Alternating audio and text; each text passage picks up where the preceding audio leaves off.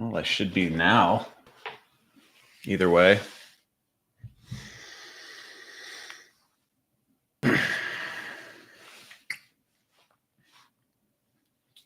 Now I am live.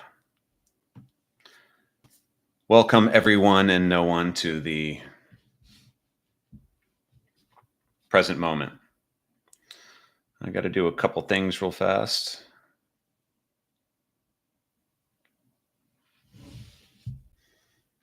Adjusting for when the light changes.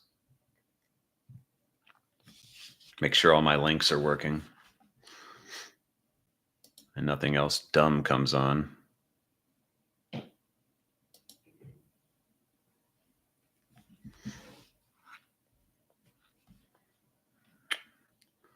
Other than that, I think I'm pretty good to go though.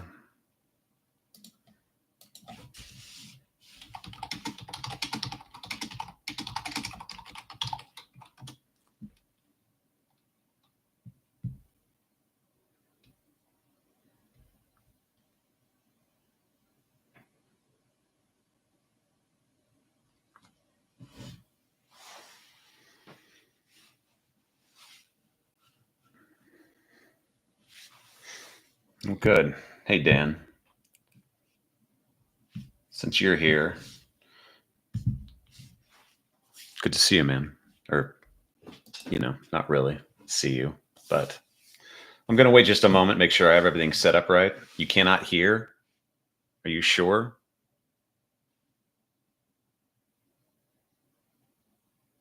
Hello, hello, check. I'm not on mute.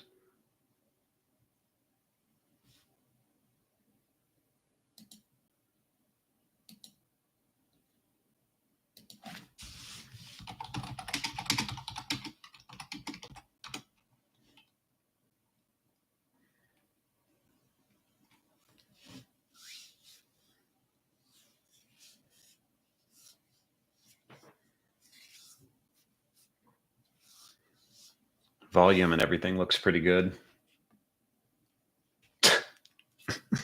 All right. So, in the event of any technical difficulties, I will plan. Taylor, you might be the only one here. So, but I'm not going to talk like a normal stream. I'm going to go straight into the actual kind of class because I'm not going to wait around until anybody may randomly or not randomly show up. I'm just glad that it's working. Welcome to the present moment. I'm Jared. This is a mindfulness meditation marathon class that I have to teach for my second practicum of my school.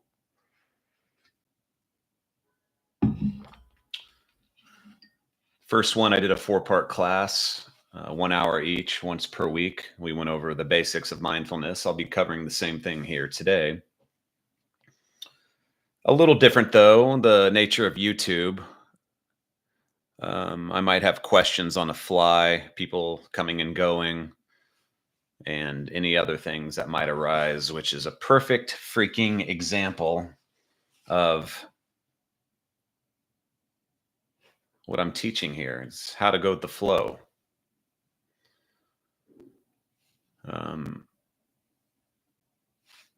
I'm hoping not to make it feel like a marathon, but depending on if there's people here or not, or how much I'm able to ramble and rant outside of my general structure, there's a lot of, we're going to do some longer meditations. I'll go over that in a minute. The element here of, actually, there's one thing I need to change. Give me a second, buddy. I'm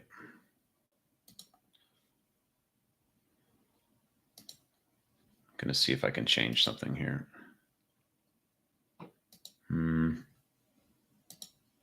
I forgot to tag things. Let me see if I can.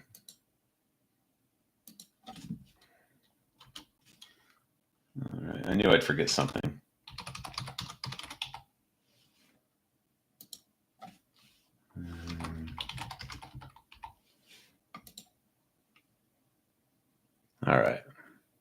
Save. That should be it. Anyways, the class will be structured and unstructured. I'd love to just entirely improvise, but 6 hours is a long time. I don't actually think that YouTube is the best for this. Again, but in the future, I plan on using at least this platform to do different meditations, maybe weekly going forward. So why not just decide it on a whim and forego my pre-planned Zoom formal class situation and go straight on to here. So to start, this class is about many things, all culminating in learning how to go with the flow of life. We will go over and practice the basics of mindfulness and meditation, or mindfulness meditation. I keep them a little separate from thoughts and feelings, body scans, anchors, and more. I want to challenge you here with going beyond your norms and consider that this highly complicated, stressful world is our creation internally, and maybe, just maybe, you will see how simple and glorious it can really be with some practice. And hopefully by the end, you'll have sufficient understanding of these practices and what we do to resist going with the flow. It's a resistance. In that, I'm hoping that you see what it takes to fully become the moment, to be fully present by seeing your inner workings of the reactionary mind, and you learning how to take control as you see fit,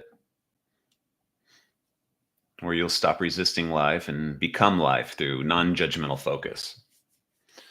So I'm going to go over some guidelines.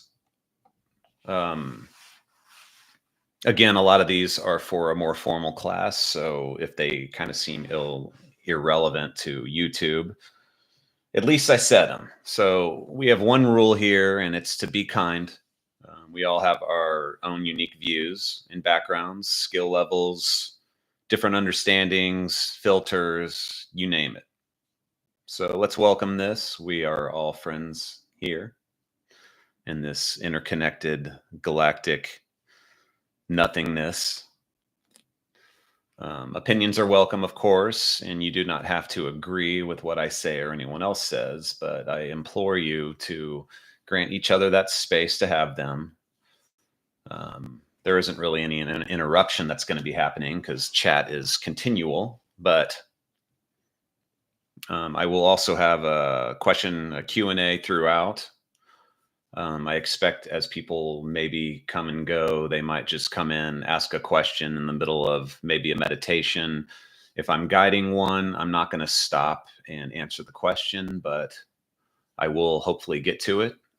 I'm not entirely familiar with how the chat works in YouTube, but if it's like other things I've used, it should be easy for me to access if any questions come at all. But ask away if you have any questions on anything, and I can go into that. Or I can say that I will eventually go into that, or I might just make a decision and answer it even if I have not gone into it yet. So, structure of this class, we have 5 to 6 sections we'll cover today. I'll cover. In each section, depending, I'll be going over the topic, leading a guided meditation or instruction on it, and then I'll give you all the time to do it on your own. Following, we'll have, again, time for questions, any discussions and comments on your experience per section. And we'll have breaks, long and short, and mindful breaks. Again, since it's on YouTube and it's ever flowing, I might not do that. I might not do much on the breaks. I don't know if I can cover 6 hours without breaks with how I have it structured, but we'll see. And I'm going to pause real fast, and I forgot to send the link to a couple people. And for anyone that is curious why it's on this channel called Mind Body Pixels.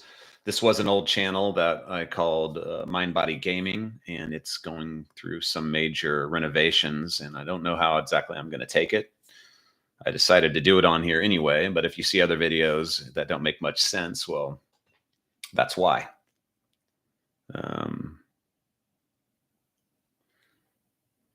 Yeah. So Taylor, you're here, and Taylor's one of my friends I met through this project. So let me copy this and send it to a couple people. And then I will continue. I thought I remembered all of it, but running a little late.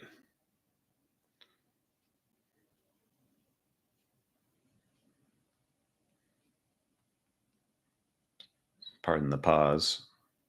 Technology, right?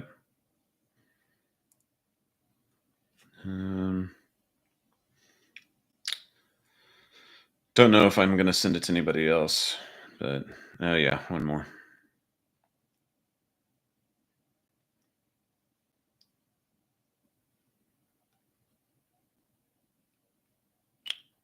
Okay.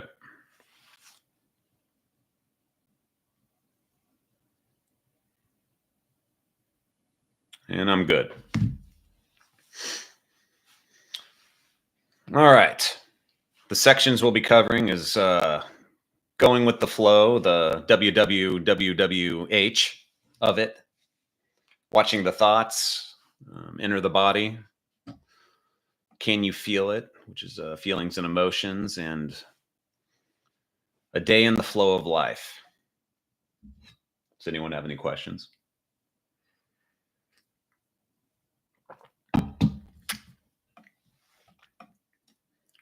All right.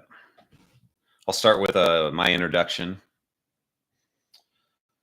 My name is Jared. I live in Kansas, in a suburb of the Kansas City metropolitan area.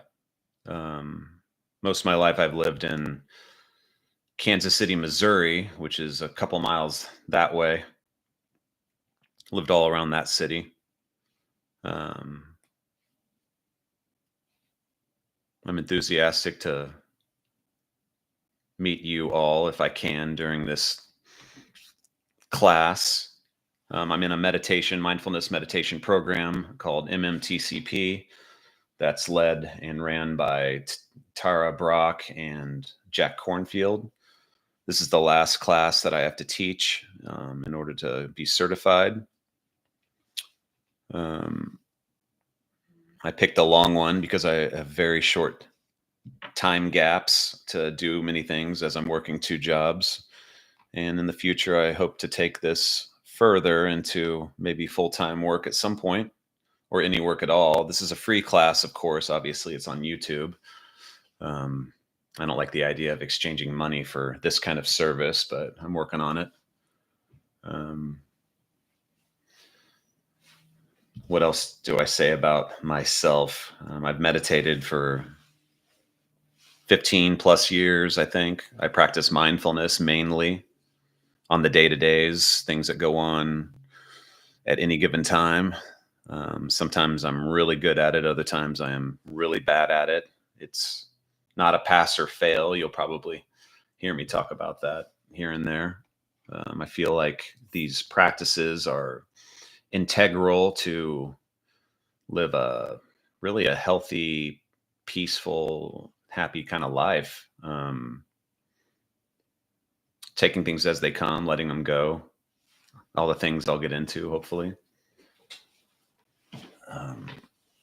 What's goofy about mindfulness practice is that, like, for me, I learned after a while that I wasn't adding anything to my life situation. I was actually reducing it. So everything always looked to me as blockades in the way of being present, basically. And I hope to get into that more. I guess I'm not really explaining myself too much here. I kind of have 2 kids. I say kind of because their mom, we never married. They are not mine biologically. They aren't mine legally, but I still consider them my kids. I was in their life for about 12 years, youngest is 18 and the oldest is 23, I think. And I don't live with them now. And I don't know. I guess it's not too integral to the class for me to get too much into me, but I just want everyone to be happy. But there's a kicker in saying that maybe I'll cover eventually here today. We have time, right? So I guess without further ado, I feel a little adjusted. We're going to start with a very brief guided meditation. And it's a personal test. There's nobody in here, but it's a personal test with no pass or fail. Nothing is a pass or fail in this kind of work on your own practice or in a class or anything else. It's just a bar for comparison to see if you can sit, see what happens in 5 minutes. So whether anyone can share that or not, I'm going to still time it and we'll just go into it. So this is to see throughout the class if you're able to focus. All right. So just sit relaxed if you can. Nothing too important. You don't need to do anything special. Just sit and breathe. And during this time, have your eyes closed. So go ahead and close your eyes and try to feel your body. Try to see your mind and just try to focus. Just breathe the whole time. I mean, you will, but just breathe.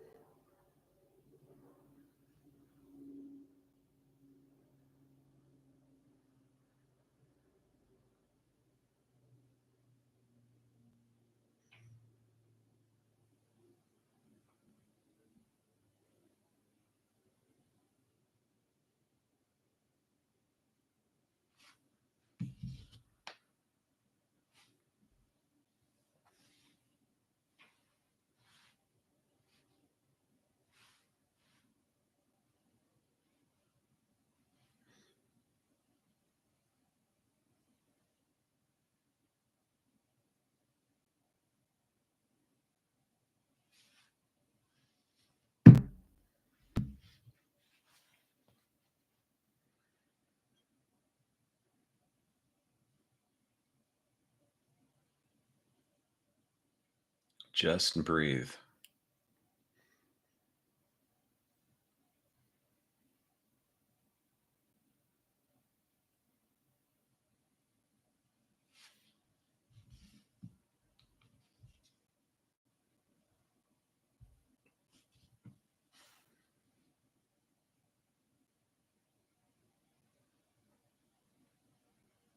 You might notice your thoughts coming by. You might notice you're waiting for the time to be up. You might notice you being extra comfortable or uncomfortable. Just notice.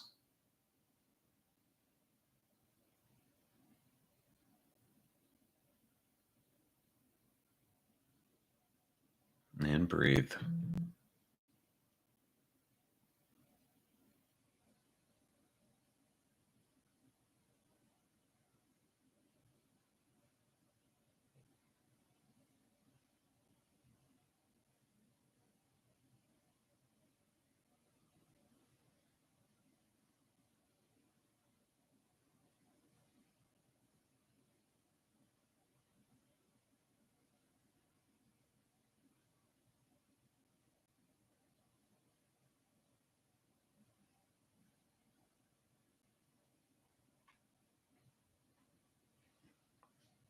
We're doing 5 minutes here.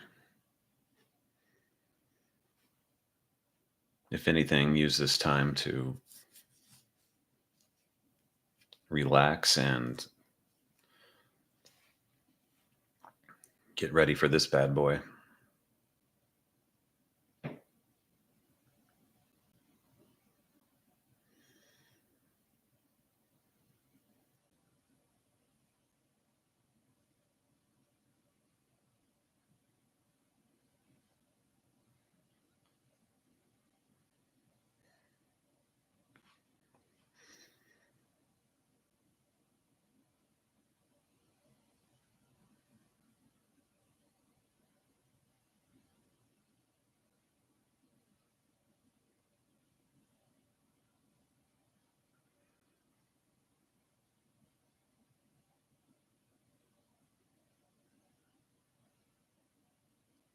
Just breathe. See what happens.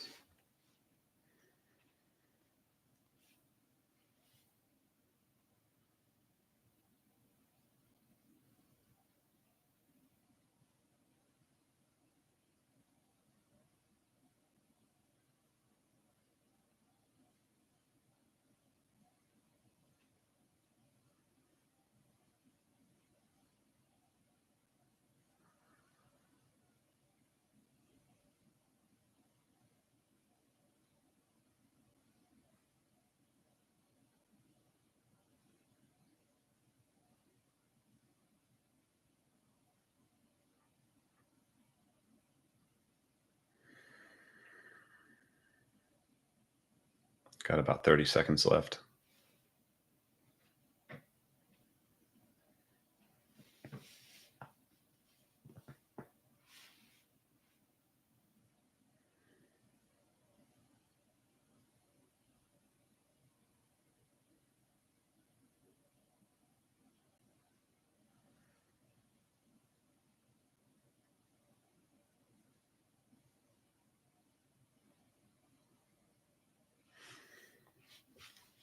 All right.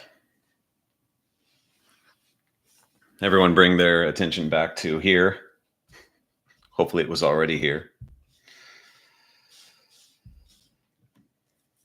Hey, Curlius Wand, welcome. And I probably won't be welcoming everyone that comes in either, but if I know you, then it's like old times, maybe.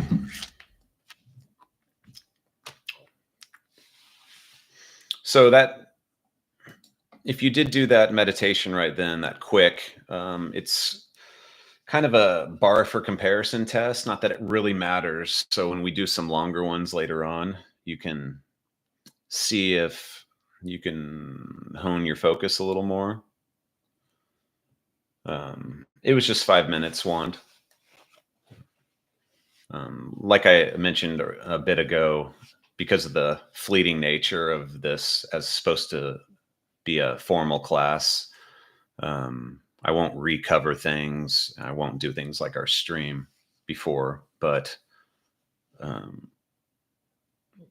yeah, any questions throughout, I'll get to them at a certain point. I'm just going to continue on as it comes, and got a lot to cover and a lot of time. There's a lot of rest time, a lot of this and that. And of course, even if you guys are friends, I'm not expecting you to stay at any given time, though I do appreciate your support being here. I'm supposed to have 10 people in a formal class, but I have a little experience on this streaming type of medium.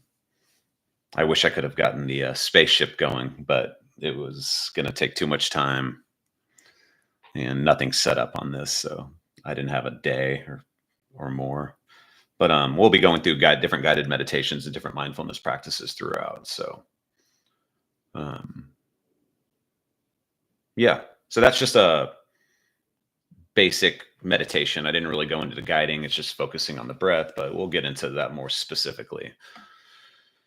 So starting with going with the flow, the WWWWH of it all. So you guys have all heard of the saying going with the flow. Anyone can define that differently, I'm sure. Sometimes it's just a cool thing to say, a surfer type of adage. But if you're really, when we ask this question, the WWWWH, meaning what, when, where, why, and how, what do you get? Like, have you ever considered asking what that means?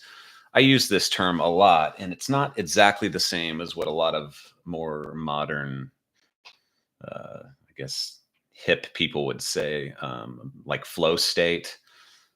Flow state is a part of it, I think, but it doesn't really matter how things are defined as long as it's clear on what we're going into. Like, what is the point of any of all this? Going with the flow. Why does any of it matter? It's more going with the flow and all the tools that we can use to get there. They matter because we all want a fulfilling life, likely with as little stress as possible. as little pain as possible.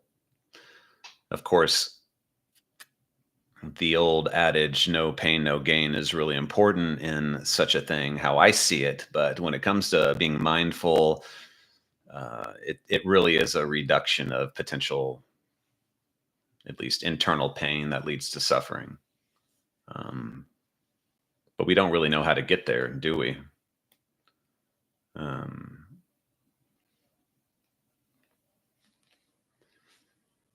we all live in a society built around distraction, entertainment, belief systems that will have us looking outward for everything we need instead of inward, which is where everything really is.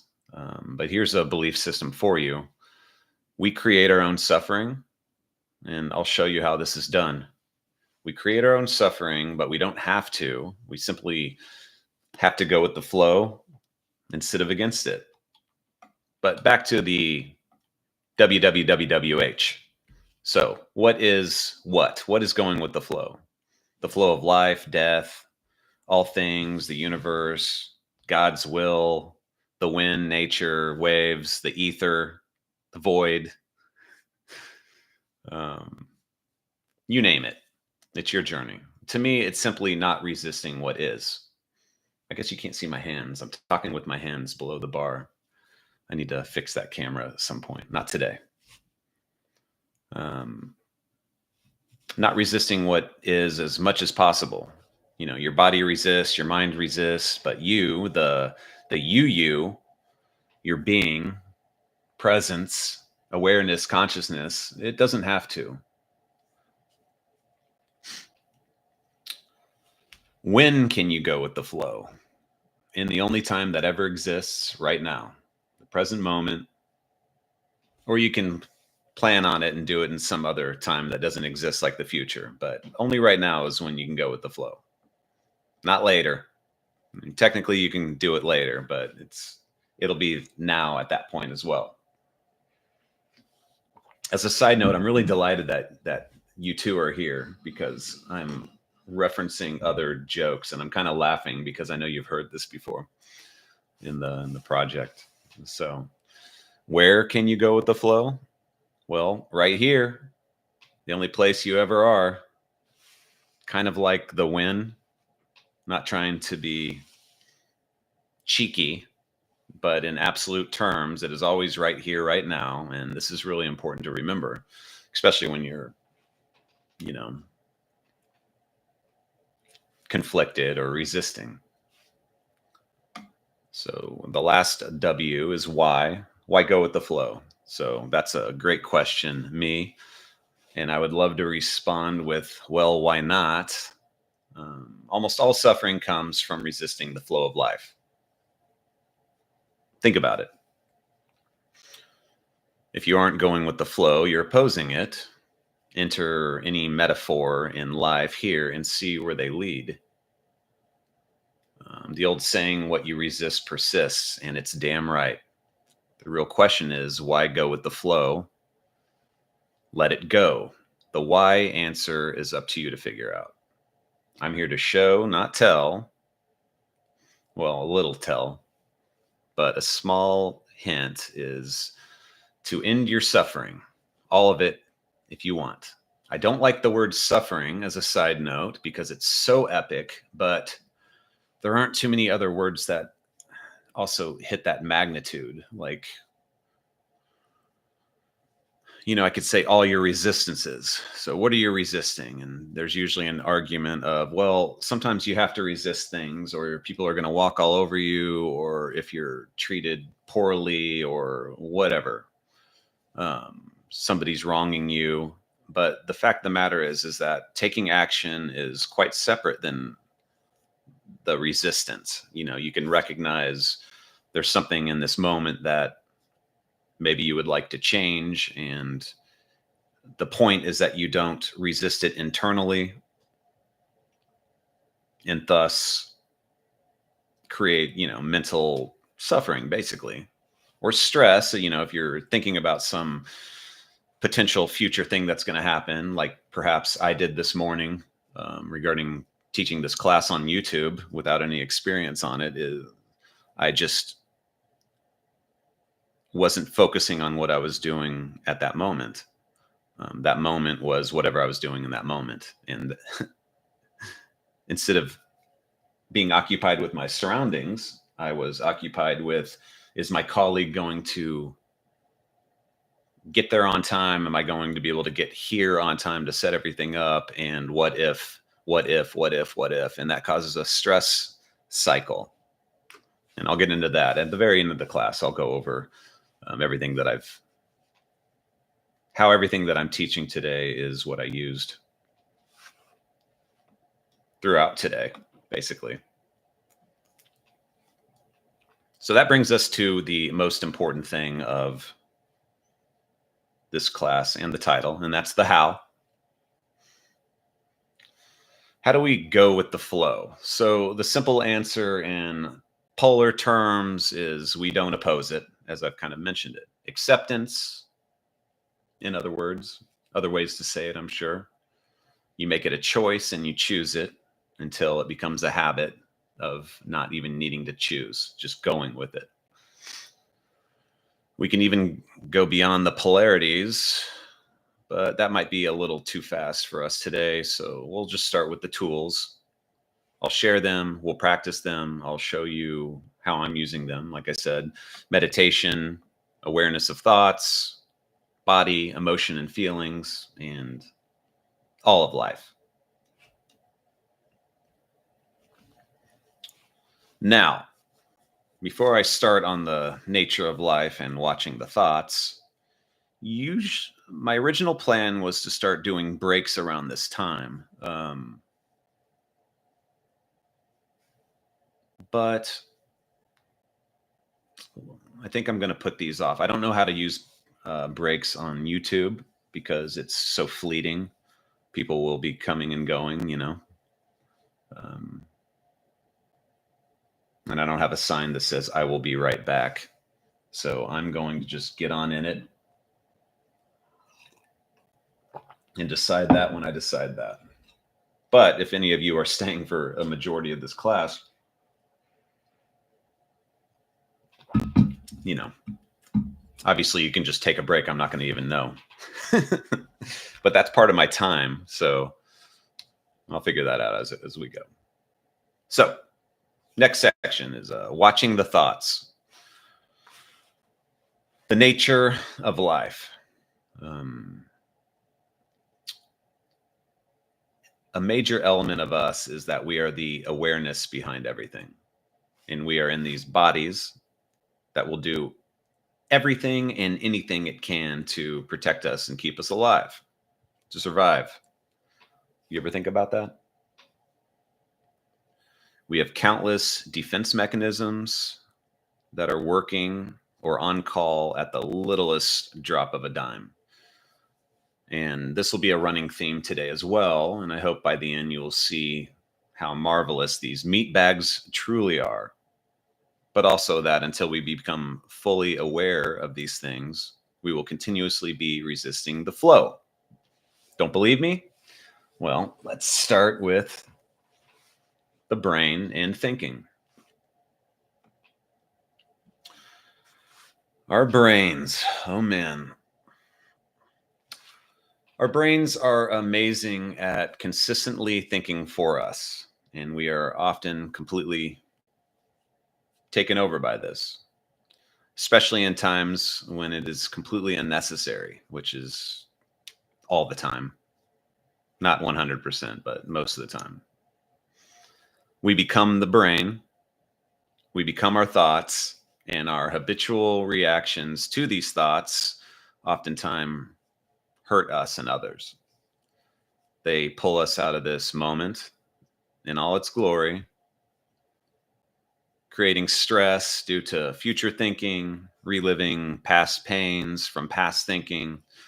The list goes on and on.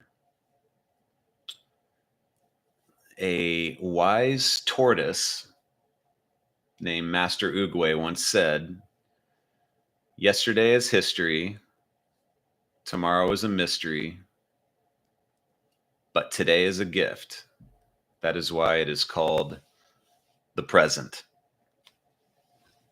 I've always loved that line. It's from Kung Fu Panda 1, for anyone curious. So, our brain and senses are here to help us navigate our lives and survive, with our brains interpreting everything instantly almost. And they do that job well. I mean, just look at us. But we're not really surviving in any way that we perhaps used to or were required to. So these mind tools that I'm going to go over today should come in handy in this, very busy and chaotic world of everything you perceive. So there's peace already in you, unwavering, and it's through you and your ability to separate from these thought processes by observing them and not identifying them. Um, this is the way. You can have clear power over controlling these, learning to not think on command, learning to move your attention wherever you see fit. Uh, and this is really through mindfulness and meditation and mindfulness meditation. Even science is supporting it, and pretty heavily at that. I'm not going to go into the science here. It's just, the nature of the internet now. You can look it up. It just seems like there's rarely any um, poor studies related to meditation that I have found. And I might cover that here in just a little bit, actually. Um, the negatives, I don't really see much of them, but some people have some negatives, at least in the process at first, anyway. So, auto thoughts. I like calling them auto thoughts. I don't know if it's a real definition or not. An auto thought is a thought that comes up in your brain that you don't consciously think. Um, One I see on the day to day is it just got cold here where I live, and everyone will at my work, a huge amount of people will immediately comment on the weather. Oh, it's cold. It's can't believe it's cold, or the wind, or the this, or the that, or whatever, whatever. Now, some might consciously be thinking that. They might be walking out into the weather and then saying, I'm going to now observe the weather and then share a statement about that weather, right? But most people are just having an auto thought, an immediate kind of, I don't like the weather. I mean, if it's good weather, they might do the exact same thing on the positive note. And they're not liking this, and they're going to make a comment on it or think it, but they didn't choose to think it. It just kind of automatically goes there. I have a better way of showing how auto thoughts work. And we have to do a quick little experiment. If you're up for it, it's a little invasive, but I like it. So, one other preface is be vigilant in watching your mind when I do this. So, with no further ado, I have something extremely exciting to share with you before we go on.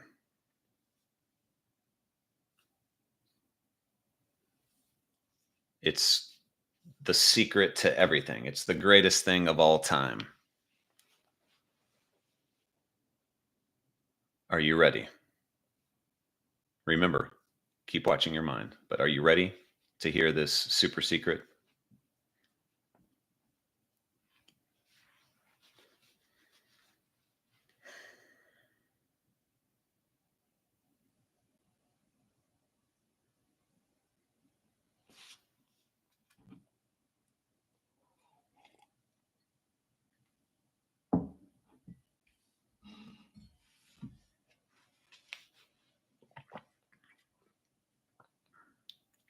Okay, I'm about to tell you.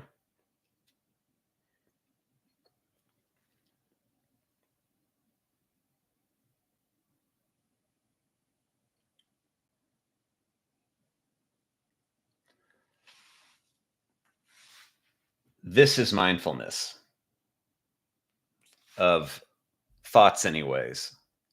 So hopefully when I just did that antagonistic experiment, you watched your auto thoughts with a little suggestion by me. As long as you still chose to do it, it really is that simple. That's a mindfulness practice. However, with regards to auto thoughts, you might have had a thought coming in of, well, what is he going to say? When is he going to say it? Did the stream pause, freeze? Did he forget? Whatever that was, if you were watching it, they kind of come up automatically. You probably didn't decide to think that at that moment. I feel like that's like one of the best examples of how to really make people understand how auto thoughts work. Um,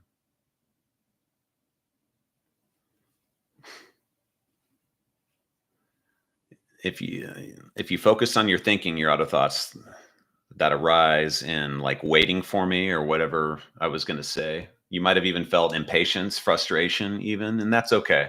That's why it's kind of tricky to do an experiment kind of like that. But what's important is that you observe the process. So with practice, you can apply this very thing to your entire day, every day. Like this is a giant step to being conscious and creating a peaceful space where your thoughts come and go and that you don't become them. I mean, I didn't really want an emotional reaction out of anyone, but I'm sure that could have happened. And you can do this really anywhere. You can do it driving, while talking, cooking, any entertainment, while walking, running, eating, yelling. You just observe your thoughts, and is letting the thoughts come and go is the process. And boy, do we have them. So when you observe your thoughts, you create a separation from them in a way. You create a space, a distance, seeing that you don't have to be them.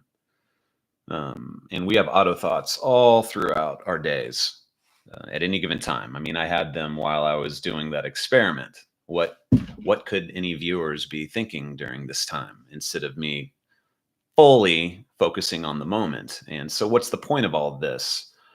I'll go into it a little more now, but as a little side note, really being mindful and really the path of enlightenment has to do with really focusing, learning how to completely focus on your experience at any given moment. And some of it takes some practice. I mean, it takes a huge amount of practice. If you can legitimately focus on anything that you're doing at any given time on command, like fully focus, I mean, how delightful do you think things will be? You know, that's kind of the measurement that you can use on yourself, really, as you progress as well. But yeah, I think a big first step is recognizing the auto thoughts, and they lead to all sorts of other things too, which we'll go into.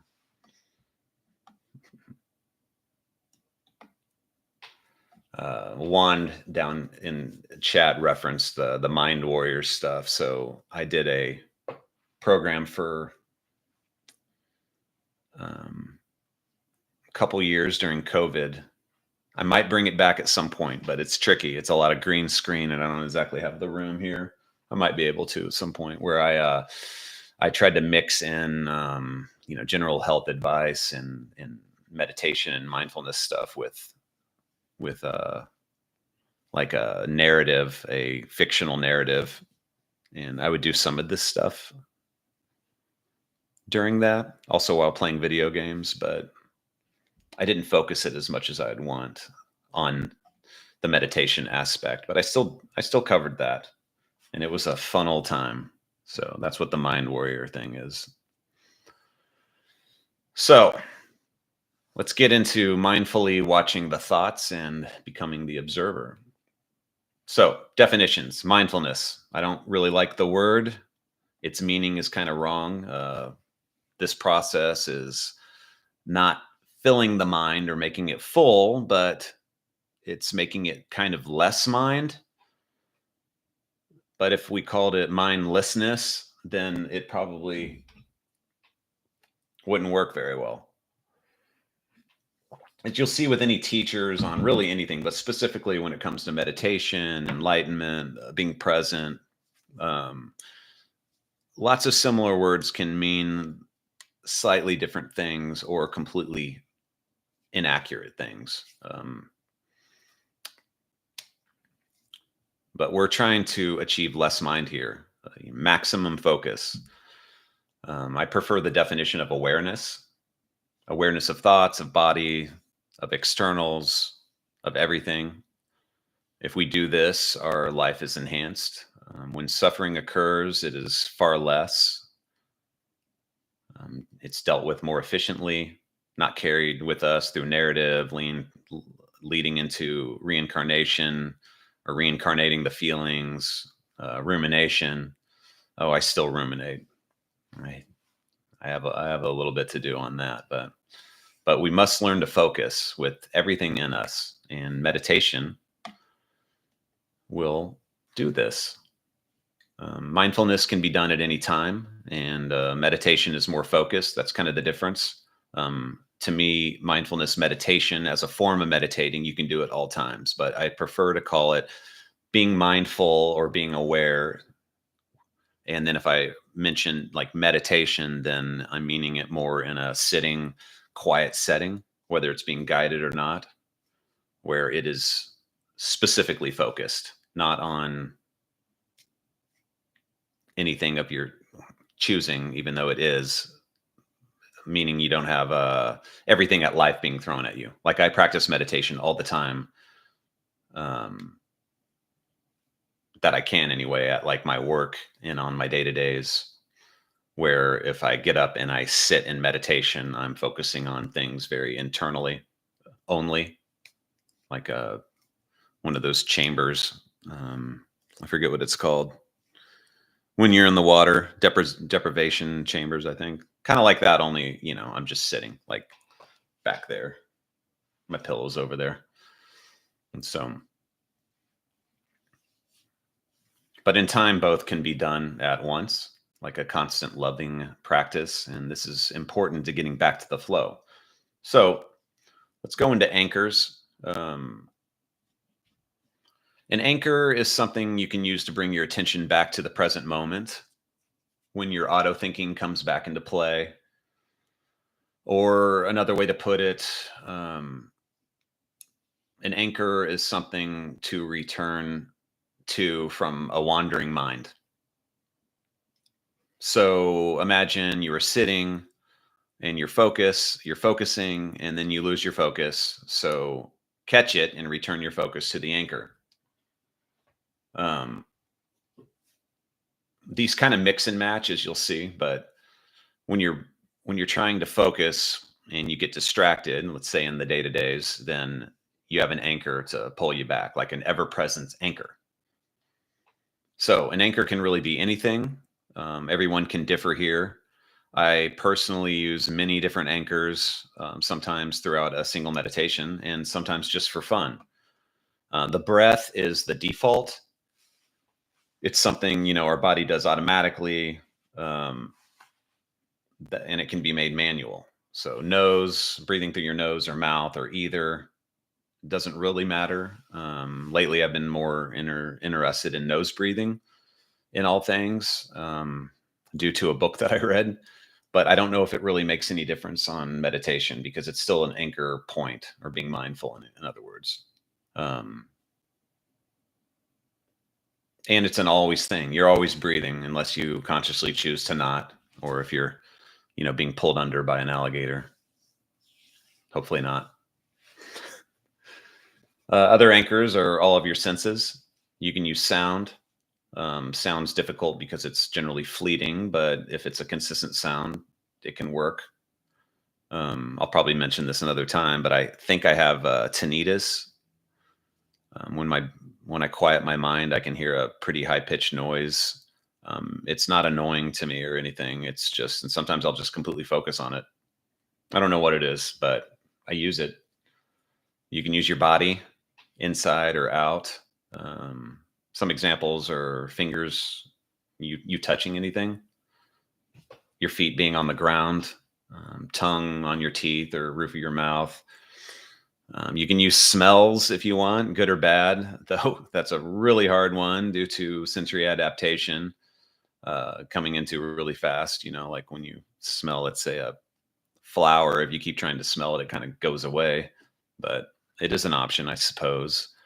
You can use your eyes to focus on whatever you choose. I like to focus on sight with my eyes closed. I'll watch kind of the swirling of whatever goes on, with your eyes closed. With them open, I'm sure that is fine as well. You can even use your heartbeat. It's an especially fun challenge I have often chosen. It's something that can be felt and heard in a certain way, but I'll mention that during the body scan. But whatever anchor you choose is up to you, really. But for now, if you can, just use the breath. Which I am going to go into a kind of a warning situation here. So any mindfulness meditation practice can pull up uncomfortable feelings, emotions, trauma, the whole skadoosh. When doing any of these practices with us or otherwise, if you feel something that you do not think you can or want to handle, you don't have to. I am no psychologist, and even if a lot of this has substantially helped me work through things, some took a lot of time, and everyone is different. Everyone has different things they've gone through. So don't feel as though it's a fail if you cannot do any practice due to this or anything else. It's perfectly okay. And during any practices we do here, you can stop at any time or skip those moments, especially if they're uncomfortable. Whenever I get to the next step, which is a long guided meditation, um, especially since I can't see you guys, like if you still want to continue the practice, if you feel really, you know, anxious or got a lot of energy, you can easily just stand up and try to do the same thing while standing. You can walk, try to do that as well. I'll cover, walking meditation at some point today. Um, but yeah, this is a free for all. It's your practice. I'm just here to guide, and you can do whatever you want. There's no pass or fail. Remember that. I'll take a question here. Or Wand, for you, a prayer is a good one. I could talk about prayer real briefly. Depending on how far back you go and what practice, prayer is very, very similar to meditation. I just read something in a book all about that, and there's certain um, really, really old time Christian scholars, really in almost every religious belief system, where you can find that even though they use different verbiage, the whole intent of meditation and point is there. It's in, I think, every major one. They might have been changed over the years, of course, depending on um, the branching of religions, but almost every single one has a major commonality pertaining to meditation. And I wish I had actual like sources to mention here. In fact, I just saved an image. Actually, let me see if I have it. Yesterday. It's called St. John's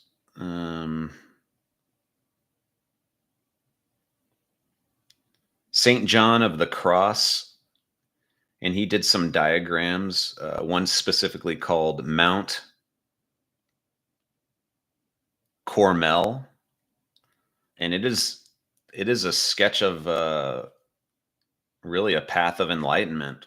I found that really intriguing, worth checking out. But yeah, one prayer. the manner of, I think there's two main forms of prayer, and one has kind of become the mainstream in more modern times, but the other form is really no different than any kind of meditation that I've ever heard of. If I had more info, I'd go into that. But so we're going to do a long ass guided meditation now.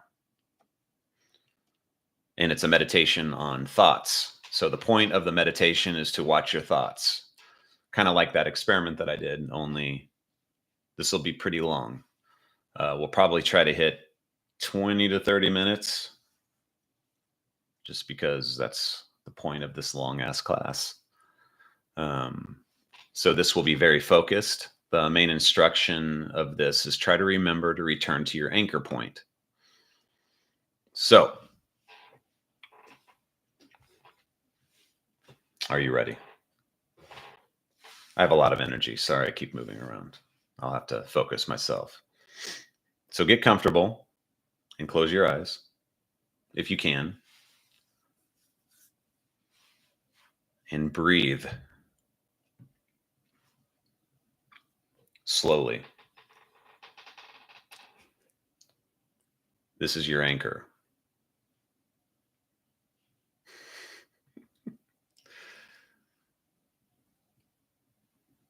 When we get to the next part, we will use the breath to return to observing the thoughts. So, feel the breath go in and feel it go out. There's no proper breathing here. No in one nostril and out the mouth. No nothing. Just breathe.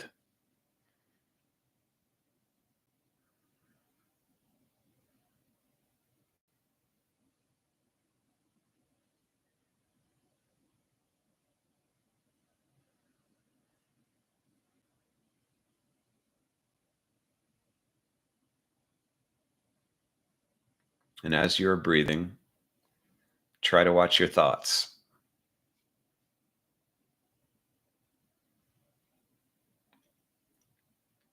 Let them come and go. And all the while, keep a small focus on the breath.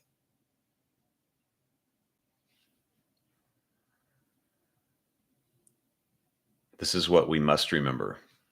It's kind of a combo focus, a practice on thoughts and breathing.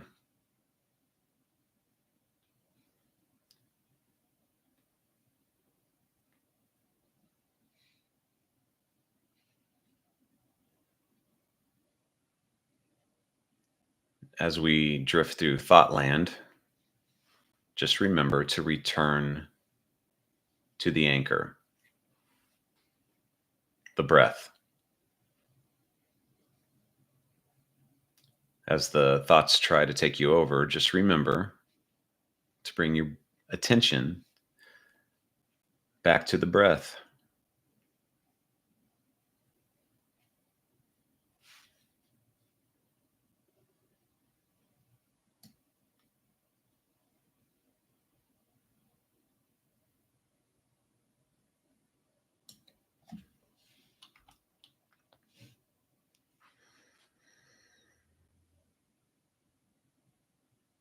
We're being fully present.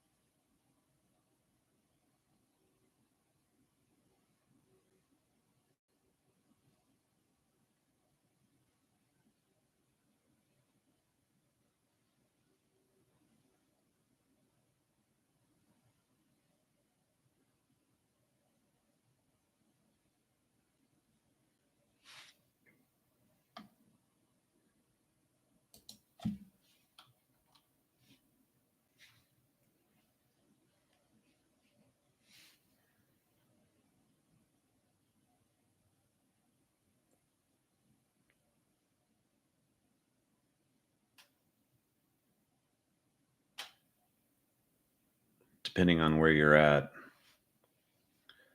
the more time that goes by, clock time, the more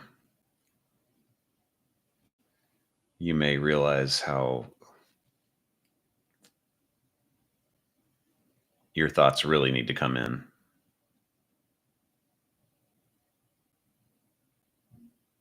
And that's fine. Just let them come and go like the flow of everything.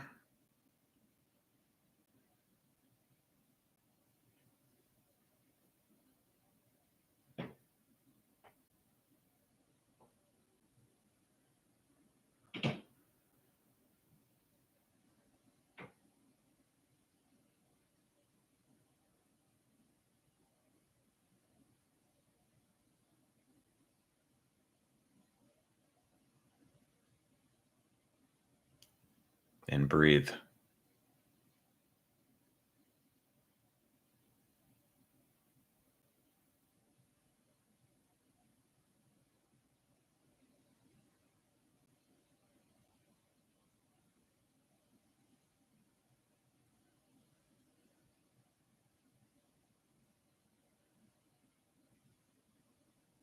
If you feel some discomfort,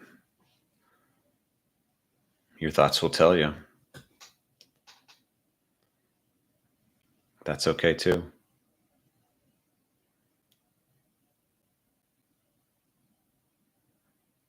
Just watch and listen.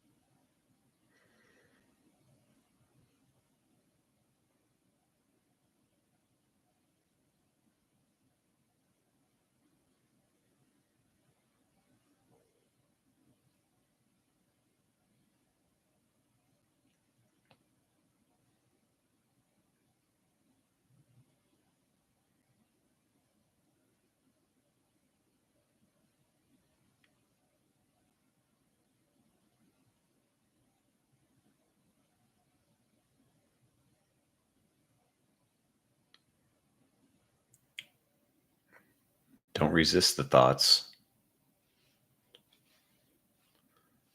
You're just observing them.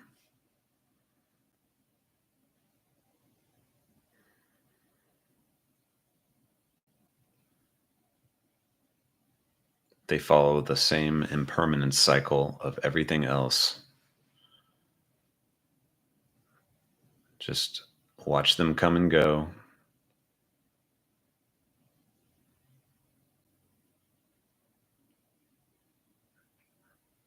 And go back to your anchor.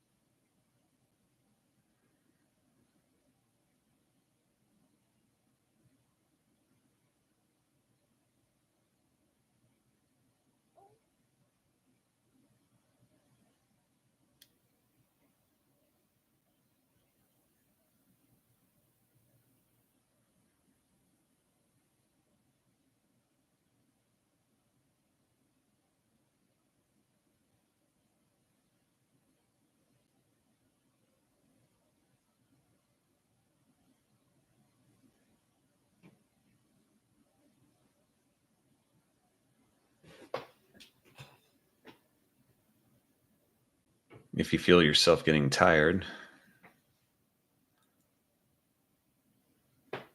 that is okay too. Doing this kind of practice can teach you how to relax. And that's one effect. Another is just remember that you are trying to actively focus, in this case of the thoughts.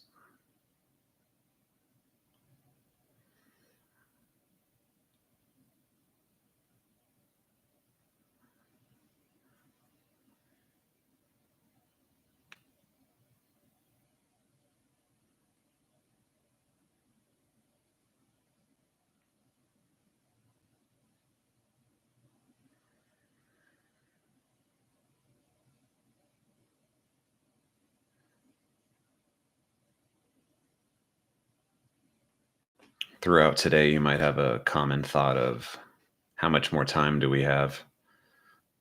And that's just another thought. Just watch it, listen to it, let it pass. Return to your anchor, focus on the breath.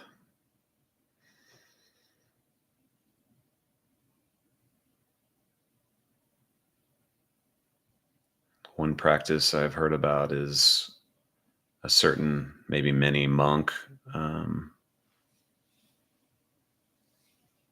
somewhere, they would count their breathing.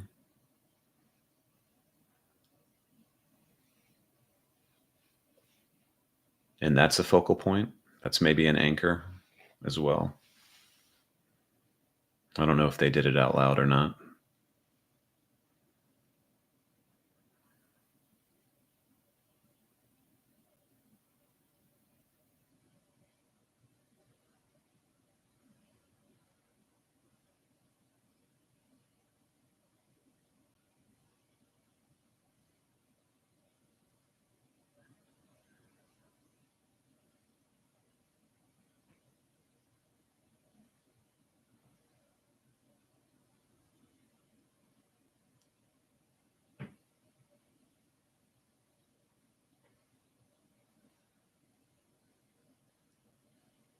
Just breathe.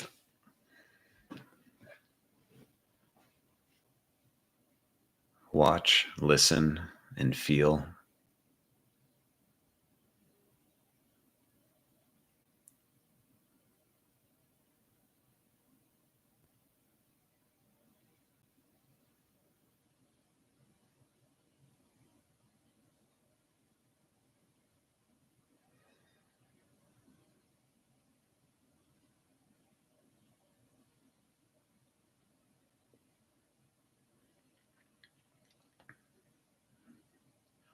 We are being the observer here.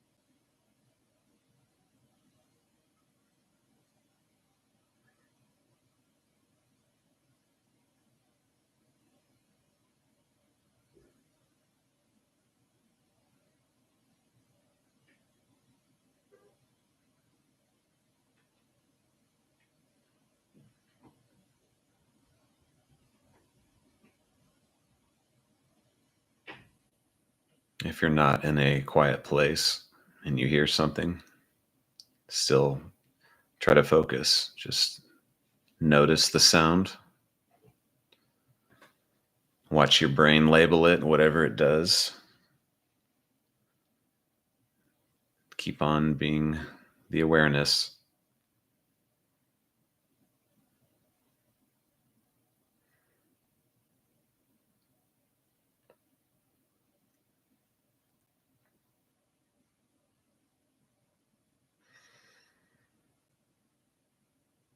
Nothing to see here except everything.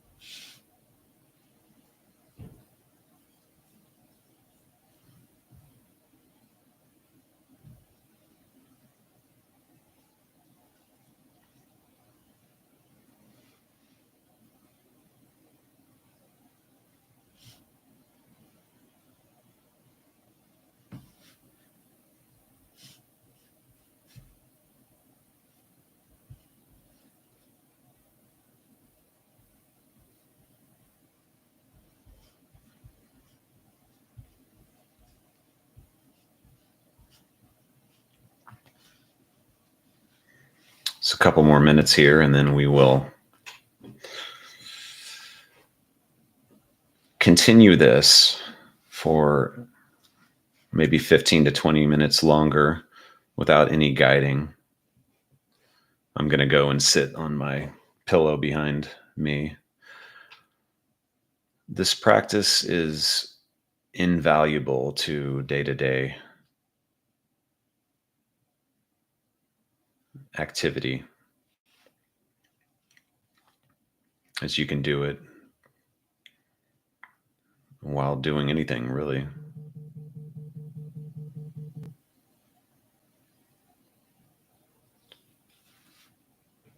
Guiding you in this part is a little tricky, except just to make myself into an anchor for you during this time. It can be a perilous task, but just remember to focus the best that you can and use the breath to return you to that focus when you get lost in thought.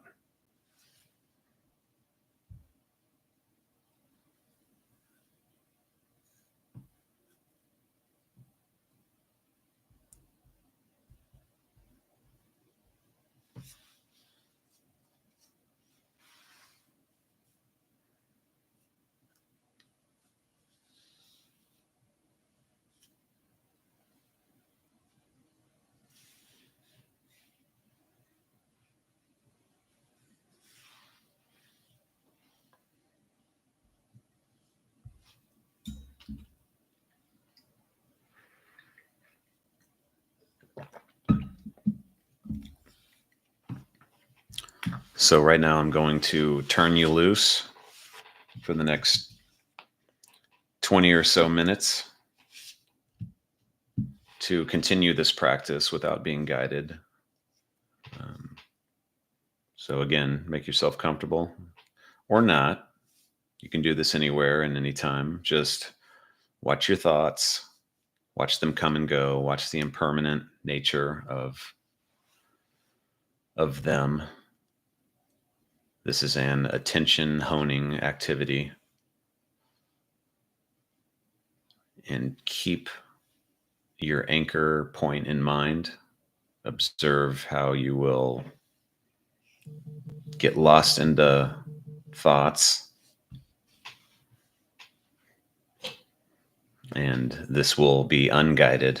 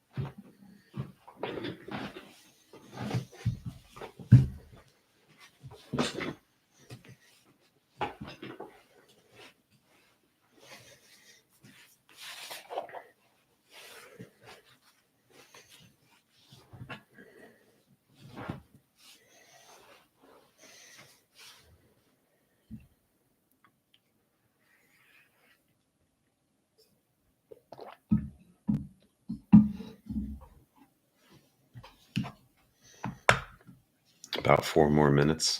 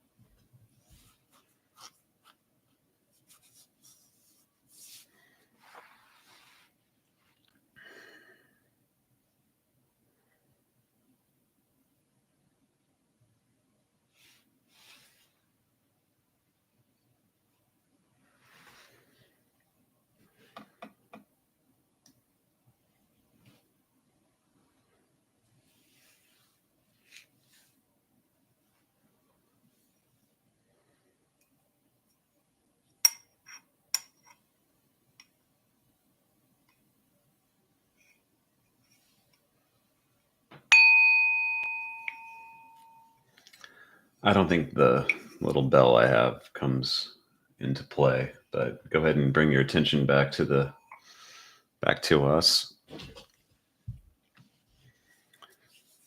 My microphone doesn't pick it up.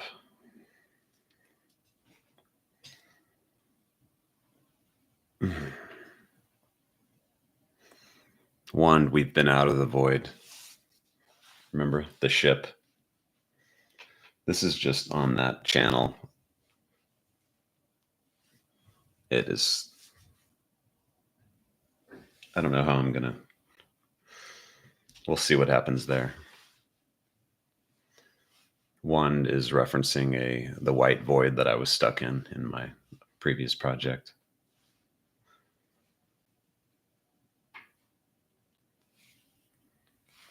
To answer your question, did you want Wilson to teach? For any of those who've either just arrived or did that practice, are there any thoughts, any experience you'd like to share about this cycle of observing, watching your brain label judgments, polarizing thoughts, letting them all pass? Anything? Have any questions? I know we're pretty empty in here, but I will be asking that on every practice. And of course, you can ask questions in the midst. I just won't get to them until I'm done with my segment.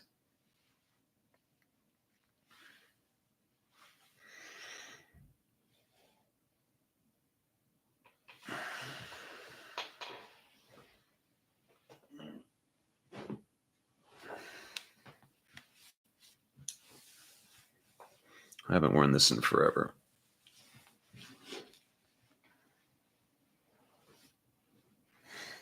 We have a lot of meditation ahead of us, so I hope that you're all ready.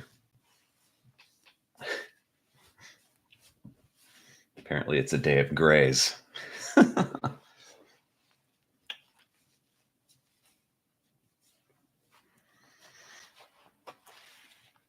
Well, Curlius Wand, if you remember your experience, then you can share with it at any given time. I'm interested in that. The one-to-one or group setting of like a Zoom call or a live setting is kind of my own experiment for this. So sharing in text is very impersonal. That's one of the sacrifices of me doing it on YouTube, unfortunately. But and I've also realized that doing such a long class, this is probably not the best format for that either. Especially for a more intimate, look. But that's the nature of it. We live and we, got to keep on rolling. What's important to remember is that none of this is a competition, even with yourself. Even if I set the first meditation as kind of a bar to compare to, it's not a pass or fail. It's just a success in doing it alone. It's a practice because it's practicing.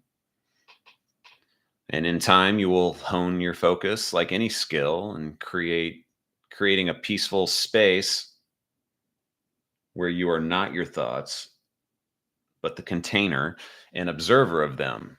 And it is quite liberating.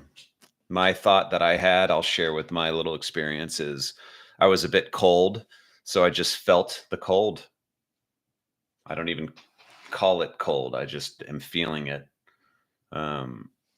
My main thought that would pop up was people are watching me. They might be tuning in. I'm sitting on the floor. They might wonder what are they going to learn if I'm just sitting there meditating? And that's when I had that insight of maybe a longer class with a lot of meditation is not really the way. I might change it here in a moment, actually. It's going to be a long class either way, but I might leave the time off. I'm most concerned with making the time for my class, and that's it. But while I was sitting there and those thoughts were coming up, I was like, back to the breath. They just kept trying to creep on in there. The laptop. Well, it's a continual sound for the most part. You can focus on it if you want.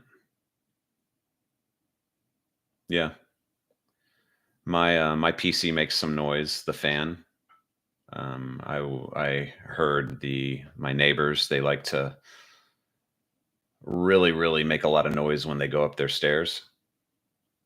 I wonder if they ever hear me because I am quite the ninja, but yeah. And that's fine. It's important okay, so applying the noise kind of thing, like you might have your brain kind of auto thought, well, this is noisy and I want quiet. Well, just hear the noise and return your focus to whatever you want. I was doing it with the neighbors and the stairs. I hear it. Of course, we're going to hear it. And hopefully you guys didn't hear it. And I go back to the breath. The breath is my absolute anchor point. And I will share it with sometimes visuals, again, with my eyes closed, because all the swirly, whatever stuff that goes on when your eyes are closed. Sometimes you can see thoughts that way too, but it's a little different than actual with the eyes. I don't even know if it's with the eyes to begin with, the swirl stuff I'm referencing, but and just keep on going back to the breath. One point, I felt my knee a little bit, and then I just felt it, which kind of goes to our next topic, which is I'm calling enter the body.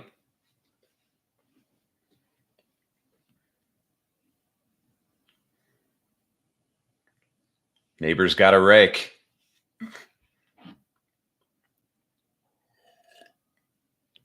They've got a rake.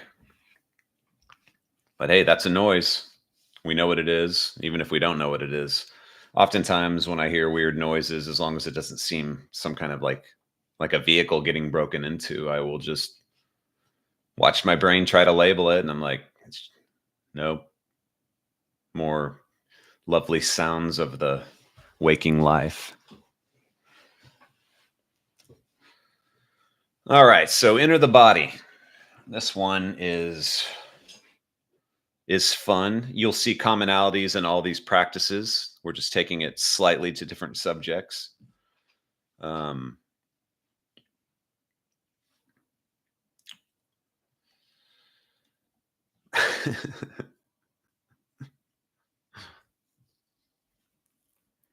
so now we will enter the body. So being mindful of the body continues the focused attention of mindfulness, awareness. Only instead of intentional thought watching, we move our attention to the different parts of our bodies on command. It is the anchor to the now, and fun fact, so is everything. So what is the point of doing a body scan? Well, body awareness or doing a body scan puts us in a space to fully feel whatever our bodies are doing or telling us. We can then release tension, still the mind, of course.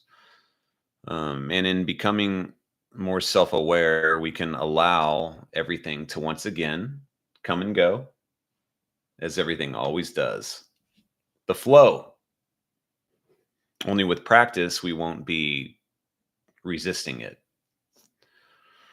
When connecting with our bodies or this body of ours, we always have an anchor to this moment because technically everything starts with the body. In fact, it's suggested to start with the body to begin with, but since my own personal process was always with thinking and the thoughts, I kind of reversed that. And here we are for the body time anyway. Our senses, we see something, we hear something, smell, taste, we feel things inside and out, all filtering through our brains and back out in an endless cycle of surviving life. But once again, there will be a lot of redundance in this. Once again, what is important is to let it all be and be able to know how you are feeling and where you are feeling it at any given moment in time. Becoming aware of it when it happens enough to create the space to let it all be. That is the goal. And that is the benefit. Speaking of benefits, I didn't cover this. If you're interested in benefits of mindfulness meditation, outside of what I've already just said, full peaceful enlightenment, anxiety and stress relief, greater self-awareness, more self-compassion, reduced pain. How can that be possible? Well, you will just have to experiment and find out. But it's, in a way, you don't become the pain. It doesn't become part of your identity. Apparently, mindfulness and body scans, they can reduce cravings when quitting smoking in some cases, I read. And improved sleep. Improved sleep's really important. I can't tell you how many people I see on the day-to-day or know that have sleep issues, but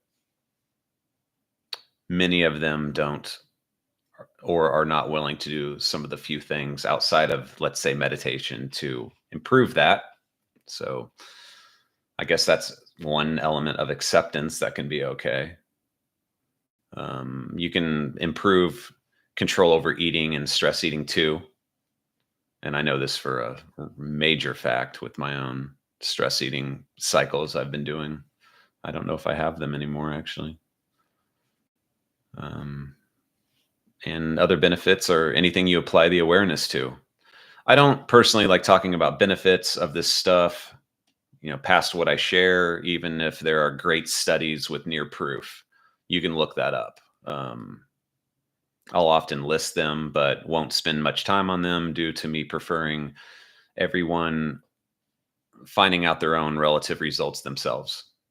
I do understand the benefit in sharing motivators and how many need a goal or understanding of the point, especially in the West. I mean, we like to know what the point of everything is instead of just the doing of experience.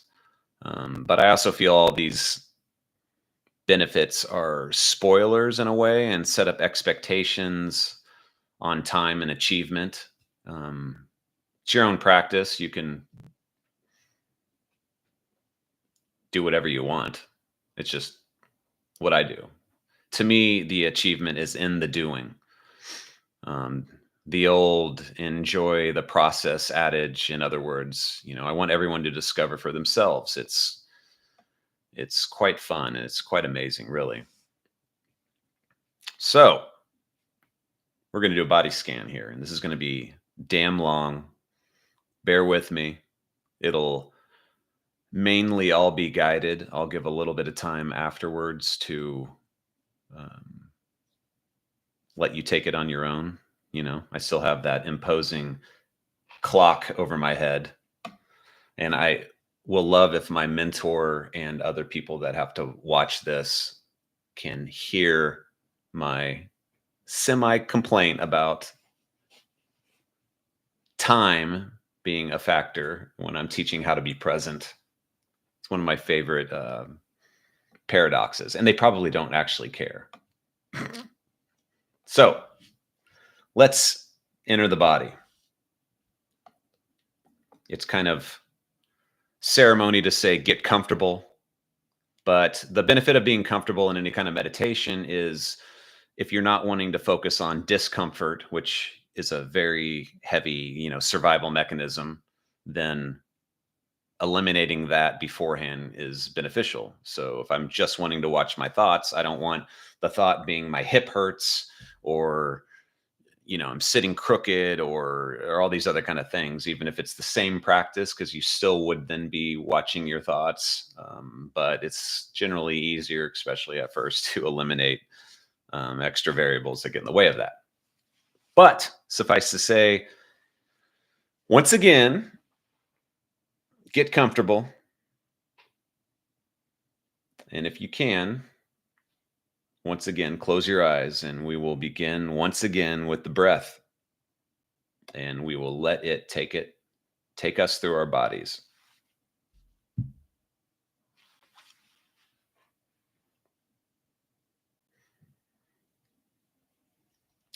Only our focus will be on what the guiding area is. So inhale.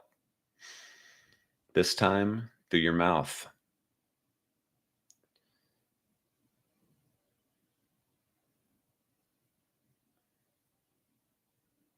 Feel the breath touch your tongue.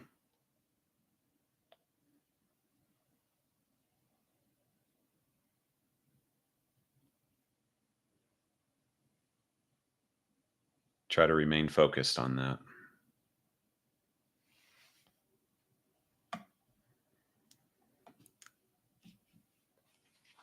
Feel it touch your teeth.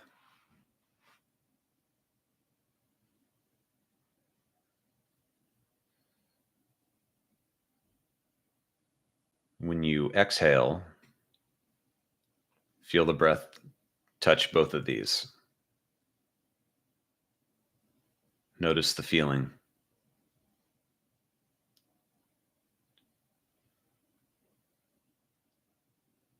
Notice the difference in temperature.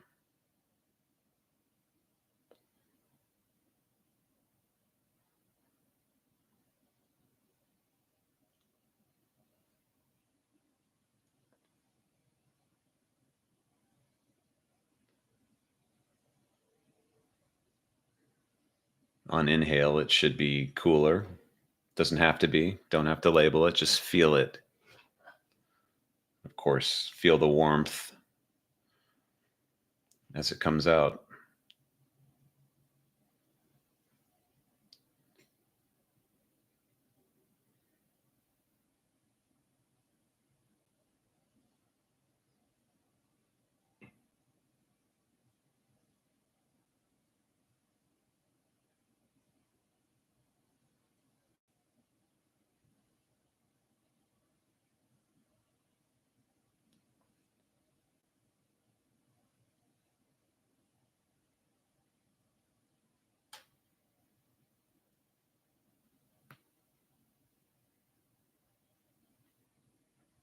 Now close your mouth and use your nose.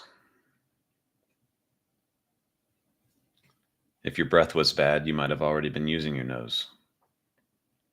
But just, if you can, use your nose. Do the same as before. Feel the coolness as it enters. Feel the warmth as it exits, and be with it. Just try to remain focused on the breath through the nose.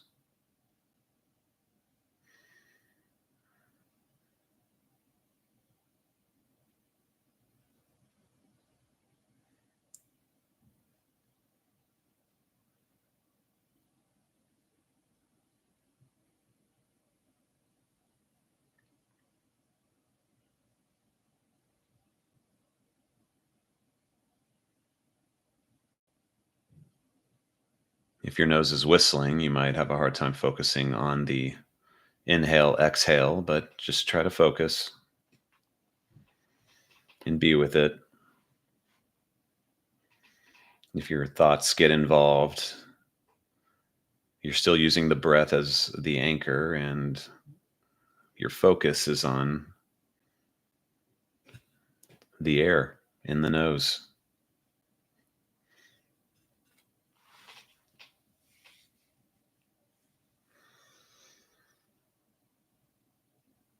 The sensation.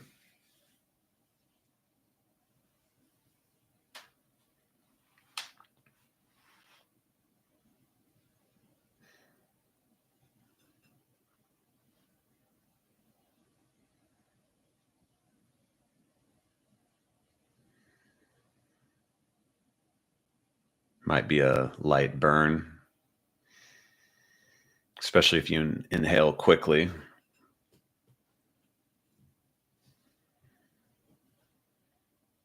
And now we're going to take the breath a little further down, either through your nose or mouth or both. Keep noticing where the breath goes and feel it touch your throat, maybe your nasal passages as well. Just feel it in and out. Focus on the throat region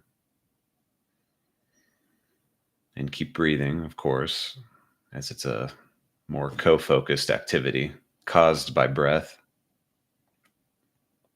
and whatever it is touching.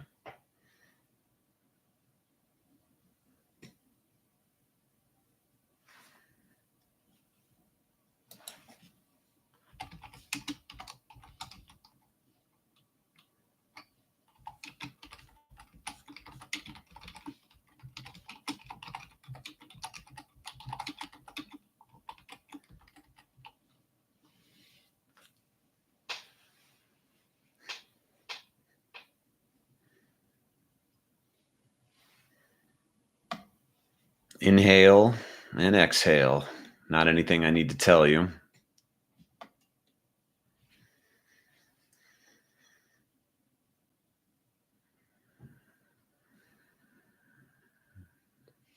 As you probably are guessing, we're going to now bring our attention further in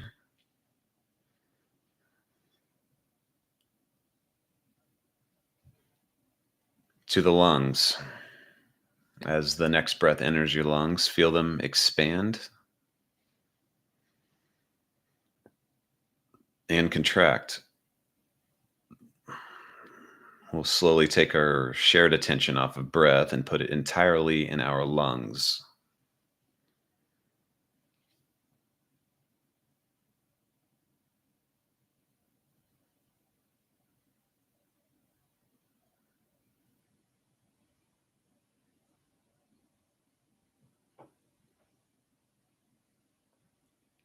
Just keep focusing.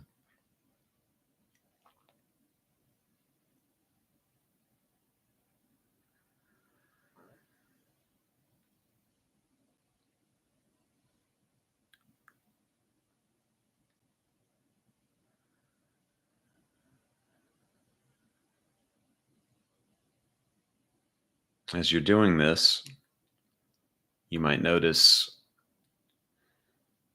in deeper breaths, there's a whole bunch of lung that we don't generally use. So I invite you to move the breath around the top and then the bottom of the lungs. They will automatically hit the middle point if it's in threes anyway.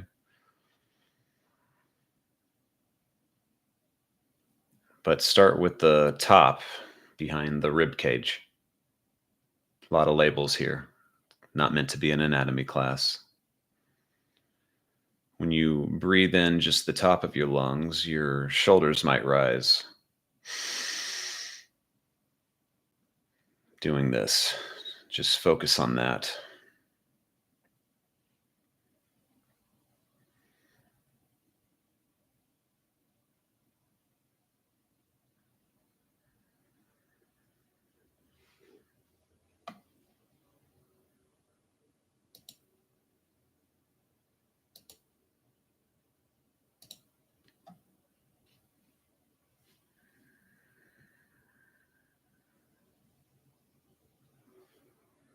And next, try to inhale into the stomach region, fully expanding it.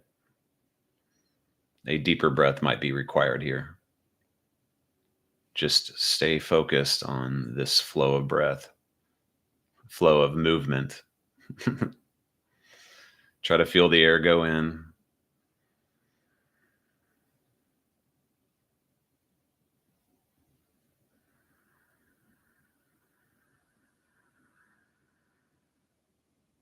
And then out.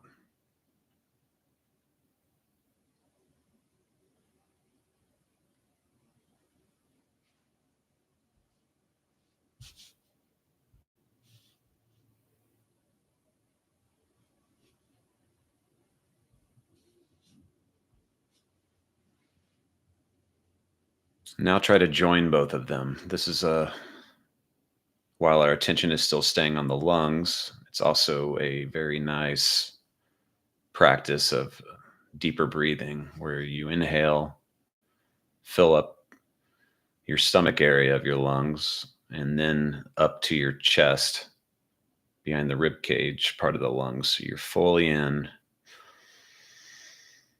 a lot of movement there, and then out.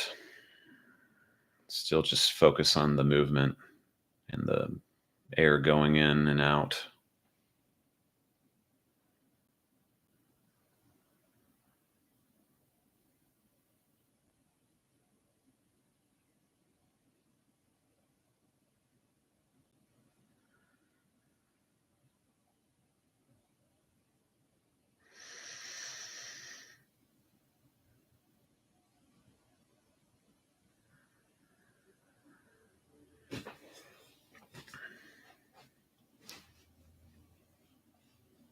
While you're doing that, take your attention to the outside of your lungs and belly. See if you can feel your skin touching your shirt as you breathe. Same movement, same focus. I mean, different focus. Instead of the movement part and the feeling the air go in, focus on the feeling outside.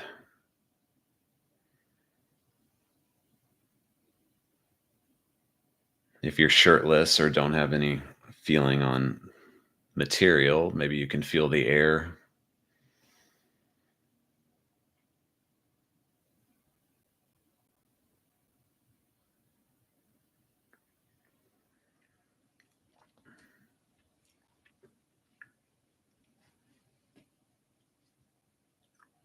Now we are going to take our focus, our attention to our arms,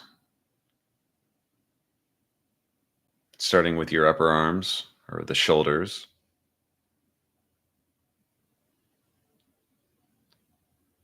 Feel the skin, again, touching your shirts or the air. You don't have to focus on the breath now, just your arms. You can pick one or both. Just try to decide where and focus your attention on it. If it's easier to do this with your eyes closed, I would heavily encourage that if I didn't earlier.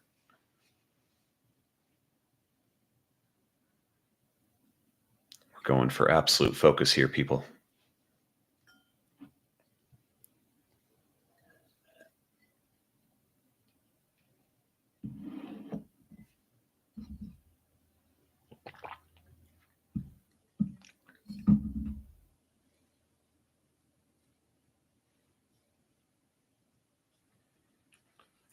And slowly move your attention down towards your elbows. Just feel and focus. It doesn't have to be entirely specific. We're just moving our focus. Could be at the other side of the elbow, as far as up to you. Just try to hold the focus right there.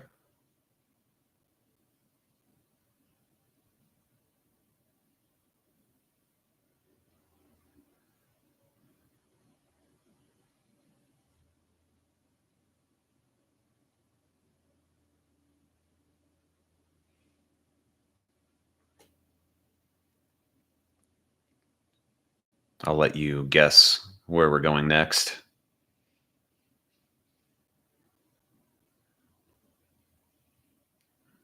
We will slowly be moving our attention to our hands.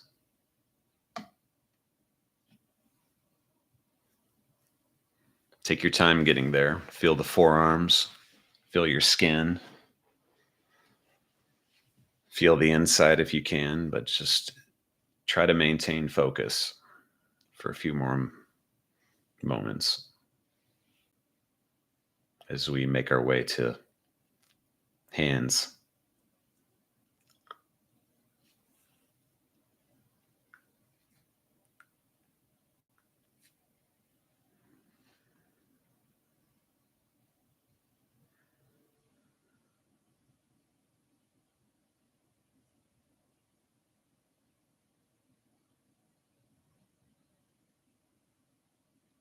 Now, wherever your hands are resting, feel them. Put your attention on your feeling of touch, where your fingertips are.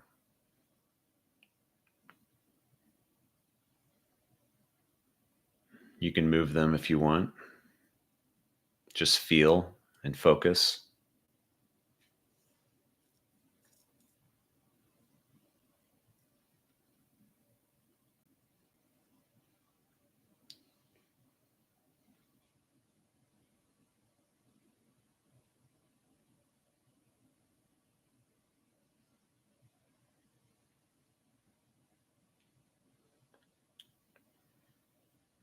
Now put your hands together.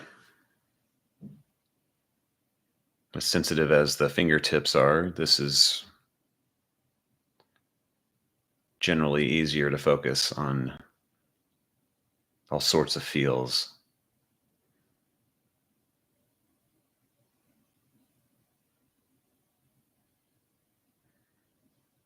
Move them, whatever you want to do.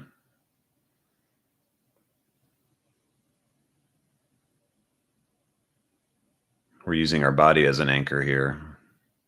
If thoughts come up, return your focus back to the body, your fingers.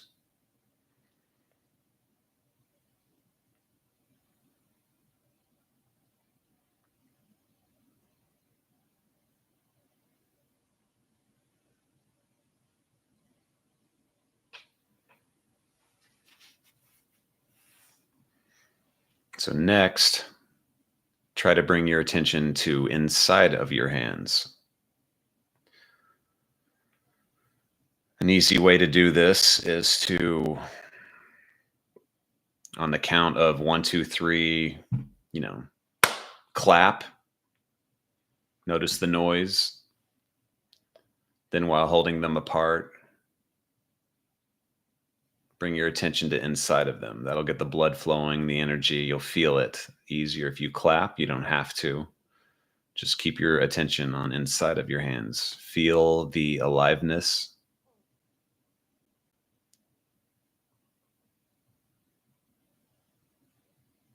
Feel the energy or whatever it may be. Just try to keep your attention there for a moment.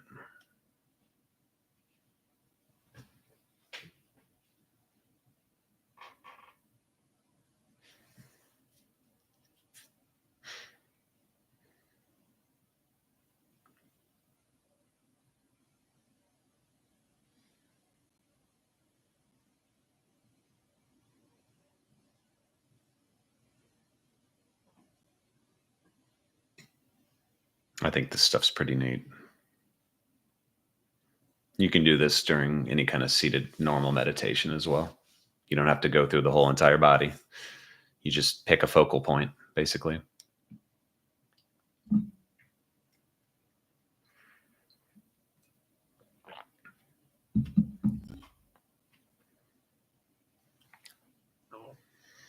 Okay, so now for the butt. You heard me right. Bring your attention to the weight of your body in contact with the chair or floor. Feel. Focus. I'll be saying this for the next who knows how long. We could spend more time in this region, but it is a PG-13 class, so I'll invite you to experiment on your own. But back to the butt. Feel the weight of your body, the gravity, the point of contact. Just focus.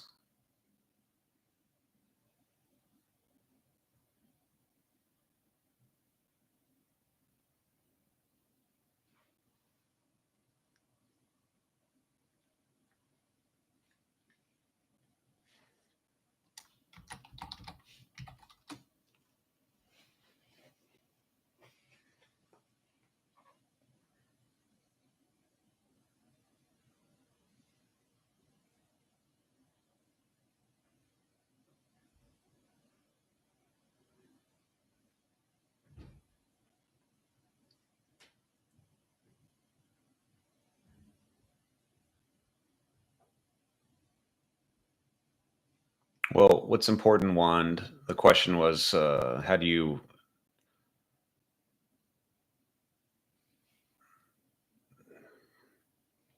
notice, I think, the weight of yourself versus the chair? It's really an activity, a practice of focusing.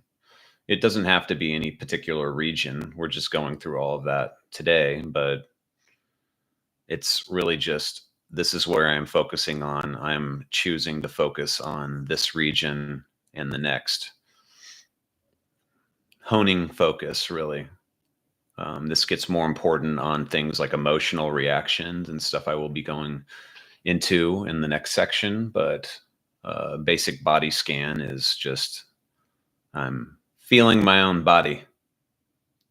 I hope that answers it. So let's shift our attention further down and slowly move our focus down to the knees or upper legs. If you're sitting, if you're standing, it's kind of easy to go to the hips a little bit. But if you're stationary, your hips are probably not brunting any weight. So it's a little more difficult to focus on that, but you still can and just work your way down to the knees. Same thing as before. Just focusing and we're just moving throughout the body. You can go internal or external as well.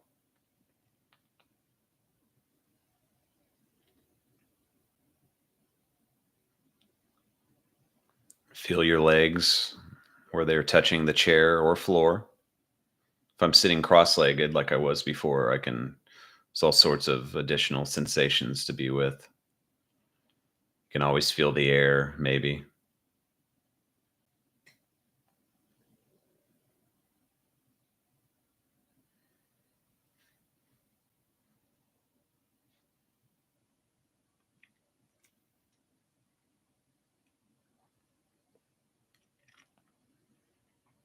And continue on down to the feet.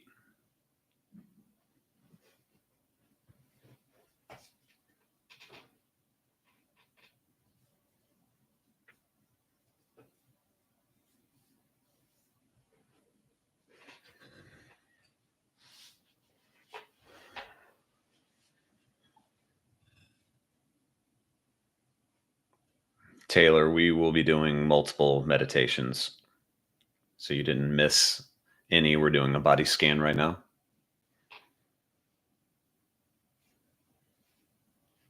It's most effective generally with the eyes closed, trying to hone our focus on different external parts of the body and some internal. And we're at the feet. Feel the sensation of your feet touching the ground. Feel the pressure. Feel the shoes or sandals or socks or air. Feel the temperature and just focus.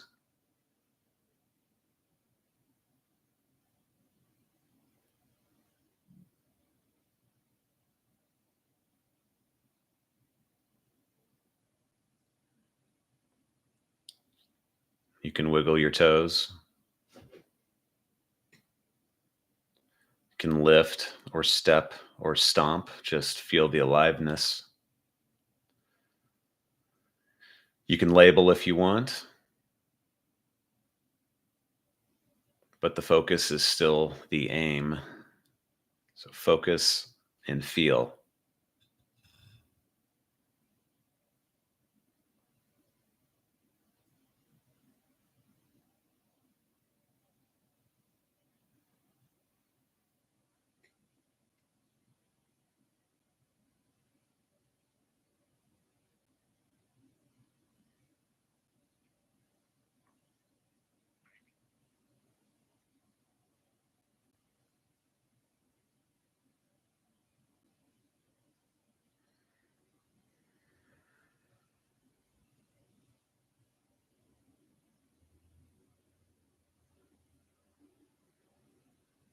Depending on where you're at, you might have noticed a whole bunch of other things going on, and that's fine and great.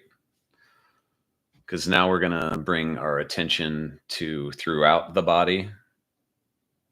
Share your attention as far and wide as possible.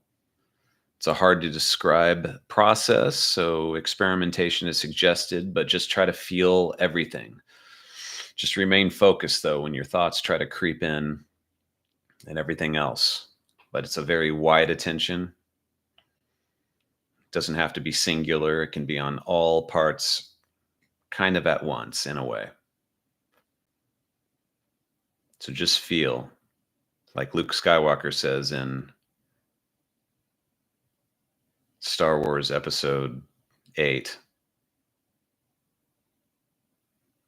reach out without your hand and feel.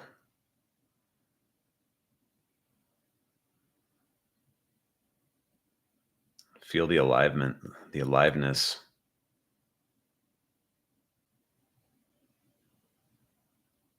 Your body's awesome.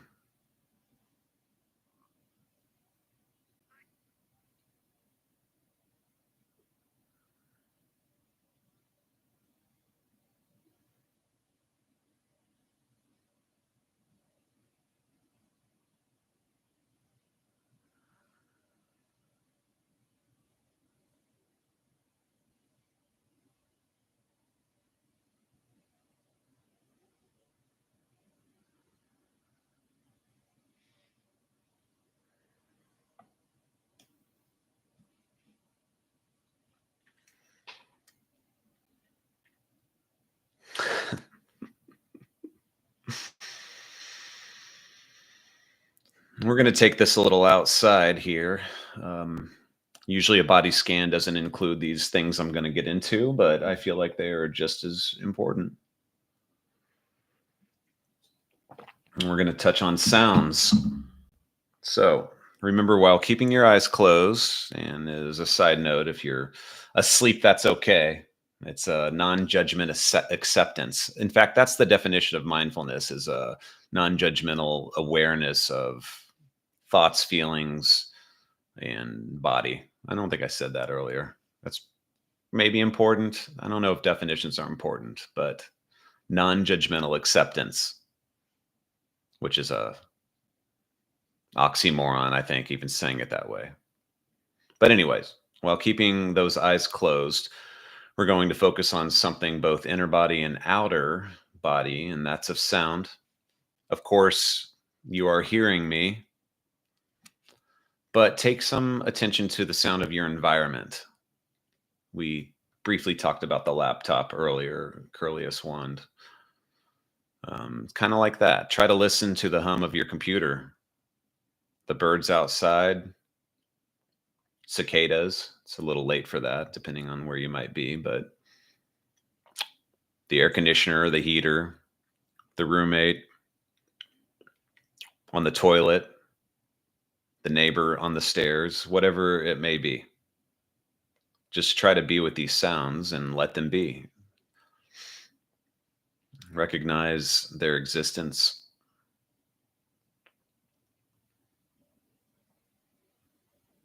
Your eyes and your brains create these just like thoughts, or at least they interpret them.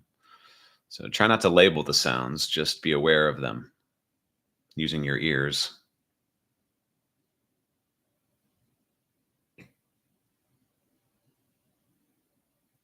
Because those sounds, believe it or not, are still happening inside you.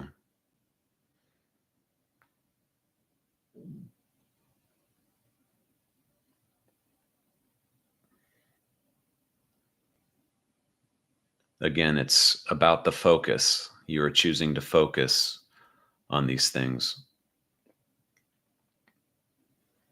trying to maintain focus.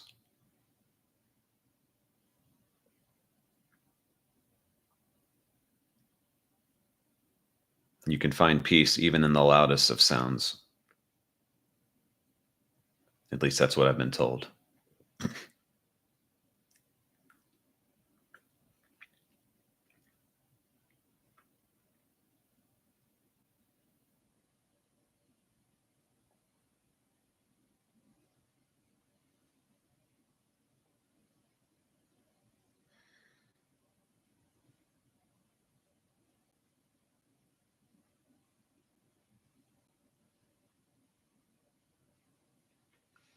Now slowly open your eyes and look around. Outside of your phone or laptop or PC or however you're watching or listening to this. So take in the sights outside of it. They all might seem familiar, but that's just the brain stuff. Everything, even the most stable of things, are at the whim of all impermanence, and you are the interpreter. Nothing is ever the same because you're never the same. When was the last time you spent simply looking and connecting with your everyday environment? So no thinking needed. Just choose something and let your eyes do the work.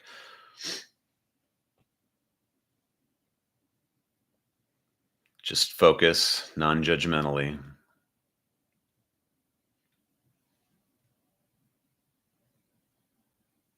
If you can see, anyways. You can always do this for a jolly old time. Any object.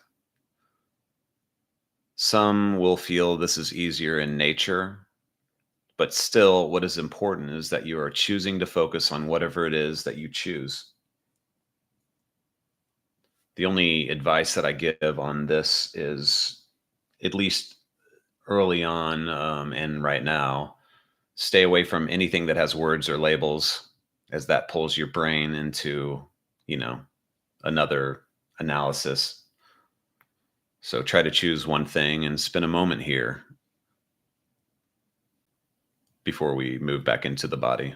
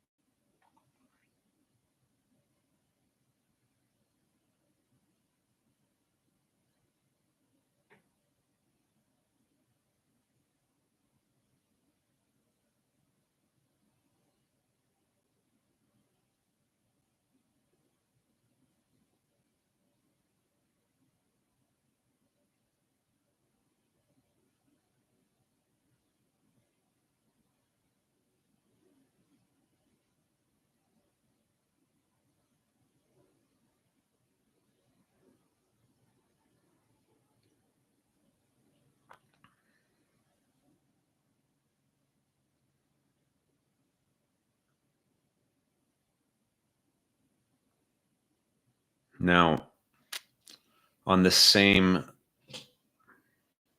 process of sight, I would suggest doing this with a person at some point. It's a bit much for most, especially early on, but I am suggesting trying it in your life situations. Um, it doesn't have to be a person. Like, just try to look at another sentient being without judgment, without thought, like, you'll to truly connect with it. Um, you can definitely try it first with a pet. We actually all usually do this automatically with like babies of humans or animals usually. It's something to think about, like why that might be. But that's part of an insight element that I'm not going to be covering today, probably, unless I get a good question. But you can do it with them. They often already do it all the time, even if it's just to get a treat or attention or, potty break. But dogs, for an example, look at you without judgment. Cats will too. But the moral of the story is we can learn a lot from these buddies. Of course, we have to put the effort in. But with another person, if they are on the same, they understand what's going on here. If you just sit there and you just kind of look and you just look until your thoughts kind of dissolve, and there's something to that. I'm not going to give any hints. Some of us only ever experience that with a loved one only, like a more intimate loved one, but it doesn't have to be that kind of scenario. It doesn't mean you're going to like fall in love with somebody exactly, but there's something to all that. I suggest doing that at some point. So this next one is one of my favorites, and I have done it for so long that I actually was already doing it just a minute ago. So close your eyes again, and we're going to combine sound and feeling to be with our literal hearts, non-metaphorically. This can be very, very difficult, so we will do a couple extras to help you on the way. This is one of my side things that I teach. So just breathe and take your attention to the heart region. I think it's a little to the left, but it could be a little to the right. I can't remember. You don't have to feel it with your hand, but we'll get to that. But just take your attention to there. So try to focus and see if you can feel your heartbeat. And you may want to consider slowing your breath safely and taking deeper breaths.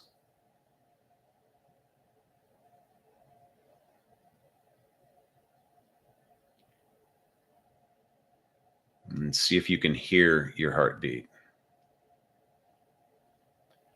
Generally easier to feel if you calm your mind and really focus, since it is obviously moving your body. It's hard to do with a racing mind, in other words, or a loud environment, or me talking, but try it for a bit. And then I'll give you some cheats on how to do this.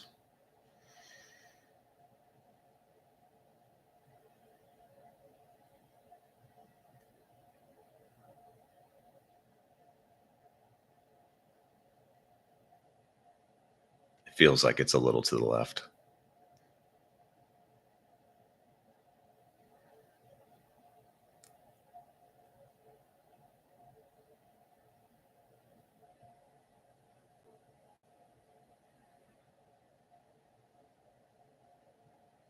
So here are some cheats.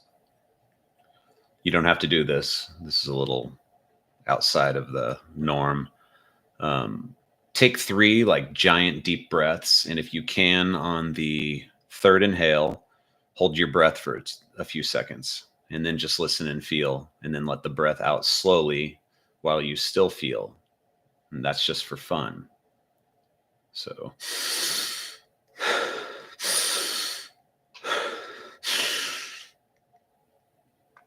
and hold.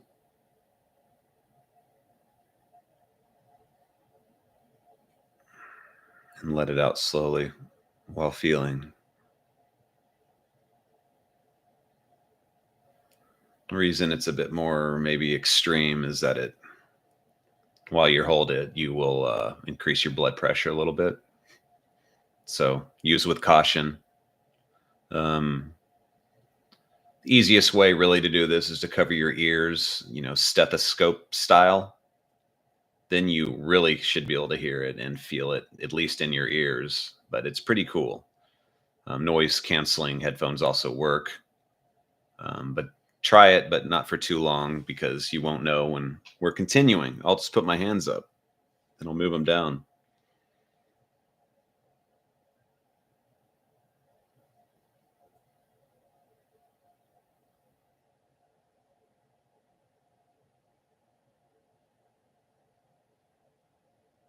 See no evil, speak no evil, hear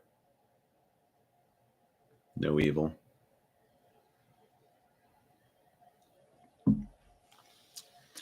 And finally, the most conventional way to do this. It's a great love yourself moment. Place your hand on your heart.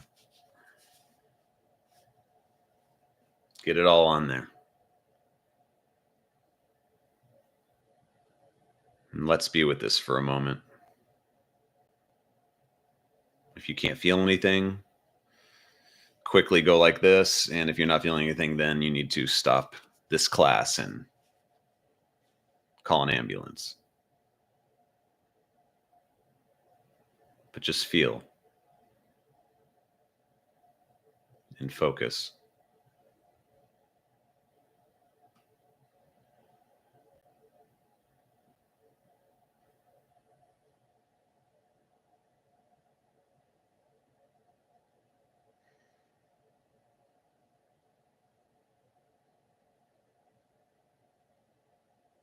You might even start feeling the pulse all over your body at the same time.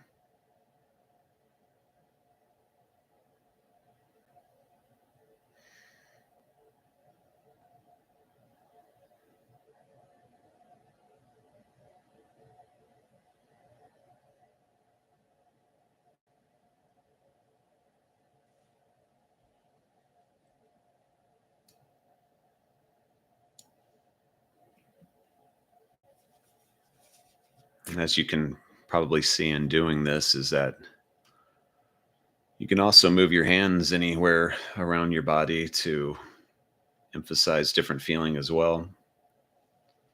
But you feel your heartbeat. You feel your body living. This is your body living. Might as well love it.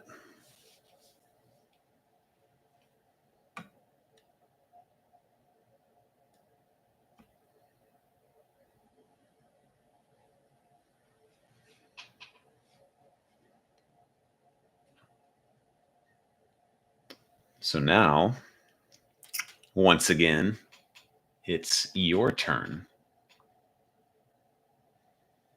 So feel free to do everything that I just guided you on without me talking, and move your attention wherever you choose. You just explore your body, explore your senses, be aware, feel the aliveness of your body right here, right now. Feel and allow. You can add a secondary anchor like breath at any time if you want, if your thoughts want to join in. So this is a double practice of fine-tuning your attention on something you're stuck in, which is your body.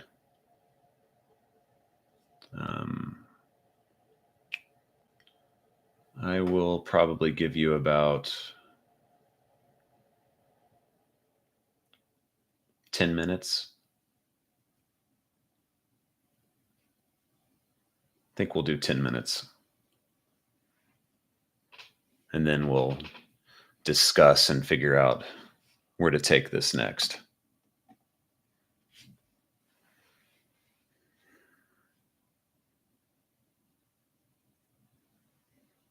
Just try to remain focused.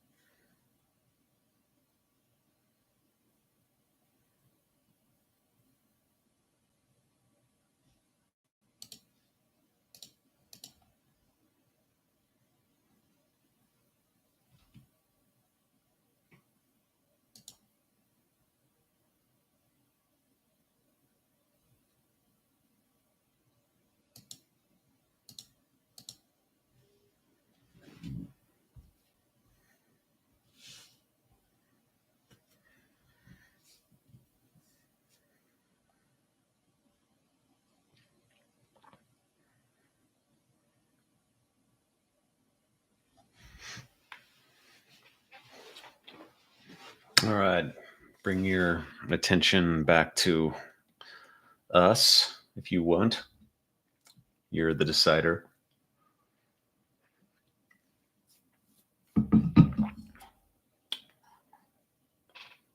So,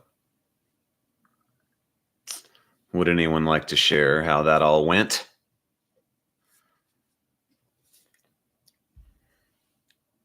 Any questions about body scanning? Difficulties?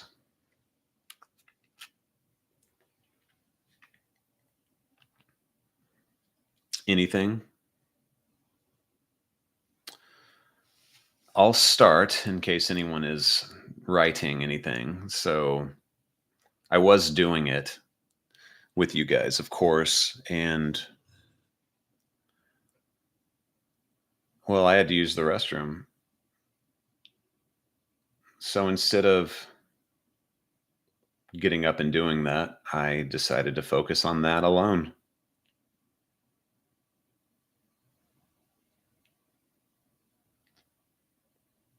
It's just where the focus goes.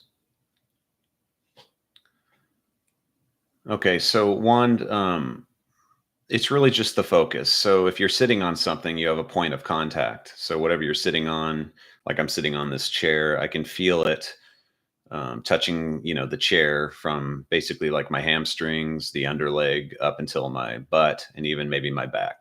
Not right now my back, but if I lean back, then I can feel that. It's really just focusing and bringing the attention to that point. It's not that it matters what it is. It's just, again, focusing your attention on the external part of the body, even the internal, which is also external part of the body, is we're being the observer, watching the thoughts, goes on and whatever goes on in our brains. Kind of hard to define location, but we think it's in the brain. But with the body scan, this whole body scan thing leads to this next part that we're going to go into called Can You Feel It? About feelings and emotions. And I'm just suggesting attention. Like, I personally don't feel that anyone needs to do a body scan for any particular reason. If you're standing, again, you can focus on point of contact. It's generally just easier because there's a weight that's going on. Yeah, it's just focusing. I was just going through different. I mean, I could have really, really detailed the body. I could have gone into, um, every individual knuckle, and I do invite you to do that. It's something that you maybe never have done in your entire life. So it's like doing a new thing that we could always have done. Move up and down each each finger. Um, you could put a fan on that's rotating and feel how our hair on our head or on our bodies feels different things. I mean, there's the entire region of the body we can bring our focus and attention to. Some I hear you even have to train to be able to feel. And really, it can improve a sensation observation element of the body. We ignore our bodies in general, except when, it's ailing, or if you're on drugs and it's feeling extra good. But outside of that, I mean, on the day to day, we notice we might be feeling tired or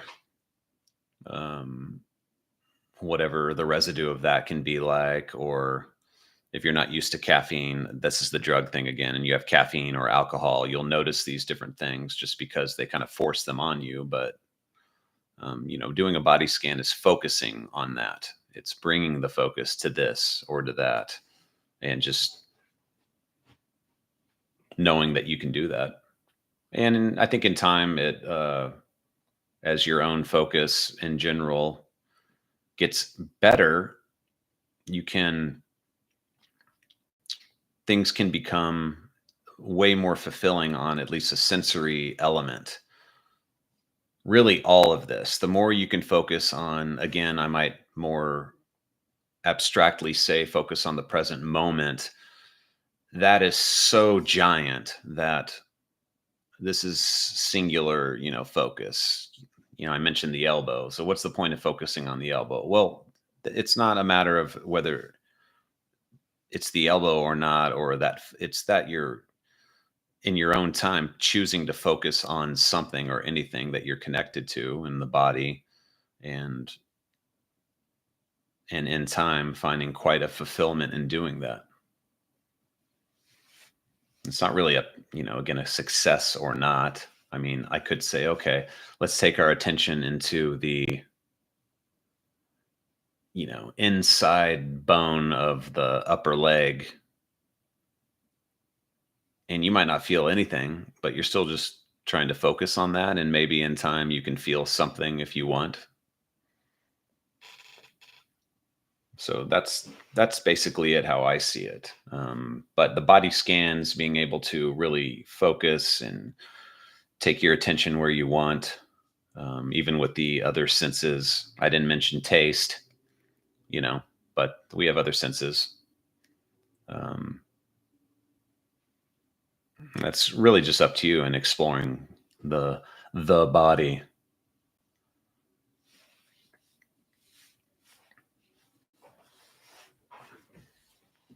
As a side note, since I used my "I need a restroom break" example, I noticed that was a sensation that we all know near and dear. And instead of it being an agony or it's not that bad, I noticed it. I didn't label it, and I just tried to focus on it.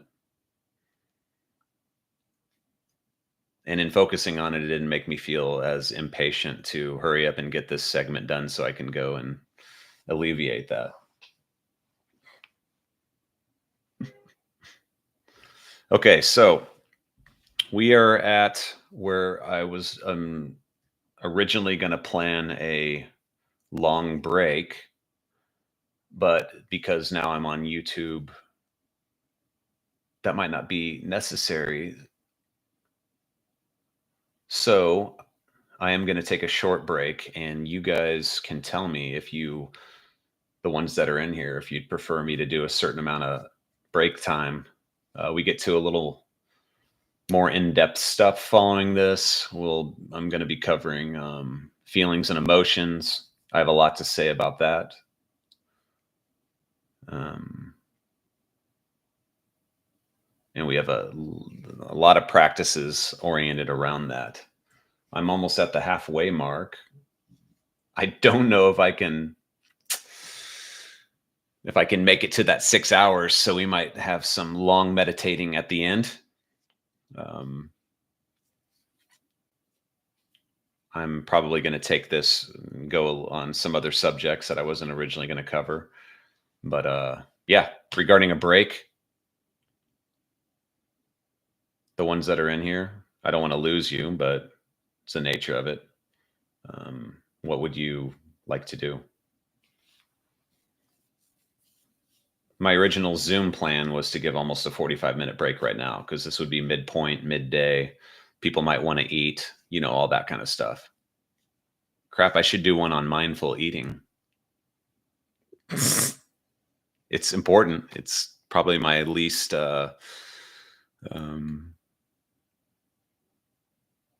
least used practice, and I would love to do that. How about I talk about mindful eating for a moment while we decide on the break situation? Okay, so mindful eating, it's the same practice, kind of like what I went through, only instead of doing what I do, I like to eat and watch stuff. If I'm in presence of somebody else, then I'll be watching and conversing with them like anybody.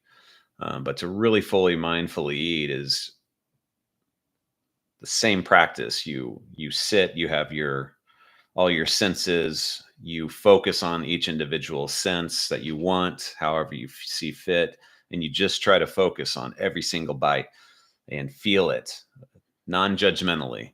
Just feel the taste. And most of us will take a bite, especially if we're hungry, we'll taste the first couple bites, and the rest is history.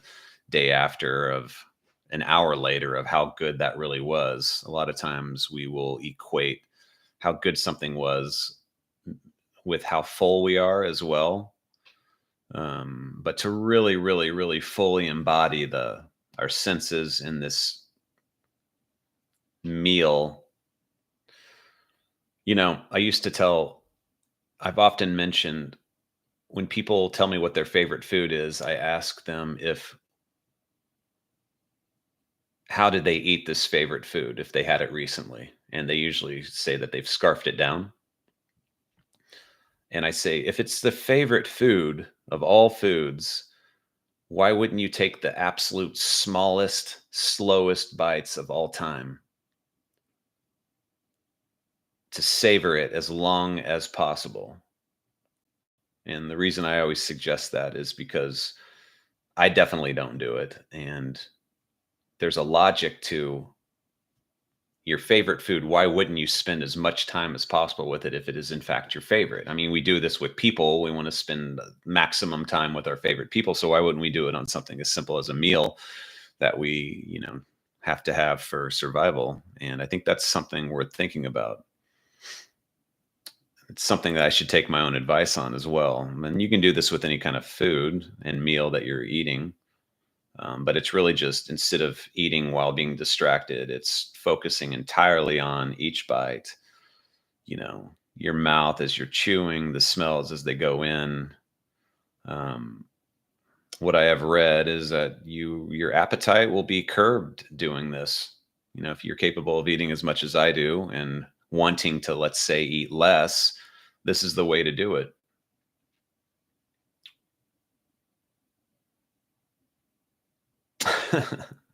And yeah, if you're doing that while with other people, then they might complain, as Curlius one says here, that you're taking too long eating.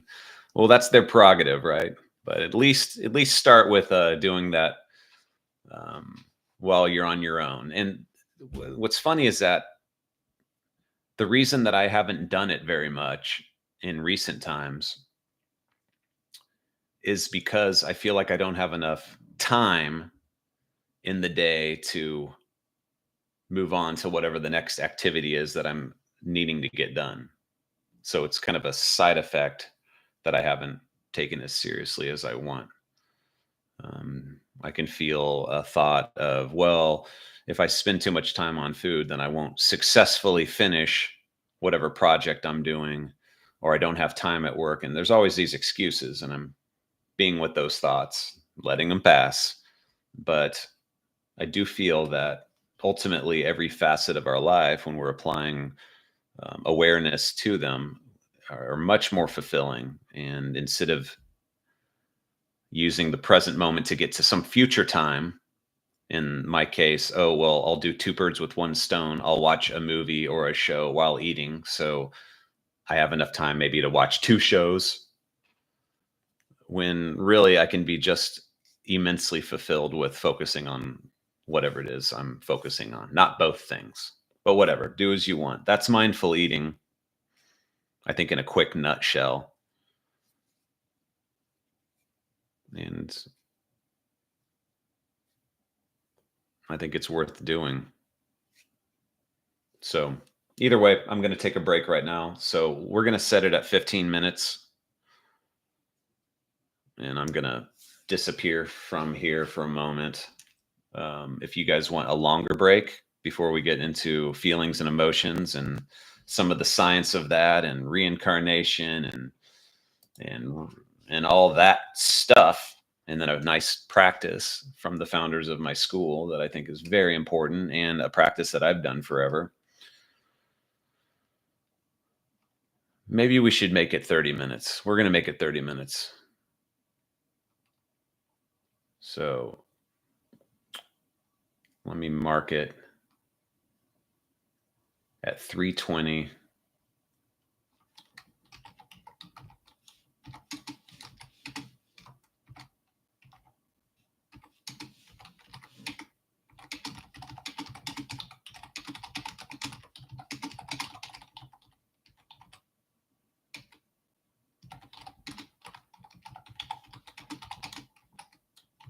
We'll see if that works. Yeah, come back in 30 minutes.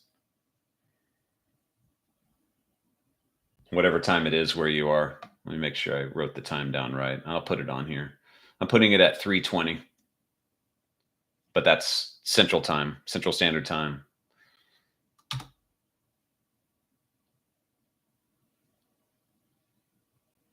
Yeah. Then we get in the nitty gritty. We start merging all this stuff. So these first two things that we've been doing are great practices, specifically, especially when we're going to get to the nitty gritty, as I like to call it, which is, and I'm going to keep the stream up. I don't have a break sign, so if anyone comes on here, I apologize. I was trying to figure out if there's a way I could do that. There might be a way. Hmm.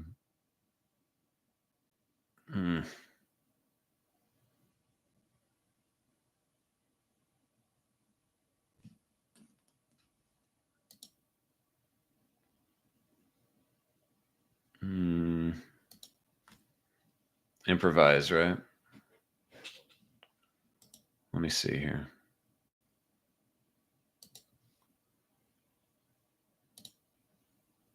Let me emphasize going with the flow, right? Sign over camera. How about I do this?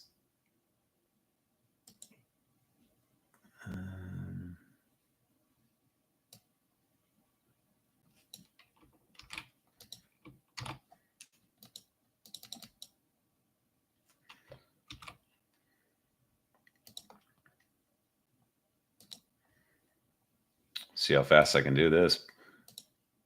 Nope, that's too big.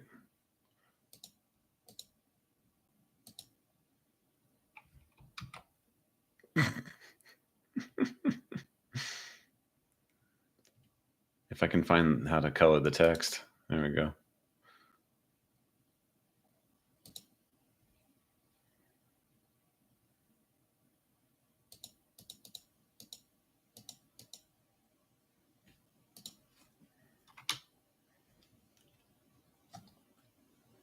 Yeah, that'll work. It's like old times. Improv on the spot.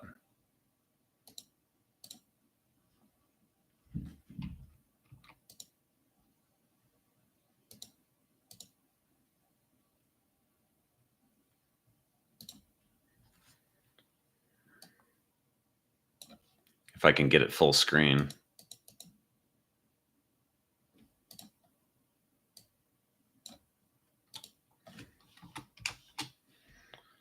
All right.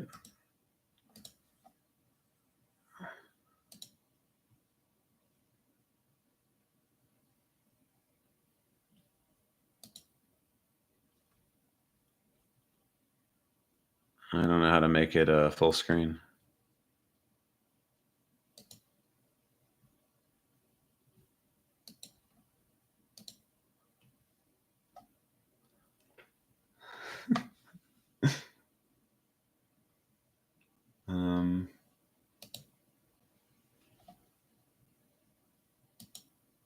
All right. See you in 30.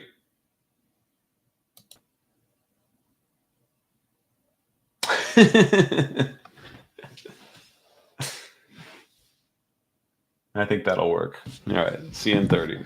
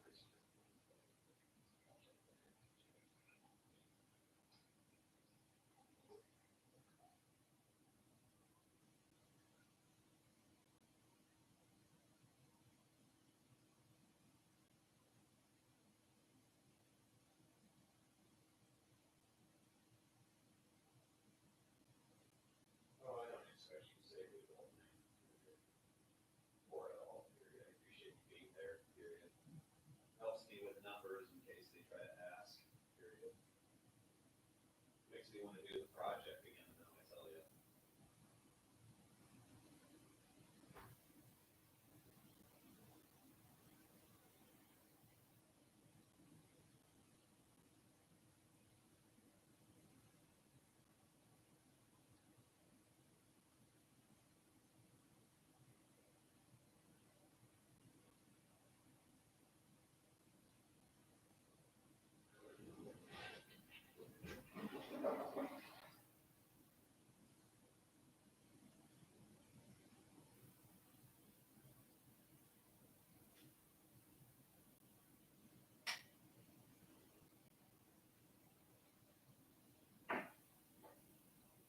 I realize I do miss a lot of the streaming stuff.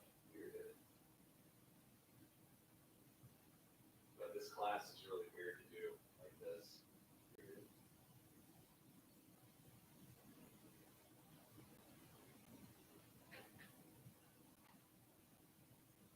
Regarding questions, Tom, ask anything you might want to know. Weird. It's always good that I have questions because it gives me practice to answer, but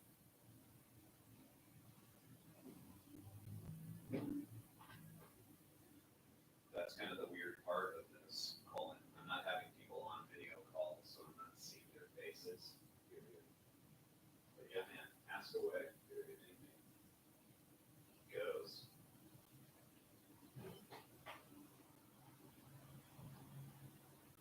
But help you a lot later too. Period. I'm just happy you're there.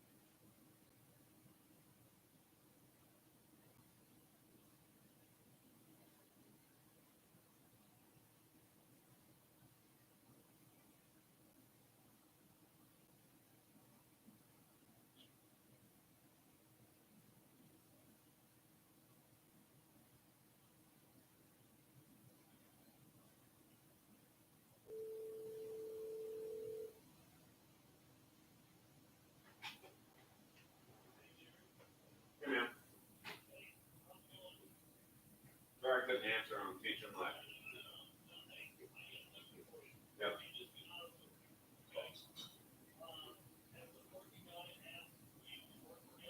No. They never do that. This company.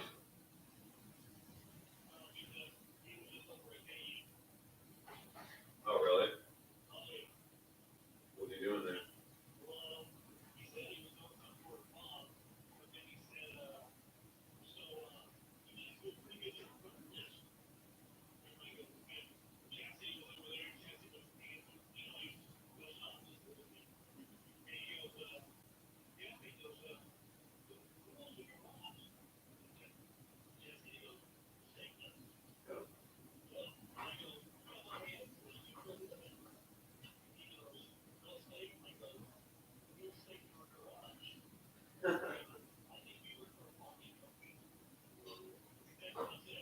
Yeah.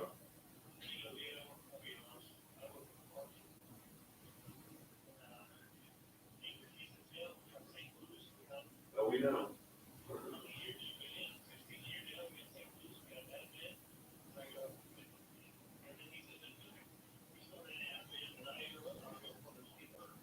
Oh.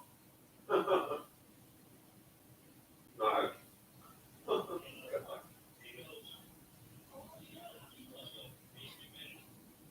No. Did you thank them for messing up our jobs?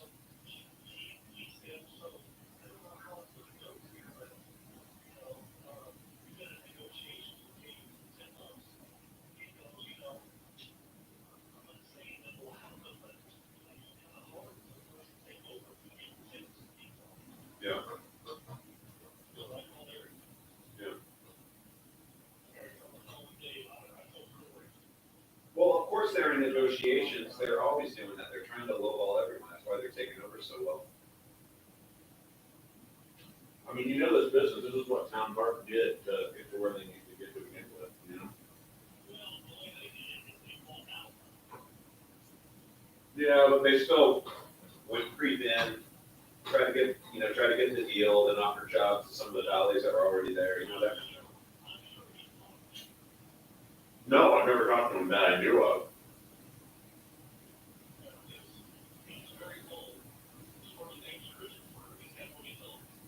If I haven't met anyone from Fargate, Well, I mean, I didn't know it was a market. I've never been offered a job for another company. which Steve was always really curious about because they didn't understand why, because he always told me, well, especially when the negotiation, he's like, you're gonna get offered jobs, so, just be ready. And nobody's ever asked me. When they took over Luke's and I was there, I mean, they gotta know who I am because I got the goofy shoes. I've been at 2 places that specifically, and if somebody asks me goofy questions, I usually, I don't usually answer.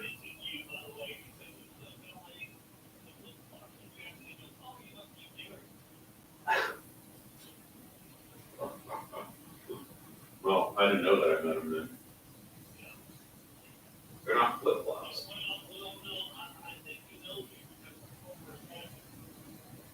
Well, I haven't talked to anybody from there. Like, that's weird. Nobody's introducing themselves to me and they don't.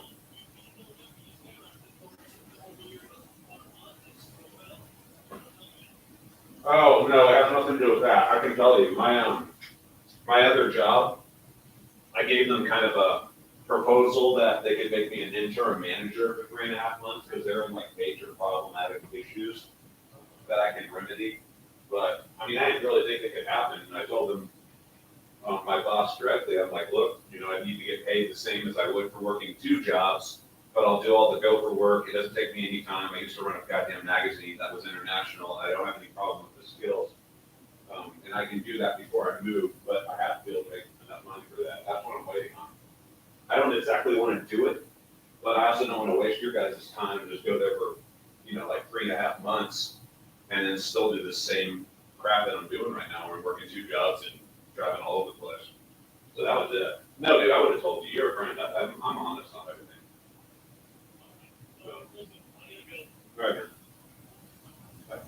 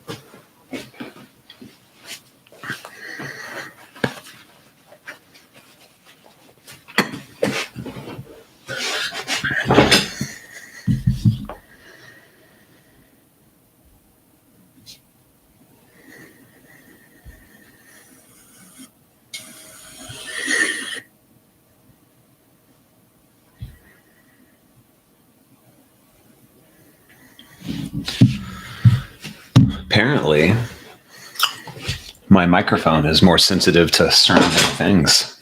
Apologies for anyone who heard my conversation with one of my old colleagues.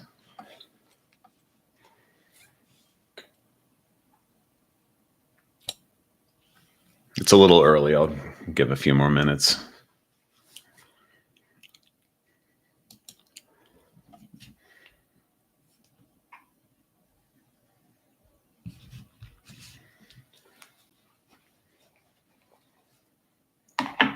And it kept the camera up.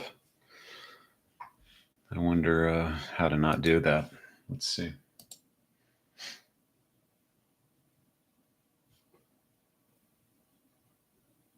Oh, probably.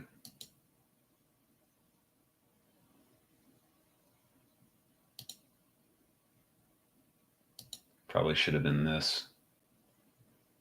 Well, hopefully I didn't say any bad words, right?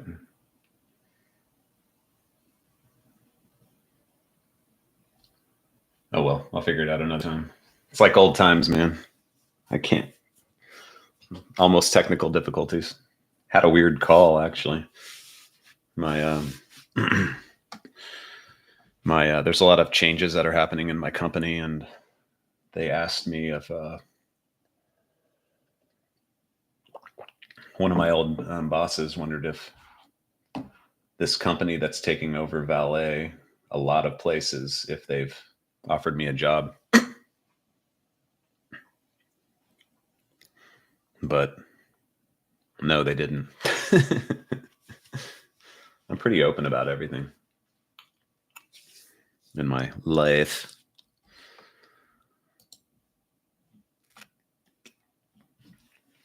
So I made it purposely extra cold in my apartment in case I heat it up, but I realized it was just making me move a lot more while I'm sitting. And that's, the true sign of a good meditation teacher. I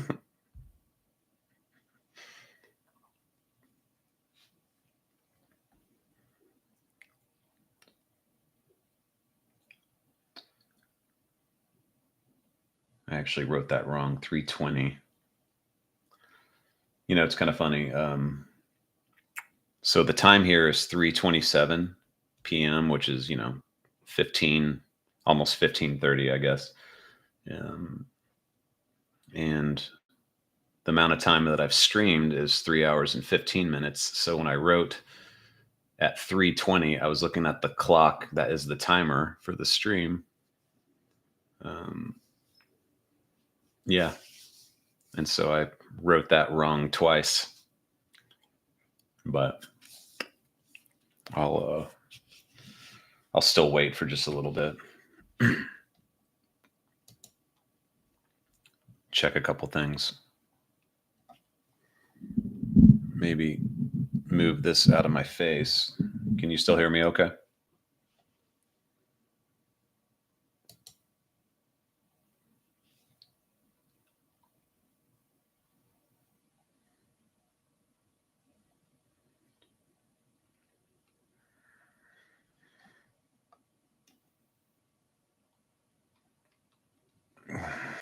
It's all good. You guys, I want to thank you before we get back on break. You two for being here. It means a lot to me, actually. It also put me in a weird headspace where I feel like it helped disperse stress automatically, and it put me in a headspace that was more similar to, old times. And I've had to constantly not do what I used to do when I streamed, but in a good way.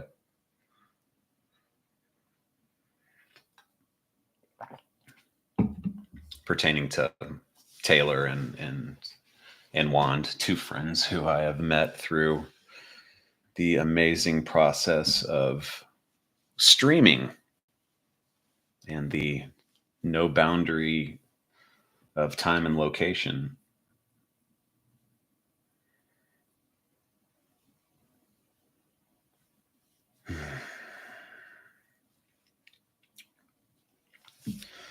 So this next part is going to be interesting.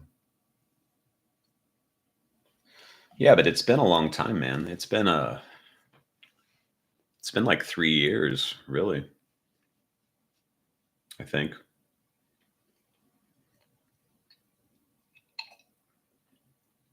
That's pretty crazy, really.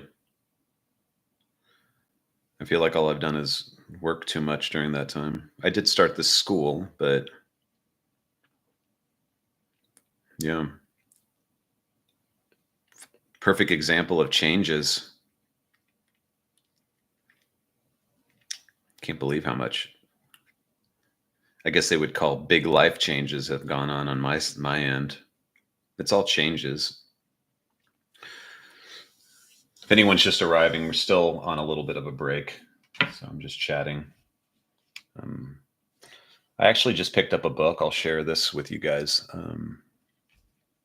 recently, called The Science of Enlightenment by Shenzhen Young.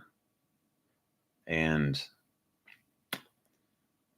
I'm pretty hesitant in reading too many more books on this same subject. I feel like I've spent years reading different ones, but for a long time, all I was doing was I was comparing how they used words, how they phrased and framed and taught, and that's all that I was really reading them for, which is nothing wrong with that, but I never really get too much new insight. And this book that I read, man, I tell you, he put some things into context that I never even considered, enough that I was reading at work and I just had to stop. I was almost, and it was right along the lines of really how I teach and how I'd like to, but I'd never really read it, and he really honed it in.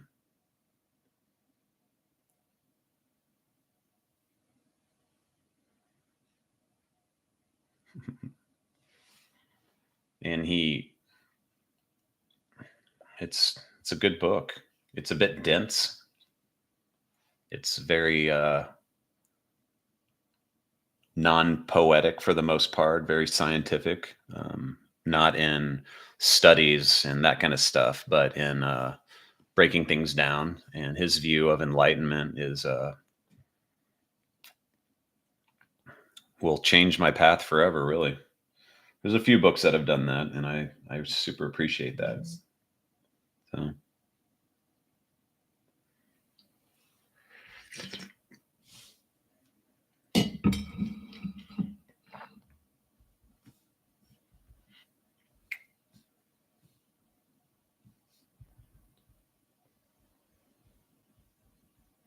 All right, I guess we should continue. It's a few minutes early, but whatever. I'm done with my break. You all done with yours? Make sure everything's working okay. My apparent bedhead is here. I couldn't set up this this screen through YouTube like I can on Zoom, so it has, like, instead of it being cut off like right here, it's a little goofy. It's normal, but it's perfect because this whole thing, when I get to the end, I'm going to try to itemize how going with the flow, and that's what I've been doing for this entire thing, not just on the break sign, but everywhere else. So I guess let's get all our focus back to here, if you can. I'm going to skip a quick centering meditation because, well, maybe we should do it. All right, so just center, relax, try to, come back to this moment if you're not in it. And if you are, doing something else at the same time, I just appreciate you being here.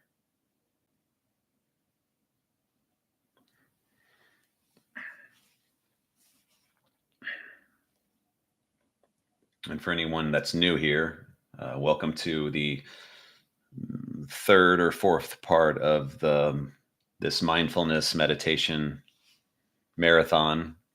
I'm Jared. Welcome to the present moment. We are about to get into emotions.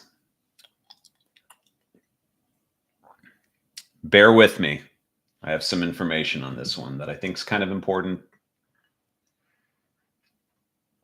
kind of boring, but all part of it all. All part of this beautiful go with the flow situation.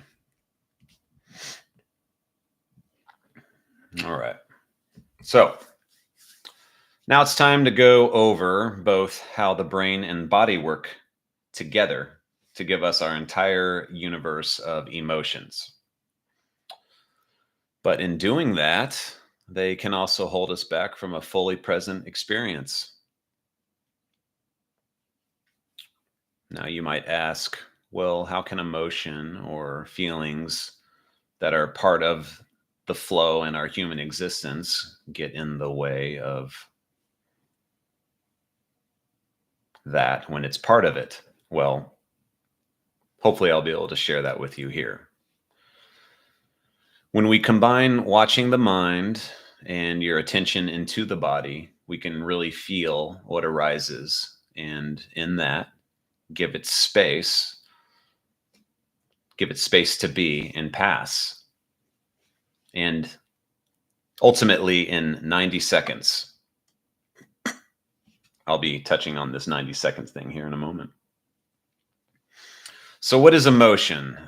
Let's talk about some biology here of emotions and feelings, maybe moods. And it's called affective science. So emotions are complex reaction patterns that have three components: a subjective experience, meaning something happens to us, a stimuli that creates an emotional response. Second one is a physiological response. Your body reacts autonomically to the emotion, like fight or flight or freeze. And the third is a behavioral or expressive response, where we respond to the stimuli, like facial expressions, maybe heavy breathing. No, I guess that might not be behavioral, or express, whatever. So that's emotions. So with emotions, something happens as simple as a sight, a smell, whatever, or something giant happens like a loss, a breakup, Freddy Krueger, an auto accident. Then our bodies and brains respond accordingly. So this has been spot on in our survival and in navigating the world, and is extremely important when we are on autopilot. Primary emotions include joy, fear, anger, sadness, surprise. Those are the big ones. Secondary emotions are different. They tend to happen due to judgments or beliefs about these emotions. They are reactive and not a form of self-control. Like, they appear as attacking, criticizing, demanding, blaming, withdrawing, and resentment. Resentment is a big one. So they're protective, in other words. They do have a use in real protection, but otherwise they can lead to great suffering of ourselves and others, basically. Hopefully that's the boring stuff over. So what does this have to do with anything? So like I keep saying, it has to do with survival. But since we are mainly in a good survival situation, we're not really under any threat and not needing autopilot responses to get by. These emotions and feelings and moods are a part of this as well. Once past their initial process, they're usually a result of not going with the flow, and often make our living experiences very difficult, or at least more difficult. They exist as per anything, but they're not allowed to come and go, and thus get entangled into our thinking about potentially anything. So, our brains don't know the difference between thoughts that are real and those that are fiction.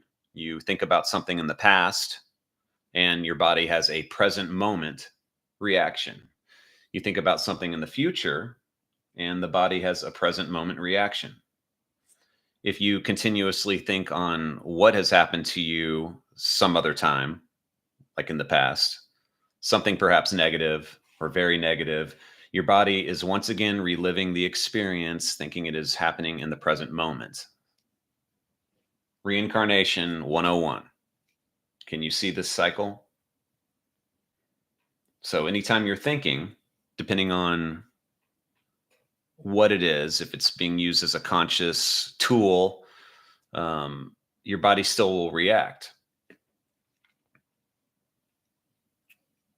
It doesn't have to just be negative either. It can be positive, and you might want to label positive as a good thing, and it is from a certain point of view, Star Wars reference.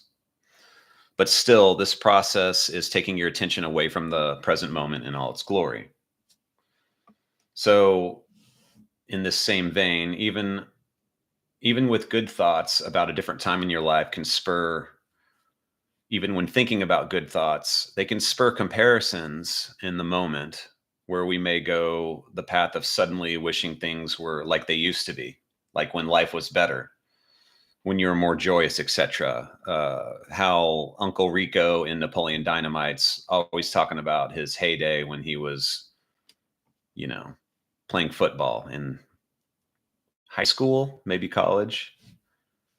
And instead of him enjoying the moment, it's a movie, it's fiction, whatever, but he's stuck in the past. And even if those were joyous times, it's not good enough for the present moment, even if it's taking place in the present moment. So, you following?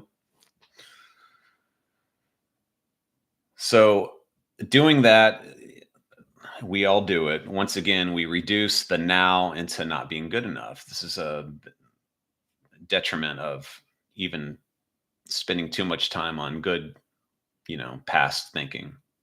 So it's still resisting the present moment. So they are polarities and identity. And I would love to go into that a little further, but that's not the scope of this class. Probably. We might have some time here. So I'm not saying to forget what matters to you. Forget these things, these old things. All I'm saying is that it's a major process for many of us, and these patterns of reincarnating thoughts and stories and thus emotions tied to them can really create a nasty cycle of stress and anxiety and pain about the future and past, and comparisons to whatever's happening right now. So inherently, thinking is not the enemy. It's just a tool that we can consciously use when we want to, like a calculator. But once you're out of the moment, it's now something that can take you over. You become the thinking instead of using or watching or hearing the thinking. In other words, being aware of it, letting it come and go. Almost everything that you think is real. This is important. Almost everything that you think is real, but it's not true. It's never true. It's just a thought bubble, like a comic book.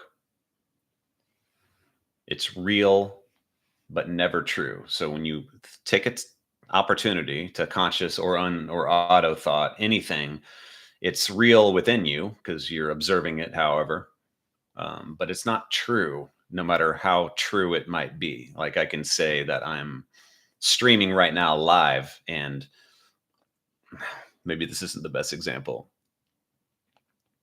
I'll use a better example. Somebody says something mean to me. Happened a couple days ago at my work. A real dick attitude guy. And my thought was, he shouldn't be able to talk to me like that because it's mean. But that's just the thought right there. So the thought is now not what actually took place. And it's not really true at that point because it already happened. And I'm now labeling it as something and creating a cycle within myself. This isn't the best example, but I'll continue this later. So everything you think is real, but it's not true. It's just a thought. So think about that. Everything you think is real, but it is not true. I can't emphasize this enough. And when it pulls up continual emotional responses, I don't really think that it benefits us as humans. except for maybe the sole purpose of healing. And we have, in other words, we have to let these things pass. Things will pop up from our past and we'll feel them. And I'll get into more of this here in a moment. But at that moment, they're happening for whatever reason. And it's important to just be with them and let them pass. You got to continue the flow. You got to continue going with the flow. Be conscious of it when it happens and continue on. So, an amazing tidbit of information that emphasizes this thing. There's an author of a book that I read. Her name's Jill Bolte or Bolte Taylor. She's a Harvard trained and published neuroscientist, and she suffered a major stroke in the 90s and wrote about it in a really interesting book called My Stroke of Insight. And I love this book. I haven't read it in a while, but I love it because it is a hard science element of being present. Anyway, this is what she says, and this is still, as far as I've checked, an accurate statement here. When a person has a reaction to something in their environment, there's a 90-second chemical process that happens in the body. 90 seconds. After that, any remaining emotional response is just the person choosing to stay in this in the emotional loop. I'll say this again. When a person has a reaction to something in their environment, there's a 90-second chemical process that happens in the body. After that, any remaining emotional response is just the person choosing to stay in the emotional loop. It's 90 seconds. That's a minute and a half. So 90 seconds. Why do we carry these reactions on and on if that's what our natural inclination is as humans to do? So outside of the more severities like trauma, these emotions are usually linked to stories that we believe in and keep on believing. So I used that guy that got an attitude with me at my work, even bringing that up and thinking about it, even though I'm using it as a conscious example here, my body could still react in the exact same way. Remember that part where I said, when we think about the past, our bodies don't know the difference, brains and bodies. It kind of fits into this, the real but not true thing, in other words. And we often use these stories as literally being us, as in a part of us. That's, again, more on the identity scale. Like I've been wronged. You've all known people that have the story of their life where they have been wronged maybe a lot of times, and that's their whole identity. Not much freedom in that one. So the 90 seconds thing, like I said, seems spot on based on further research that I've kept up with over the years. 1 minute and 30 seconds and it's gone unless we choose to keep it there. I don't really know if it's a choice until you make it a choice. So I disagree with her on that. And the choice in itself is not very easy at all.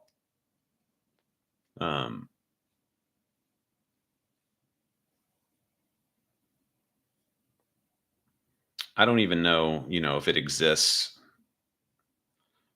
Well, whatever. So whether you choose it or not, we have to make it a choice, basically. So back to what I mentioned at the beginning of this segment, the process is subjective experience. Example, somebody cuts you off while driving. Your physiological response is you get angry. Your behavioral or expressive response, you yell or shake or eye roll or whatever have you. And then it's gone. Or you ruminate with it afterwards. Ruminate on it. You keep thinking about it. You use this story to tell everyone you can, reliving it. But the thing is, as I mentioned it before, and I keep mentioning, your brain doesn't know if it isn't happening again, so it's pushing your body to react in a similar way. Anger, shaking, eye roll. Is it conscious? Not likely. So the auto thought thing happens. Body reaction follows, reinforcing the story, and it works in reverse too. And it's an endless cycle that we all do. And this can spring resentment, justification, whatever your unconscious needs. So, and this is just a simple example of a tragic belief system we follow, completely taking us out of the present moment. And I might add, I practice this above all things, and I still fail at it, even though it's not a pass or fail. But I have more work. I have a lot of work to do on it still. Unfortunately, I have to have situations that put me in that state automatically, and it doesn't happen too often. And I don't think it's because I'm being completely in the moment, but I'd love to think so. So multiply this by everything daily, and how the hell do we really make it? You know, is this really peace? Is this going with the flow? But anyway, this process right here can result in suppression, talking yourself out of whatever's bothering you. I know there's a psychology term for that.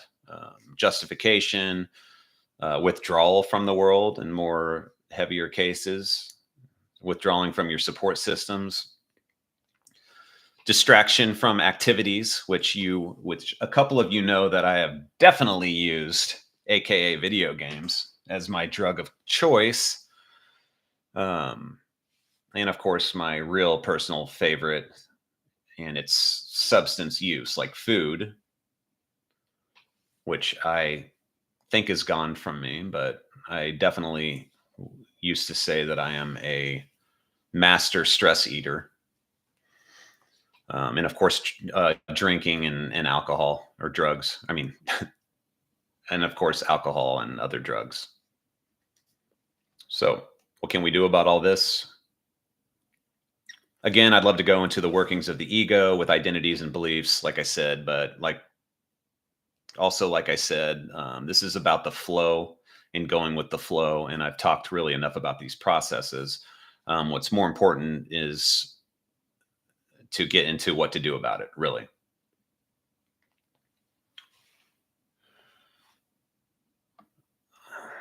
What I will say is this, though. It is and can be our responsibility to observe what is happening to us inside and outside. So how do we temper the mind-body cycle? This one that I just mentioned, the thought reaction cycle. So the reaction does what it needs to do, coming and going for 90 seconds, and keep our brains and bodies out of the way. So awareness, at least to a certain extent. This cycle is one of the hardest to do, but once it is implemented, can really make a difference in your lives and your life situations. It takes major practice to simply allow and let life live you. LLLY. I like those acronyms. It's also an alliteration. Good to know. Good to remember that. But we deserve this. We deserve this, and in a moment, I'm going to go over some ways. I'm going to read.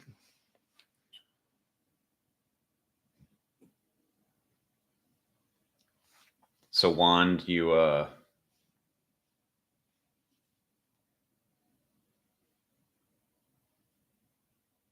anything after being a self-made mini rant has really helped you process?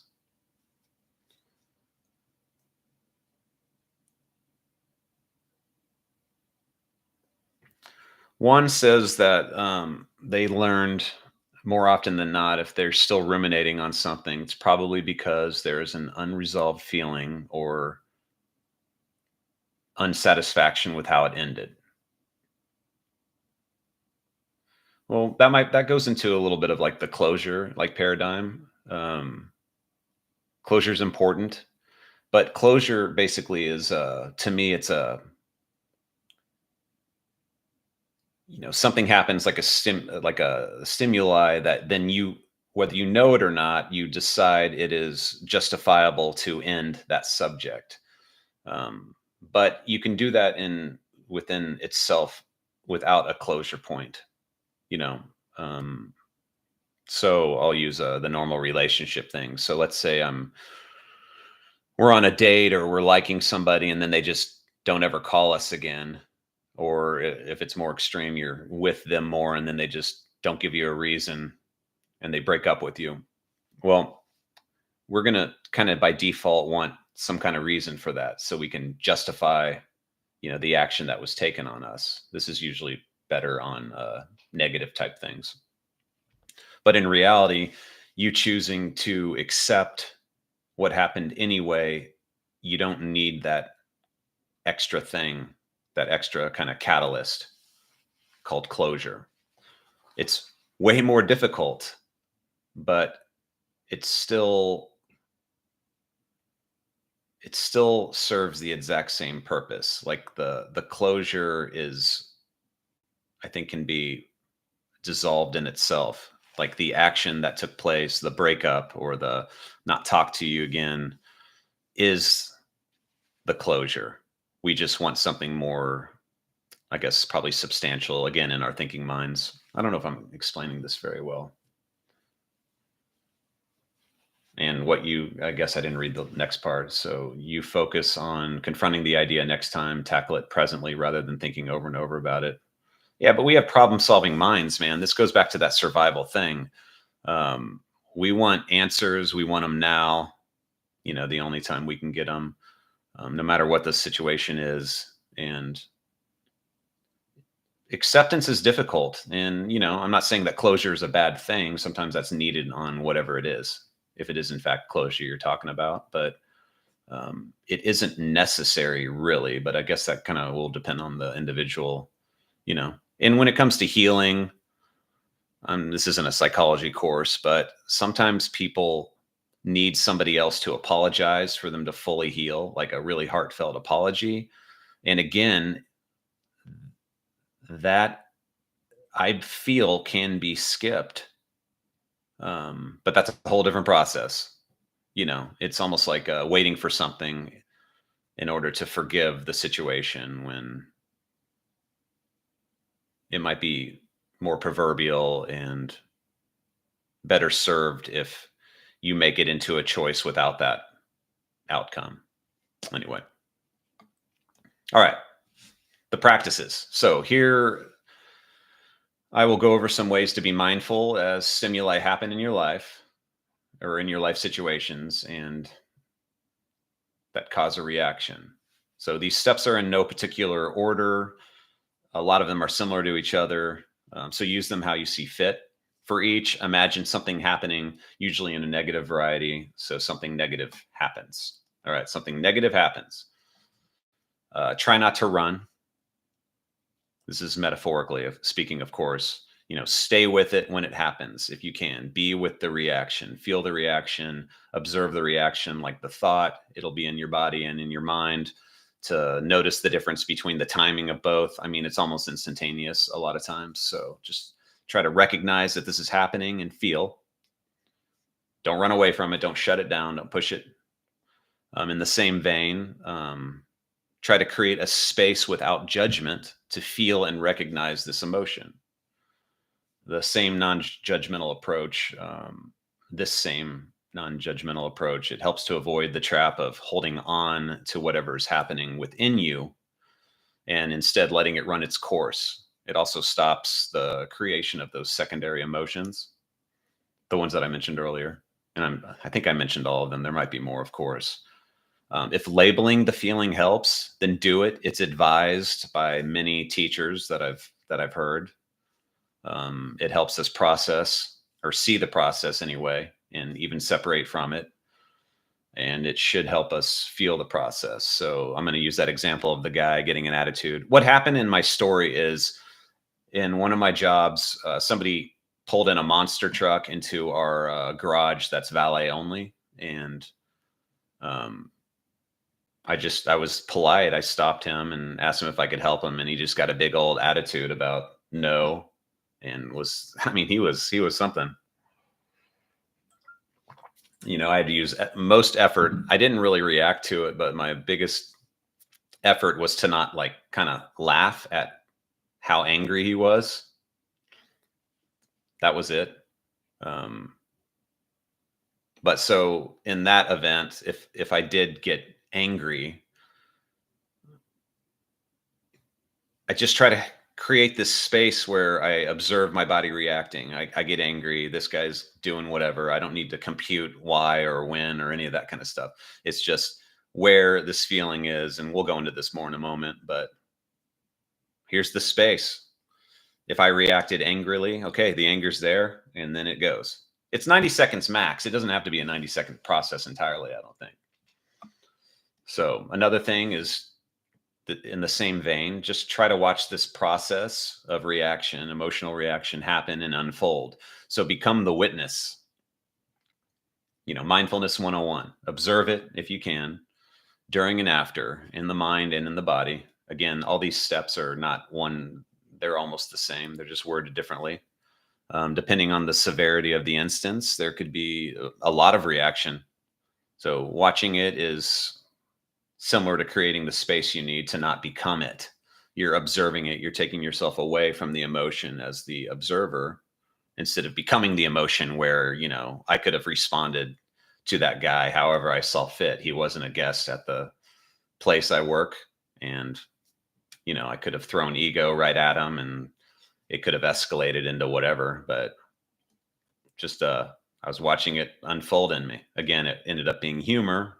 That's maybe a defense mechanism for me. I think a lot of things are very, very funny at this point, but it doesn't help if I would have laughed, because then it might have also escalated things, as an example. So the next one is you try to feel the sensation that comes when your body reacts. Like, fully focus on the feeling. You fully focus on it. Here it is. Anger, sadness. I have sadness that pops up at my hospital job. People are in agony, might have lost a loved one or whatever, come what may. But instead of me shutting down the feeling or, diverting it, this is what's happening. I'm feeling it inside this body. And in the same vein, once again, be aware of the coming and going of everything that's happening inside your brain and inside your body when these things arise. Know it'll pass. It's all impermanent, like everything. It all is stuck on the cycle of life, the beauty of the coming and going of all things. And one way or the other, it'll go with it. This is the flow. Emotions are emotions, feelings are feelings. You are you, and through presence, you see that you are actually not your emotions or feelings. These are just part of the human experience, no different than a sneeze or using the restroom. There's the restroom again. Emotions are not a problem. It's our relationship with them that can be. Whatever you resist will persist. Resist emotion and they stay with you. I think we all have experienced that. If you hold these emotions in, what are they going to do to your body and your brain over time? To me, that's reincarnation. It's and we can take that to an extreme in time. You got to let them. You got to accept and allow another, alliteration. So with practice, the simuli happens, and you just observe with no reaction. Wind in the hair or scalp. So, how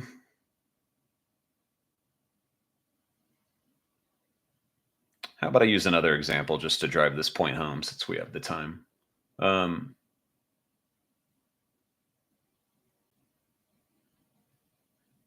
There's another way through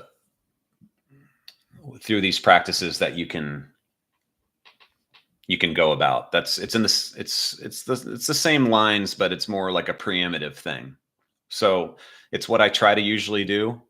It does require a lot of practice in being mindful or aware beforehand. So anything can cause a reaction in you at any moment, at any time. So if you have a calm yet alert awareness as often as possible is the key. Back to that focus thing. If you're focusing on the moment, then you're in a lot of ways prepping for whatever can potentially happen. You're not thinking about, oh, what if, what if, what if. You're just you're there and you're being present. With that said, so I mean, it's kind of like training like a professional athlete or a like pro fighter or anything. We'll use sports as an example. So you train and train and train for every situation you might be in. So when they happen, you know, you don't react in any way that you don't want to. I like using fighting as an example since it's the stakes of that are higher than a lot of sports. You know, it's not just like 1 point. You might get your ass knocked to the grass, but you're calm and collected. So how does that analogy work with real life? Well, if you practice being present, you are creating an alertness and awareness of what can go on at any given time, no matter what it is. It doesn't have to be specific, like in, you know, sports again.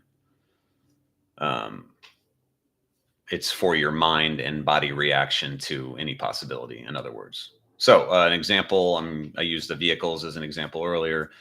When I drive, say I'm driving on the highway, somebody cuts me off. The idea is that I'm already paying attention to my surroundings and also my mind. So it might as well been a bug flying by, not somebody cutting me off. So in doing that, there's no reaction occurring past observation. You know, getting cut off like anything, it just happens and that's okay. I myself am not involved. I do not have to react or resist. If it surprises me, I try to take a quick breath and breathe out slowly and make sure that I'm centered and being with any reaction that might happen, while also, again, keeping my attention on the activity at hand, or what I'm doing. So in this case, I'd be driving and dancing to whatever music I have on, I'm sure. I mean, only driving safely. But I don't add myself to the story, in other words. There's no story past somebody driving over the lane that I'm in. That's it. Somebody's just driving to the lane I'm in. They might have got too close for comfort, but I'm not injecting a sense of my identity into it. But there's no need for auto thinking that what they did was wrong, that they did that to me, that they should or should not have done that. They should have waited their turn.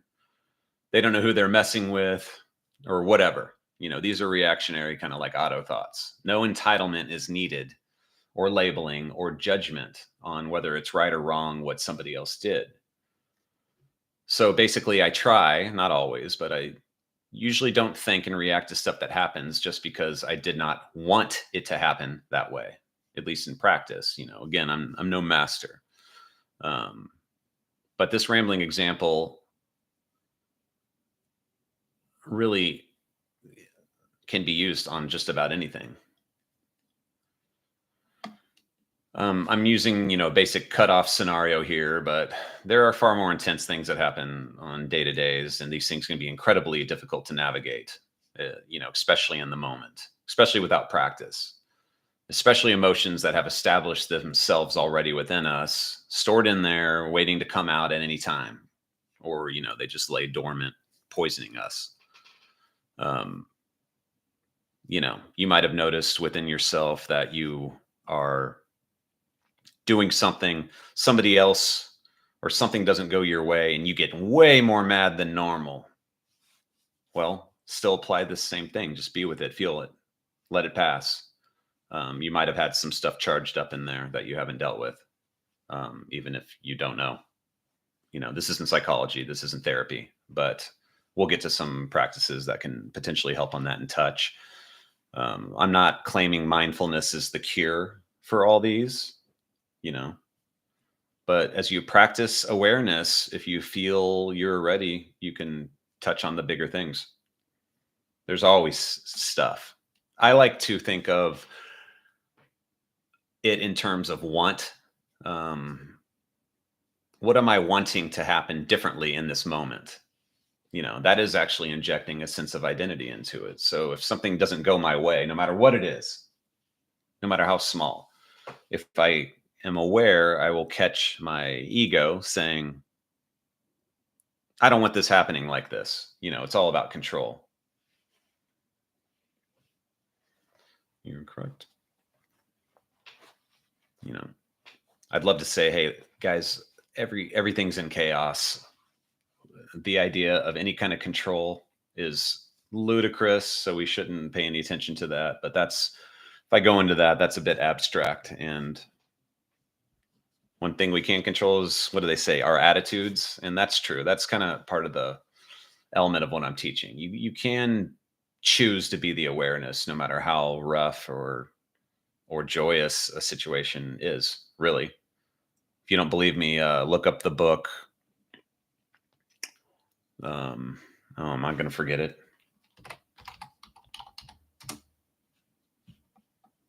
Nope. I'll tell you the name of the book. It's unreal, this book. If it would stop auto-correcting me. It's called Man's Quest for Meaning. Man's Search for Meaning by Viktor Frankl. And this book, at least the first half of the book, it's about the author's experience in Nazi concentration camps during World War II and his development of a psychotherapeutic method called logotherapy. But this guy,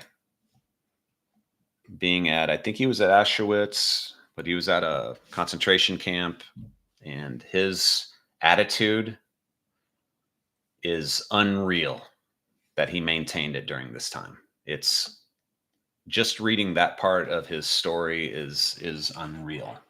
He basically says, this is what I did. This is how I got by with death and torture all around me.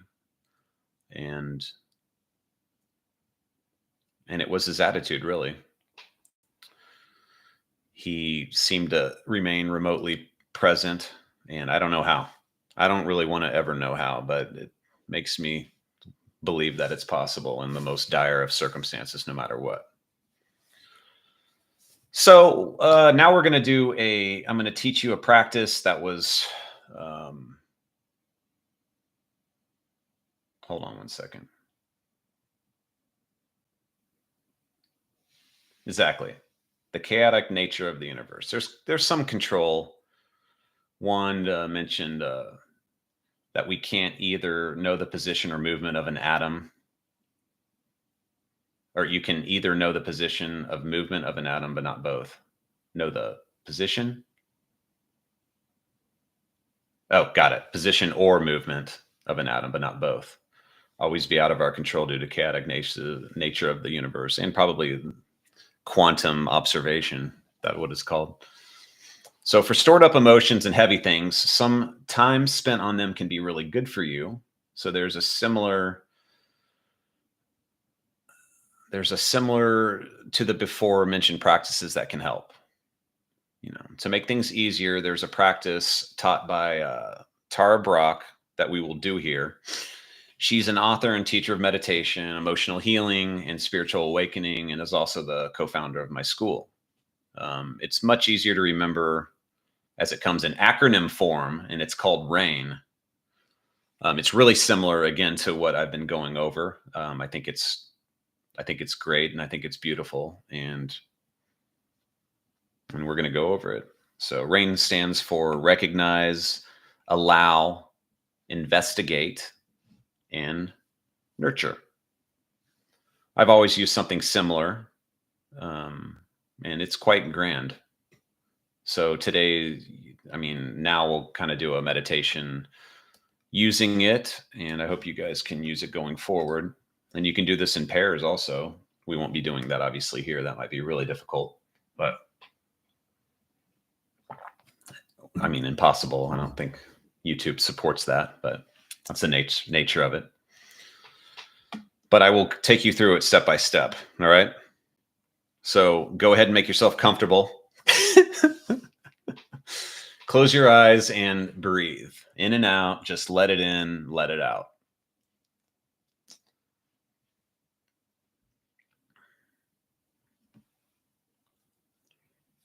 Now here, I would like you to observe your present life and see if there's a challenging situation that keeps appearing in your head as you're consciously thinking. You do not have to choose something you're not ready for by any means, but something that reoccurs, something that you might be storing in your body and mind. Something that irks you, causes anxiety, something fear-inducing, maybe, that might prevent you from being present. Something that brings up secondary emotions, like I mentioned, like attacking, criticizing, demanding, blaming, withdrawing, resentment. That could be a person. Something that just causes hurt or pain, something triggering that still might block an important area of your well-being. And now I want you to watch this very thing in your head movie theater. Maybe there's a scene, the narrative I mentioned. We'll just pick one, Dan, Taylor. Now, when you get to the part that's most reactive, hit pause. So that's where we will begin this RAIN practice.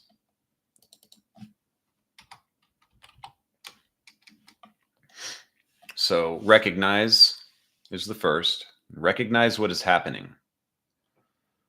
Recognize what you are most aware of.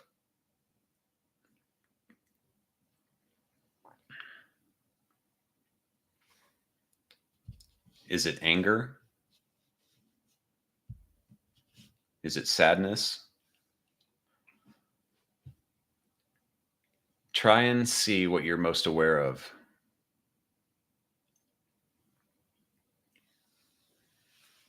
You can name it if you would like, even say it out loud. We won't hear you. But the first step is to simply recognize it. Like before, you're watching your thought here. Only it's localized, very specific.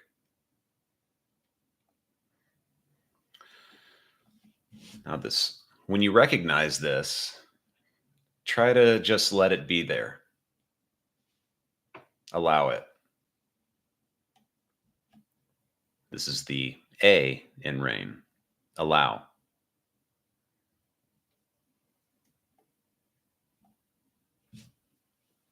Allowing is giving it that space I talked about.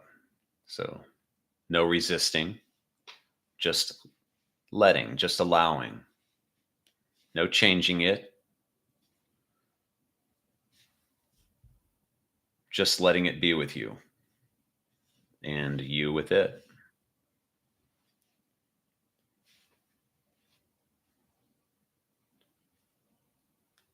If it helps, tell yourself it is okay to allow this feeling.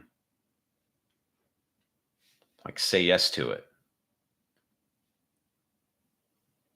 Right now. Right here.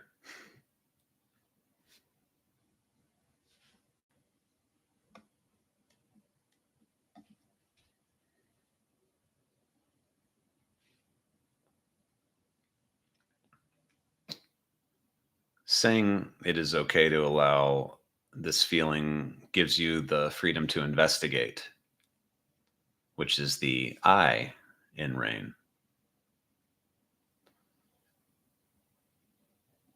With a curious detective approach, observe where you are feeling this in your body, this reaction, this feeling.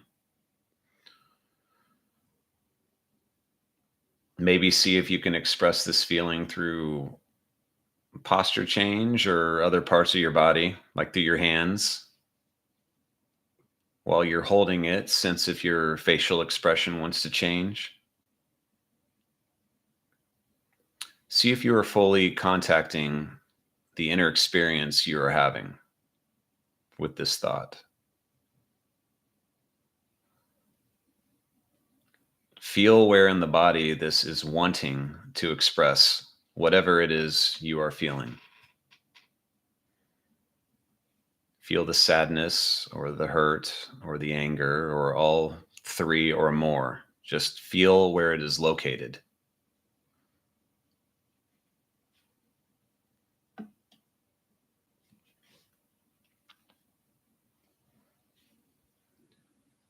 Now consider asking the question, what story am I believing about myself regarding this? Is it a doomsday thought like, am I going to fail? I won't be good enough. Nobody loves me. I am all alone. What am I believing? Observe the feelings that go with it and see how they might get bigger when you are believing this belief.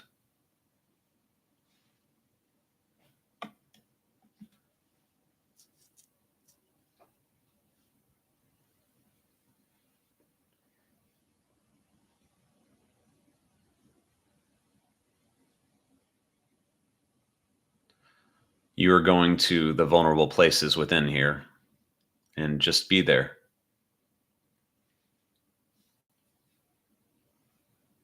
Try to consider asking this area, what do you need? What can I help?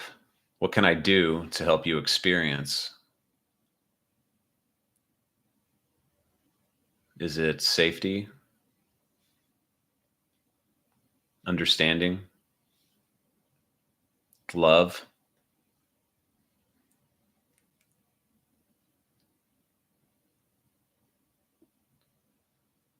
What would be most healing?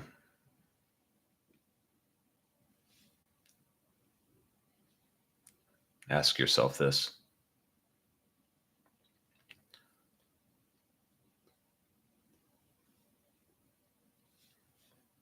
And try to listen to it.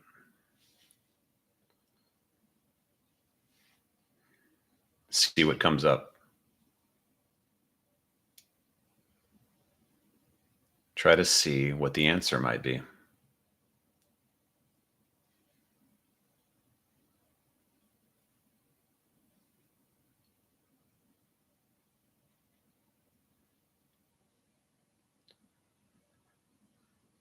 It might help to take your hand and place it on your heart.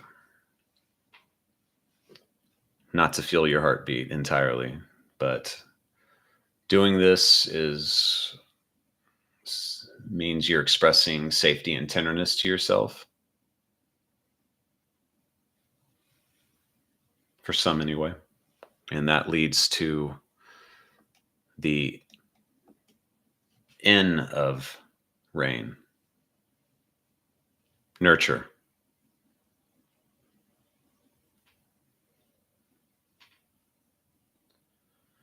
So after recognizing and investigating, you create a space to allow, and now it's time to nurture.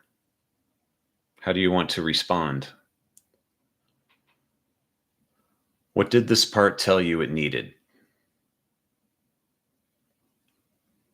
Offer your love and care to where this is needed. Allow your presence to be with this part of you.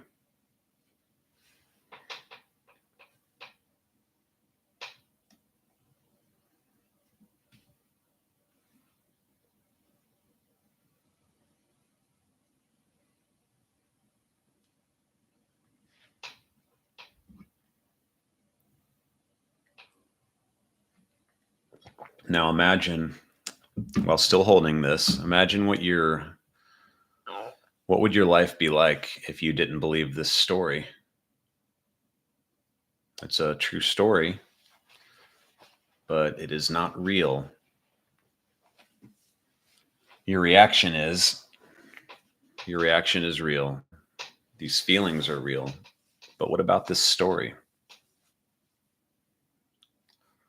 What would your life be like if you didn't believe it right now?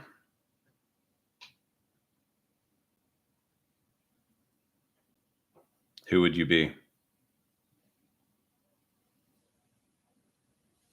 Just stay in this space for a bit and try to focus on what I mentioned.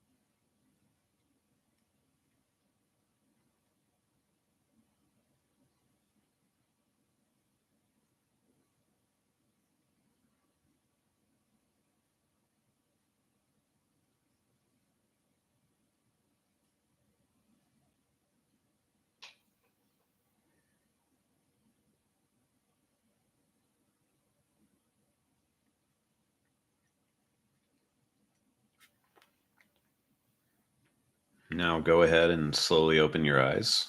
Bring your attention back to us,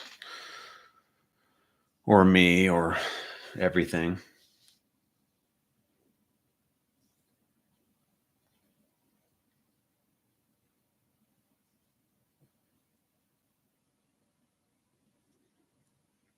Now, this is how we change, guys. This is letting go and letting things be. Maybe not in 90 seconds, but we have time. The stuff that we have in us already that take hold, they require a lot more work. If they didn't, then we wouldn't have an entire giant field of psychology and psychiatry.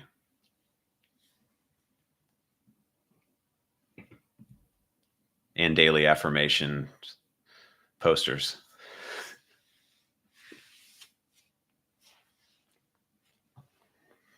In concluding, though, of this whole thing, that's one practice. It's there's a few really right there. You know, we're emotional beings, guys. It is what we do. And there's way more emotions than what I even covered, obviously. These practices can help, I think. These are the things that get in the way of going with the flow. If we want to go fully in the flow, we let everything come and go.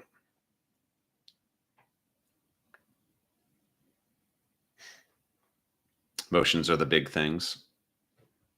Stress is the continual biggest thing, probably.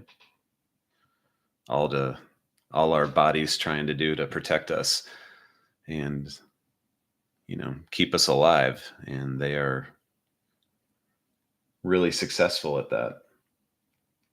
I mean, crap, somebody can live a mainly stressful life and still live to be 80 to 90. I don't know if the quality of living is what they wanted, but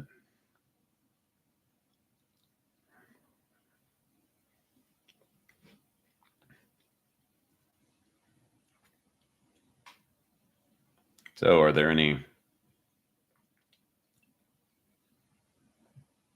anyone want to share if they did that practice, what happened on text, difficulties, questions?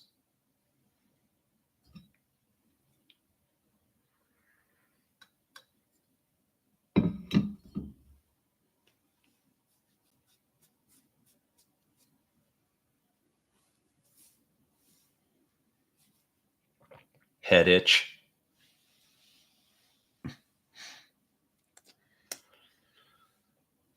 In doing a rain practice, it's very, some of them are almost instantaneous. For example, when I said that I kind of always for years have done something similar. I didn't know it as an acronym that I used, but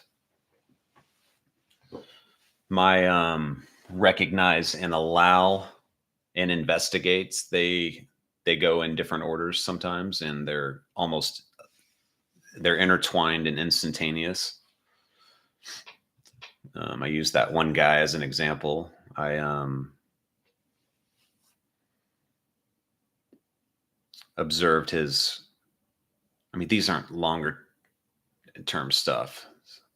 So in bringing up past stuff, I would really investigate. I would, once I really understood and felt the mind kind of body cycle, I'd realize that, you know, if I thought about something and my body's reacting, I'm ruminating, again, that word, but the investigating or reflection a lot of times could be used as that word in a way.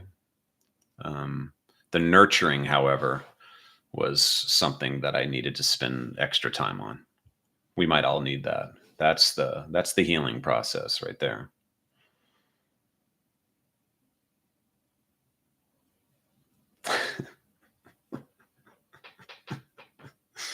Yeah, knocking somebody out probably isn't what the heart needs.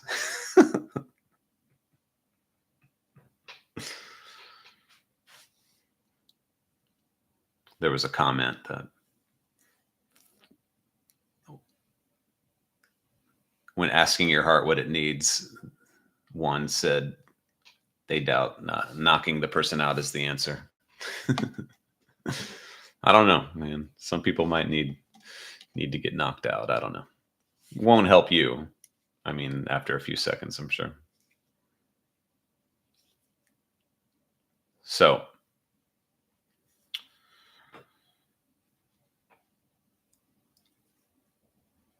a day in the flow of life. Well, let me do a quick review early. Let me see. No, I'm going to go straight to this. So how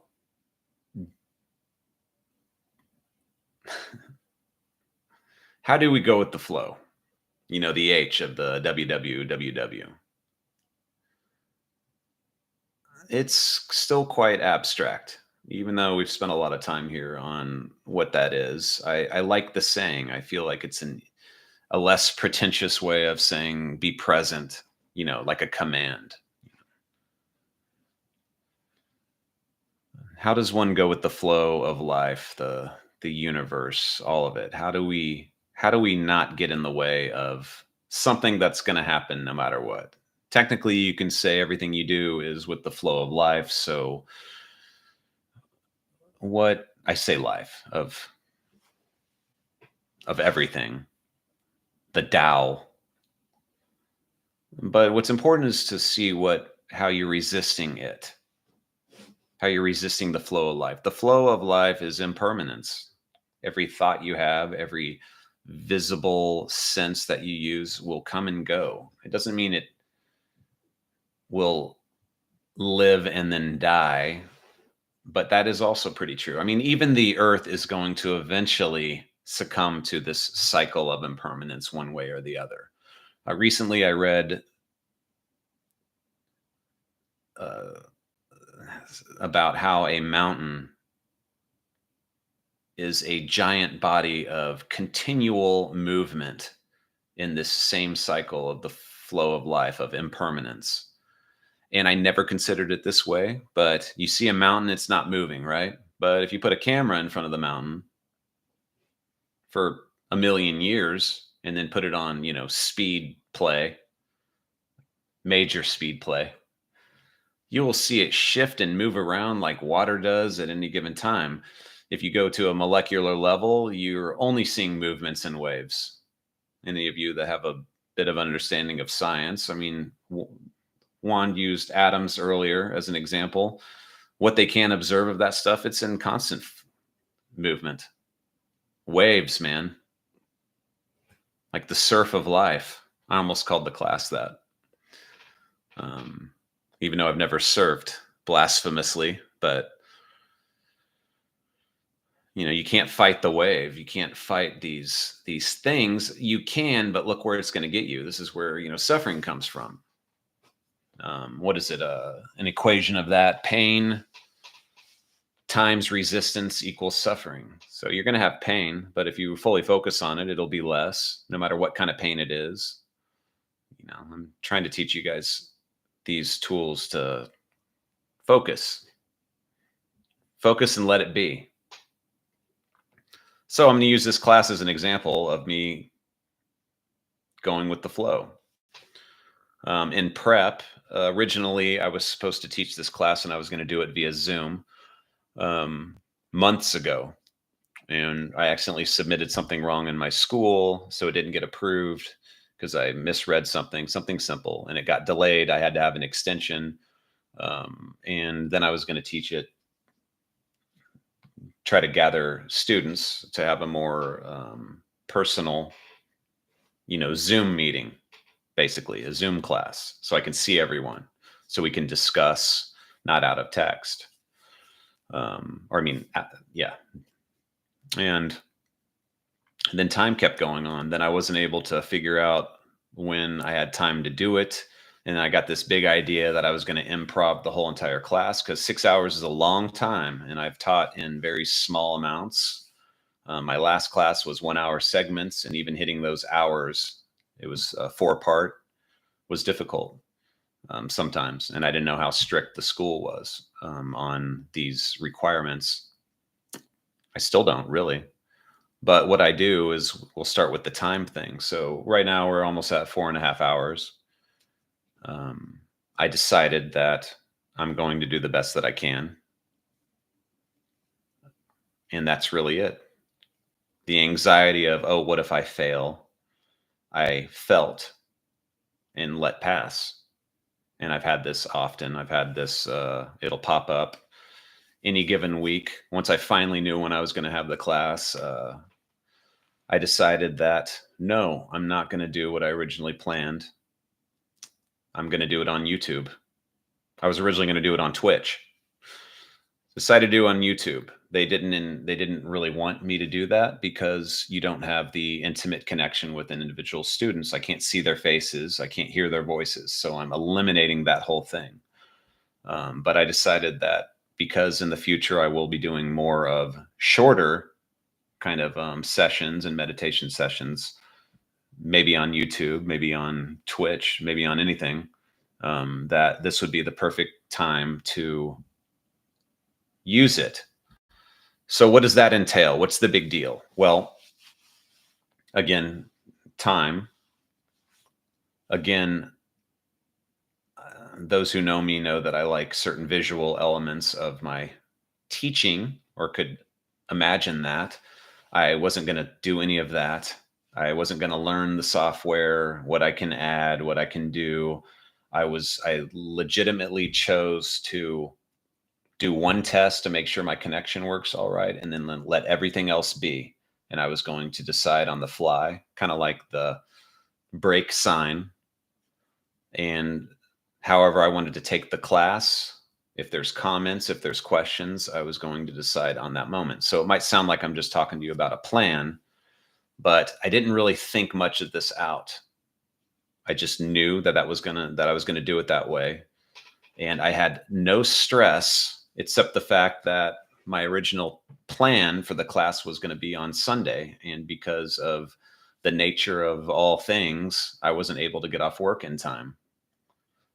I did have a moment, maybe about 5 minutes of reactionary anger, but I felt it. I let it pass. I continued on. And the next plan was for Tuesday. So during this class, I had a bit of a script, as you've probably noticed. A lot of it was improv, though. I had titles that I wanted to cover. We still have another thing to go through. Briefly, I think. It might be more difficult. I haven't decided yet. But the next part was, in choosing to do it this way, I was concerned that if anyone actually chose to spend this amount of time with me teaching, that it might be wasting their time. I had certain senses of stress of that I won't be sufficient, that I won't make the time limit, that I'd ramble and be unorganized, which is kind of how I am anyway. But most importantly, that I'd be wasting your time. And that was a major thing. And each time that I noticed that throughout today, I recognized the thought, even if I was talking to you, I observed it. Sometimes I thanked it for being there to protect me, and I let it pass. Just let it go. And guess what? It's gone. Each time it's gone. I felt if my body had any kind of reaction to it. I don't think I did, which is good. And as I was continuing on each one of these, I tried to just focus on what I was trying to say, make any decisions that came up, and apply them. Obviously, I didn't exactly do a body scan while I was giving a body scan guided meditation because I was choosing to do it at that time.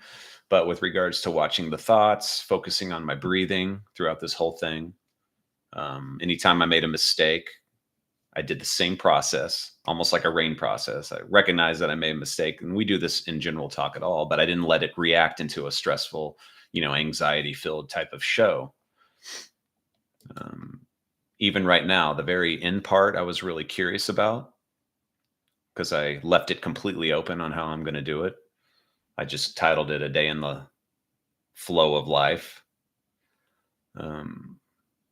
But all these tools that I've gone over can be used at any given time. It's being aware of what's going on within you and in your brain, and letting life live you, really.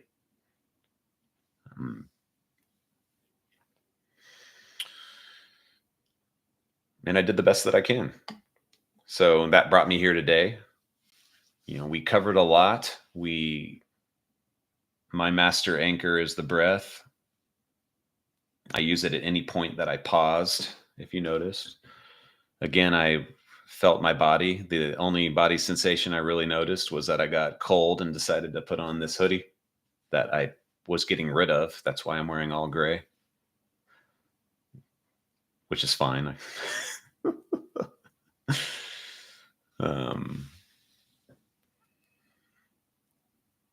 And that's what happened here. And I love it. I just watched my brain anytime it tried to get in the way of what I'm doing here. In other words, I had to be open with whatever would come. So this isn't the exact end of the class, but I'm going to preemptively thank you all for being here. It's my final requirement for school. Even right now, I'm trying to think, oh my gosh, it's going to be over. And I want to get, I can feel my body preemptively get super excited. But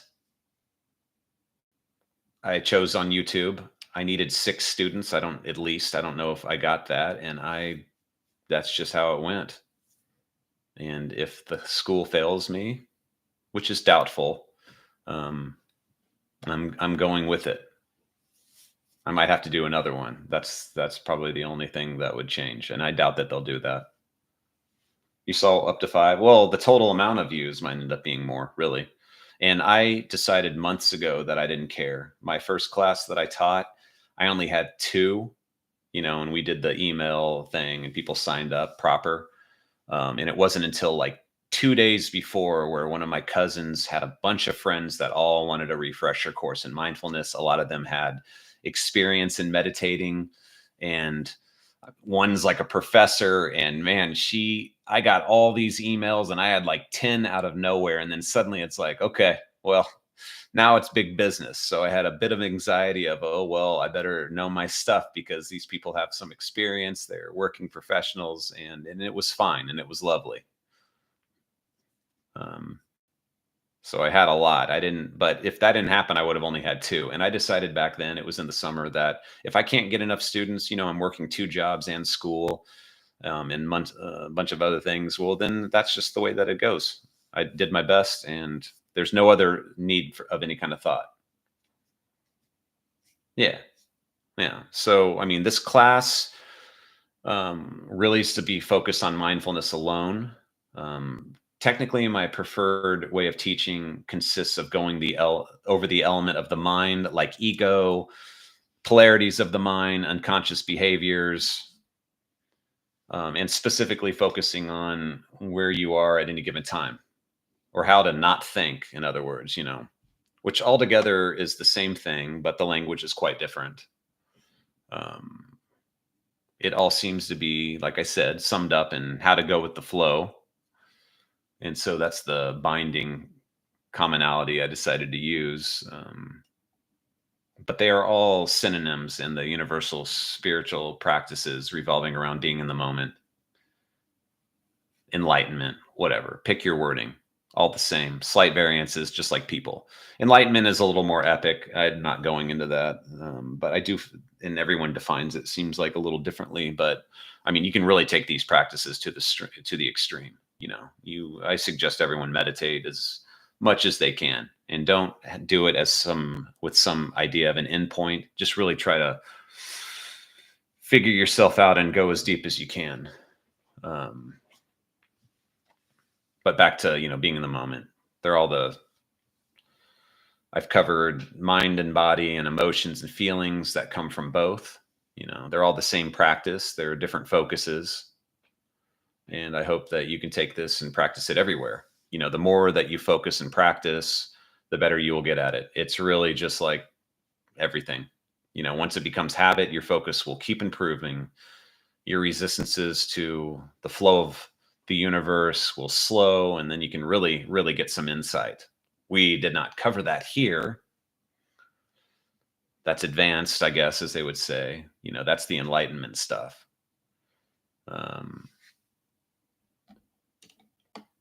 And that's really that. But I think that we'll do a final meditation that'll be pretty long. We have some time here, and I probably will end it early because of my rebellious nature of consciously deciding that there is no time, and I only ended it on the present moment, which is the only moment that ever existed. But let's go over how to apply this practice to our day-to-day lives. A day in the life. And if you want to participate, I'd super appreciate it. No obligation. Again, it's different on text. If I just say, hey, tell me what the answer is for you. But I did this in my other class, and I think we can do that here. And then we can really take it to different subjects if you want. If you guys have any questions after I'm done with this part, ask away, even on subjects. A couple of you know that I can talk about everything for a long time, and I welcome the questions like big time. So, all right. What I'm going to do is start from wake up using basic examples we may or may not do, and how we can really do them. So I'll ask for individual things you all do and how you think you can do them more mindfully. Hopefully we can rotate if there's more than, just you, Wand, but you don't have to share if you don't want to. I mean, it's just an example of how to mindfully or fully focus on everything through the day. So day-to-day's application. In my case, I wake up to an alarm. It's really difficult for me to sleep in, but it's also really difficult for me to wake up around the same time, especially with time change. So the alarm goes on. It's hardest right when you wake up, I think, to be mindful, except in dramatic emotional response. So the alarm goes up and we're in low mind. So that's why I hate the snooze button, but oftentimes I'll hit the snooze button one time. Lately, I've been doing it more, but one time. Now, there's no benefit of hitting the snooze button. It's just our savior when we're at low mind, right when we wake up. No, Wand, we're sharing parts of our day where we can apply, mindfulness. So, not really better or worse, but just to be more mindful of. So I hit the snooze button. I'm working on not ever doing that. It's just the alarm goes off, and I try to wake up enough to embody what thought tries to pop up to command my action to hit snooze. I don't know if this is the best example now. But it's making a choice and focusing. I want to get up, then I get up. You wake up, you go to the restroom, things that you don't really pay attention to, but you're going to do it. The idea is I go in, I fully pay attention to each and every step of this whole thing. Now I'm going to use the restroom. Maybe I'm going to brush my teeth, whatever you might do. Maybe I'm going to shower. Shower has all sorts of wondrous feelings you can really, really focus on and try to focus. You start your day as a mindful meditation. You are focusing on that activity as you're doing it. Again, right when you wake up, it's kind of difficult. There's lots of things to do to kind of get alert fast, but many of us can fail on that. A next thing that could happen is you decide if you're going to have breakfast, if you're one of those breakfast people. If you have kids, you need to wake up. You got dogs you need to take out. So if you want, Wand or Chad. Hey, Chad. Hey, Wand, you actually met Chad on one of my streams once upon a time. But how do you guys think that you can apply mindfulness in every step of the way of your days? How about we do it that way? If you would care to share. No, that was Russ. Chad was next to me, and we talked about stuff. And maybe you weren't there that day.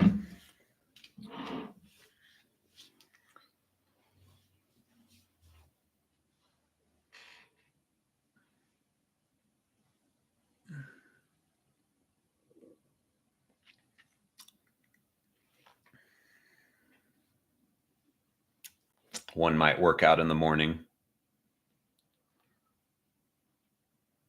or want to work out and not succeed in that. Chad is much more muscled than me. That is correct.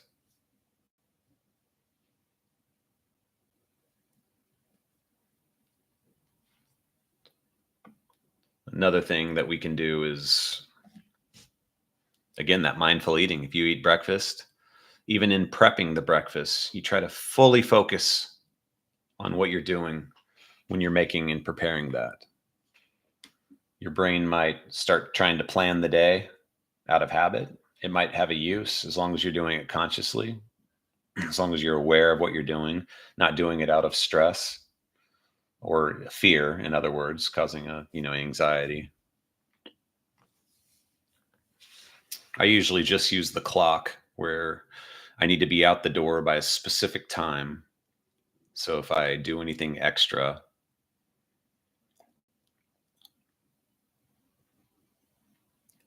somebody in my last class, she said she was notorious late and she would always try to push her time by making coffee.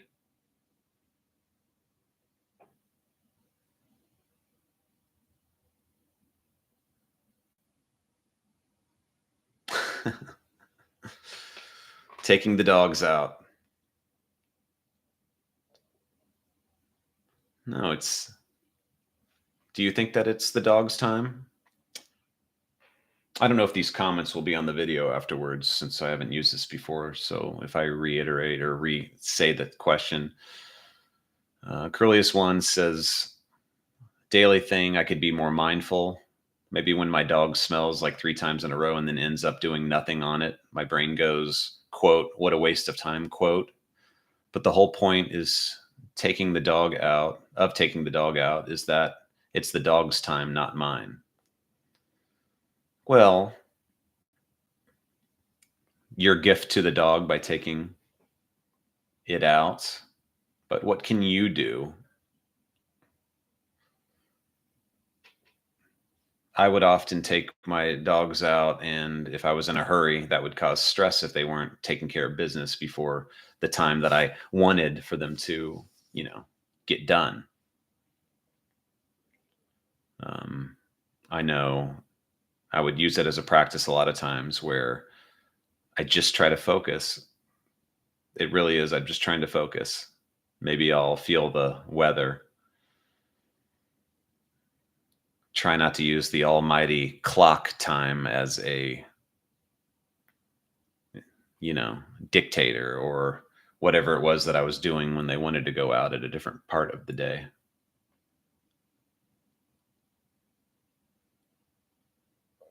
Well, that's up to you. One asked maybe I should take them even earlier out or try learning their favorite spot. I mean, they're dogs. You're not going to be able to embody their brains probably. But I mean, if you're in a hurry, then a good plan, of course, is to take them out earlier. But if you don't, even if, let's say, you're running late on time, it's not going to speed up any of it. Going with the flow is just recognizing that you're feeling that anxiety and feel it. Like, just, again, let it pass. It's redundant, me saying this over and over again for this many hours, but this is the stress that I'm feeling, whether it's the reason that is necessary or not. This is what you're feeling in that moment. And you got to let it go. And with practice, you might not have any of it. Maybe through pre-planning, of course. Well, it's everyday things if you haven't thought about it. It's more to recognize the internal conflict. No matter how small the thing is, we do it all the time. I used to use an example of you ever vacuumed a room and you accidentally unplugged the vacuum and then got mad because you unplugged it? Seems like a lot of people have done this. I know I did one time, and it made me laugh so hard. I got really mad that I pulled the plug on vacuuming. And so that was me having a reaction, an emotional reaction to a vacuum cleaner. It's a long time ago. It's when I lived with Chad. So over 10 years ago. And I just thought it was so funny that I had a reaction to something so small and trivial, but maybe everything's small and trivial. Walked over, either plugged it in the same place or at a place that gave me more range, and then continued on. But I legitimately got mad at, an object. And in our brains, everything's that. It's just easier to personalize it if it's another person or a dog, I guess. If the dog, pees inside your house or because it didn't want to wait or whatever, we might have a reaction to it, wanting to get in trouble, thinking that we're right and it's wrong. And there is some obviously training that isn't involved, but you don't have to have a conflict of it. You make a decision. Okay, I'm going to clean it up or I'm not going to clean it up. I'm going to punish the dog or not punish the dog. I'm going to still take out the dog. I'm going to not take out the dog because now it's done. It's a little different in training somebody, but we're training ourselves. So it's the reaction that is important to catch. At a bottom line, something happened that we, didn't want to happen. Everything to me seems to revolve around, want, clinging, desire. Desire seems like a more sexualized word, but desire. I desired the dog not to pee in the house. And boy, did we have a problem with that at my last house, as I might have mentioned. Maybe I didn't, because it's been the last 3 years that it got so bad. So every passing moment is a chance to really practice this kind of focus.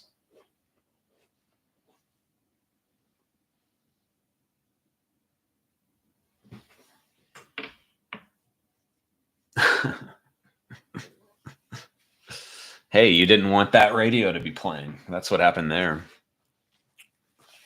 How do you think that you could, if a similar thing,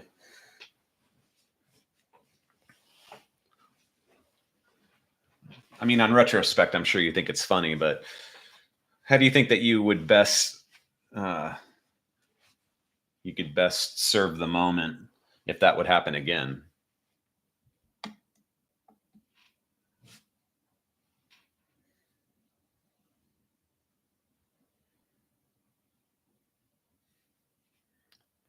I'll keep on while we have delays potentially in writing.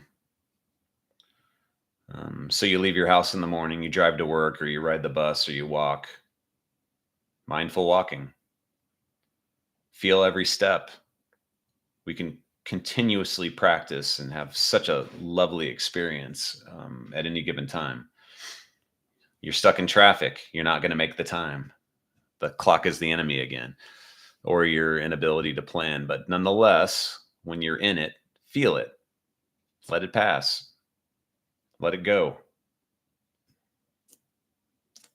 I used to not have, I guess I still don't. I don't have the clock set. It's kind of hard with cell phones now, but I didn't have the clock set right in my vehicle because once I left for work, no matter what, I was still going to get to work almost at the same time. So I didn't want any additional thing to make me potentially stress. That was again, like a diversion, but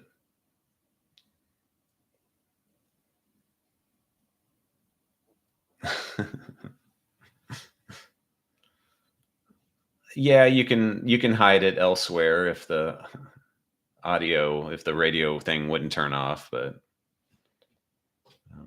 again, I was asking more, what process do you think would help most serve that moment, most benefit you, since you got mad and tried to break the radio? I don't know if you got that mad.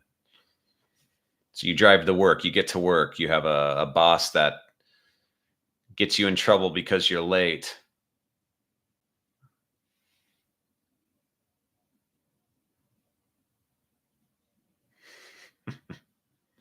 Well, that's psychology though, the why you got angry. It's more the how to let that anger go is what we're doing here. It's a good example though. Something happened you didn't want to happen. I almost did this whole class on want and use that as the anchoring, or not the anchoring, the the glue that binds it all together.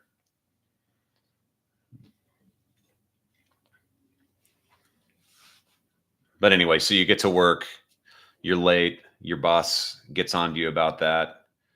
The same thing's still happening out, and it's important just to be aware of how you're accepting this situation. All this has to do with stopping the cycle of emotional, physical and mental suffering that can happen from this. That's really it. I mean, we can keep on going about any example known to man.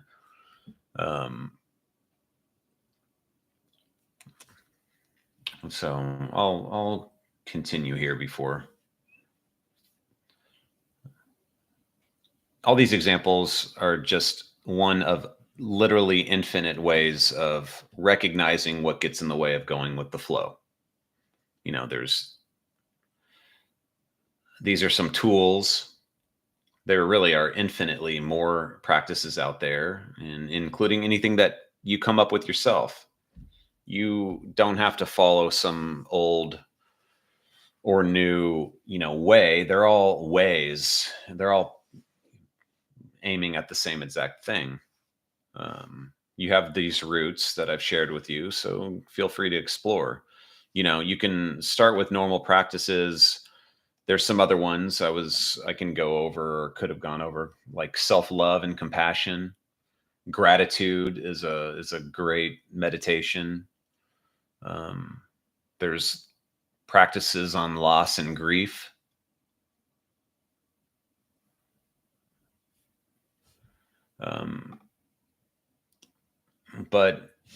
There's many, many more. I'd prefer as a teacher to be more of a pointer and hope you as a student explore for yourself. I don't like giving too many concepts because they are in the brain. More thoughts. I don't want to give too many answers, really, for the same reasons. Some other practices that are more physical, meditations like yoga, Tai Chi, how's it pronounced? Qigong, Qigong, whatever it is, and walking meditation. If we took any more breaks, I would have had you do that.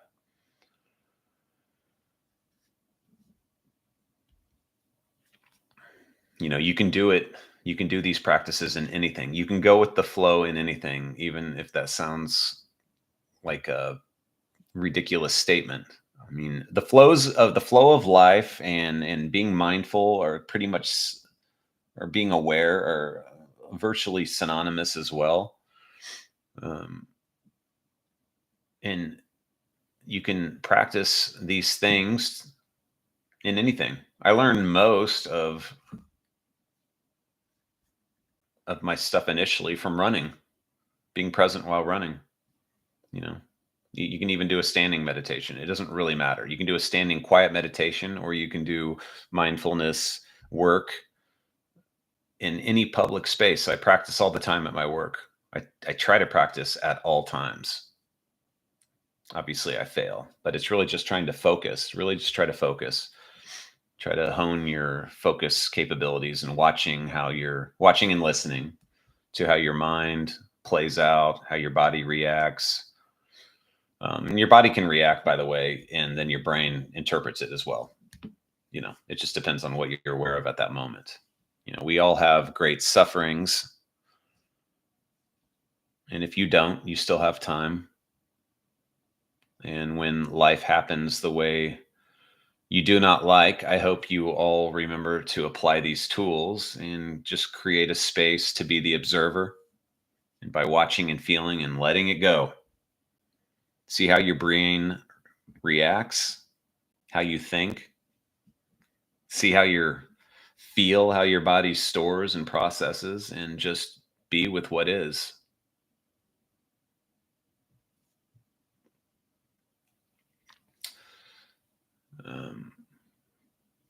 Wanda asks, I'm guessing the mindful answer would be to stop trying to figure out why something is going wrong. Well, you can always spend time on that, but you're still in this moment reacting. If something happens, we're looking for answers. In psychology, we're trying to maybe figure out why we act a certain way or not. And that's fine. That has its place. We all have a little bit in us, I think. But I think what's important, or at least what I'm sharing with you here, is that as these things happen, in this moment, this is what is happening. Not why, but I guess, or how, but recognizing that this is happening. That 90 seconds rule.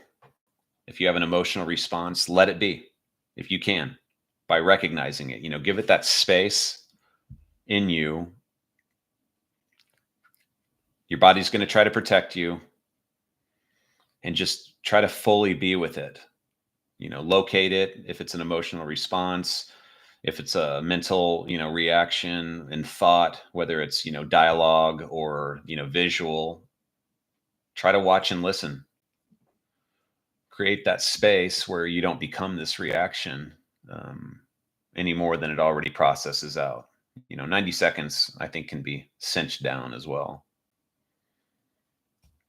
It's kind of a vicious cycle. It can be.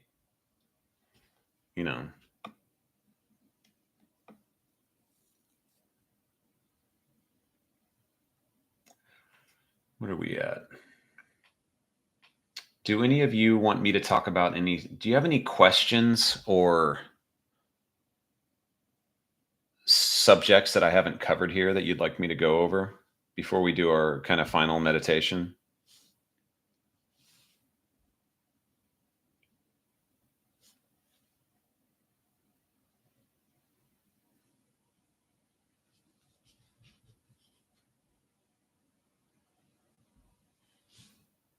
I'm Open for shop. This last meditation is going to be long. My mentor said that I would have no problem with time the way I talk. And she was right. I mean, I'm an hour early, but I also did one long meditation. That's time, I guess. Well, mention the topic, Wand. Maybe I'll apply it a little differently in framing, if you don't mind.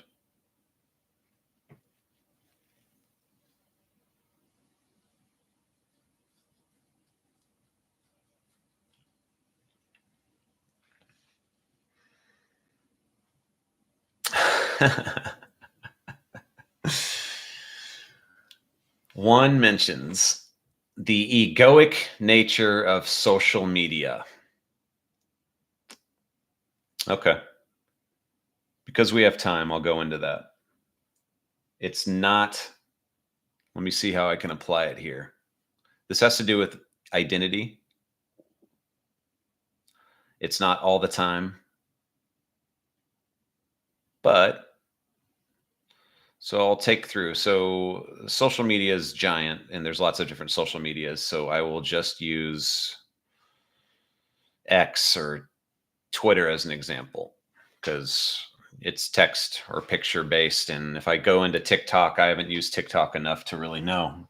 You know, there's entertainment in short clips in TikTok. That's about all I know about it. So in social media, I'm either reading other people's stuff. Sometimes it's just news posts. I'm not talking about those. I'm talking about people sharing their own stuff. There's a way to share, and there's also a way to build identity, and they can be the same thing. I might share, which I will on Facebook, a song, mainly so I don't forget the song. It's kind of a bookmarking way that I use Facebook.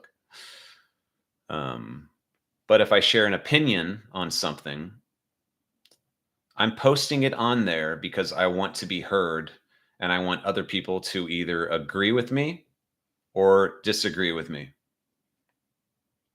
Now, I might not know this is the reason that I'm putting it on there, but I'm basically adding something that has to do with my own identity that is wanting on an unconscious level, maybe subconscious, depending on your terminology, that is wanting to be reinforced or fought with. So I'll use an example of, I want something pretty harmless here.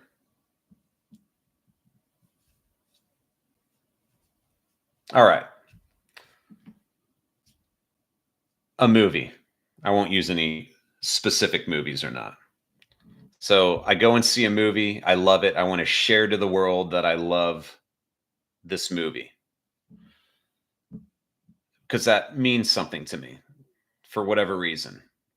It's easier to use a more hard thing like politics, but I'm not going to. So no, I'll use a movie like Cats. So I love the movie Cats. I don't know why I love it. I'm not going to get into that. So I watched it the other day.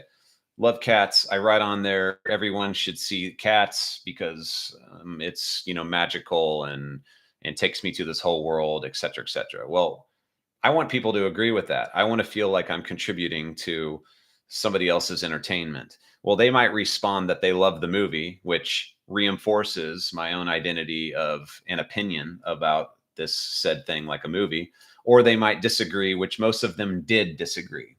Now, there's a way to have debate and like intellectual debate and an argument that doesn't include identity, but most of the time it does. So somebody now is opposing what I just put up there. They're saying that I'm wrong and that they are right. So see, there's a polarity going on here. There's now an othering of me or a reinforcement of me. And that's why it's egoic. So I have this identity where I like a movie, I post it on Facebook or X, I mean, and then other people like it or they don't like it. And in either one of those charges is going to build my identity, even if they decline it. So again, this is sometimes easy to say, but not that easy right now. The point being is that if you're going to share something, there should, in my opinion, there should be no expectation, and it should not have anything of yourself infused into it. So it's still harmless if I say I like this movie, but it becomes egoic if somebody opposes or agrees or likes or dislikes. And social media continuously goes through this cycle, the flow of life, on whether you can build up an identity based on being cool, liking cool things, getting the most people as possible to agree with whatever is your opinion on anything, or gets you all fired up because it's a threat because they oppose it. So inherently, there's nothing wrong with anything that I'm mentioning. Social networks have a major use.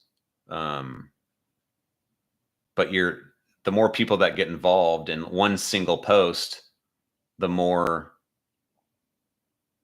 really the more suffering that can happen. There's the way that social media is in general now with the trolls and haters is not even for a second surprising to me, because it follows this same type of thing, and it eliminates all the human experience of sharing with somebody in real life.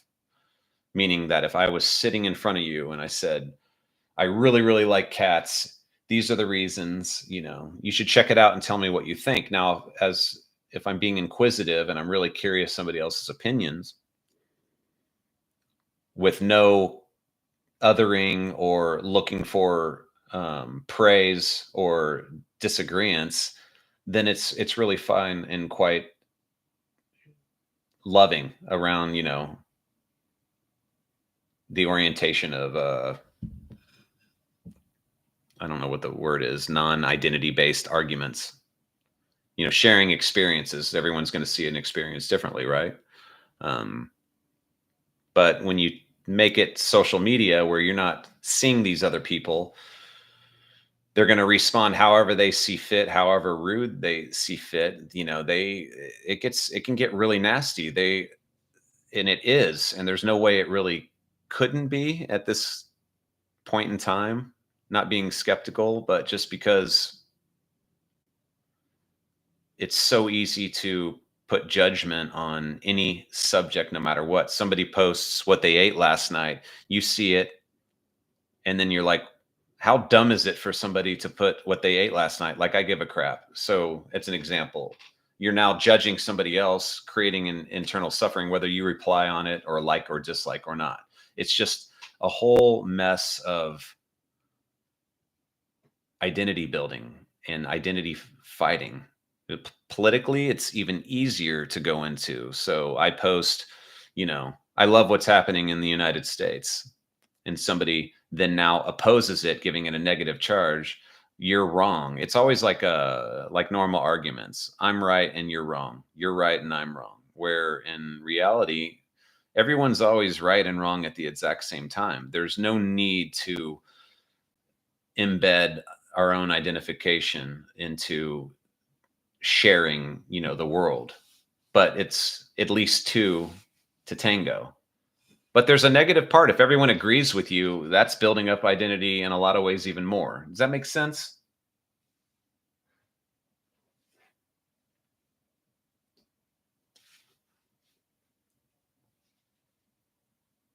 Yeah.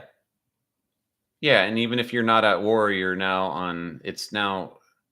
but again, it's still also not really good or bad. It all depends on the individual and where they're at. So anytime that I do post something, I don't really ever use X forever. I mean, I used it on the project just for times. Maybe I'd put something up there that's funny. I don't care if anyone laughs, but I'm also not posting something, you know, as a investment. I have, of course I have. It's just, and it's not to say that it shouldn't exist. It's just really the individual needs to really focus when they're doing that on what they're doing and why they're doing it. If it's to put others down, if it's to judge other people, I'm not being righteous, you know, here. I'm just saying, like, they have to understand their own intent, and what the, you know, what the intent of that would be.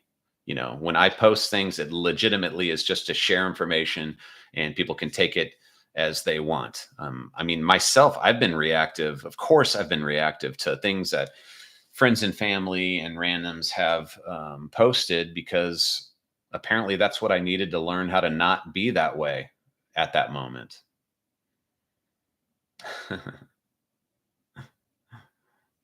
Yeah, they won't know that. I look quite a bit different than then. Yeah, I used to have a beard during COVID. Hi, Celia. So that was a bit of a rant and ramble on social networks in general. I think what the most important thing is that if somebody's going to participate, it's extremely difficult to not judge. And I'm not saying that judging is a bad thing, but to apply like a mindful state of mind, it's really difficult because it's just constant opinions. It's really hard to not do it. I have had a practice every 6 months. I will get on certain social networks. I will look at certain people and see how I react, and try to be with these reactions, and to see how my own identity tries to come out to play, with the rule of not responding. I generally will write in comments complaints about people complaining, which is kind of funny. Especially when it has to do with entertainment. Like, I have a thought that if you're going to spend time by choice to watch or do something that's entertainment, why not just like it going in? You know, people go to movies with like this expectation and like almost planning to not like something. Like, they expect it to be like this, exactly this way, you know, Control, and then it doesn't do that, and then they are, oh, they were right. You know, there's more identity. This is just the nature of all really communication. It's just so fragmented in something like Twitter and these other things. But it's to the individual. Where are they at? You know, are they doing things out of not othering people, out of love, no expectation? Then it's fine. You know, it's like giving a family member a picture of your kids. You know, it can be like that in real life and online. And what suffering is going to be caused from that? I don't know. I can talk about this one subject forever. I realize I probably should have organized my thoughts a little more. But any other subjects? I apply mindfulness if I read any kind of comments, and I prefer generally not to, because quite frankly, I don't care about anyone's opinions about anything, really, unless I ask them directly, not some random, you know, buzz eater 646 that thinks that, you know, the newest Gladiator movie was a waste of his life and that they should give him money back. I just try to come up with a fast example.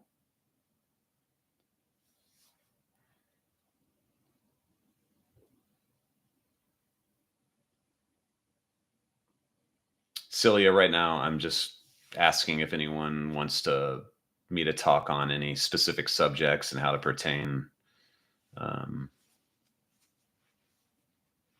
Being mindful, awareness too, going with the flow. And then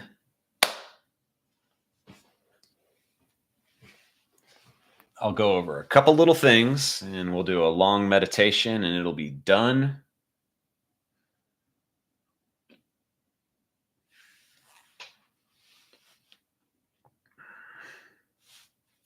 Now I'm getting hot.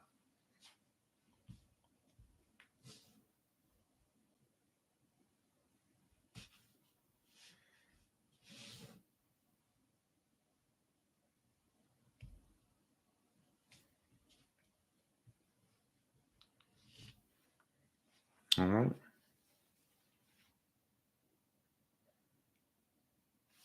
Practice, practice, practice. Chatty Chad says daily mindfulness is a spiritual practice that is easy to do, yet at the same time, it is not easy to do. Practice, practice, practice. And he is completely right. But here's the kicker. So if you're playing basketball, you want to get better, you got to practice, you got to play, but you can't do it at all times.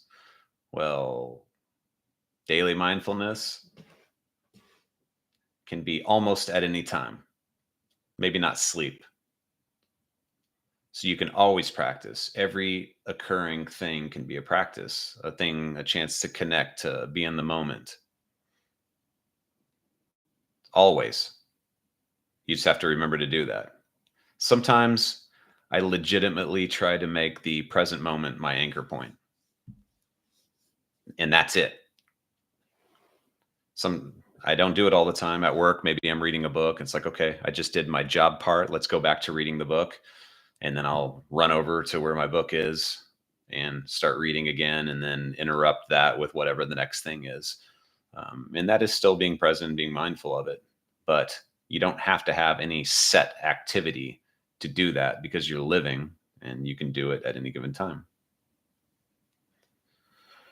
What about the idea of ending a day and judging whether it was good or bad? Even so, the actions that happened lack any actual morality in them. Like saying today is a good, bad, or bad day and reliving it. That is a good one. Well,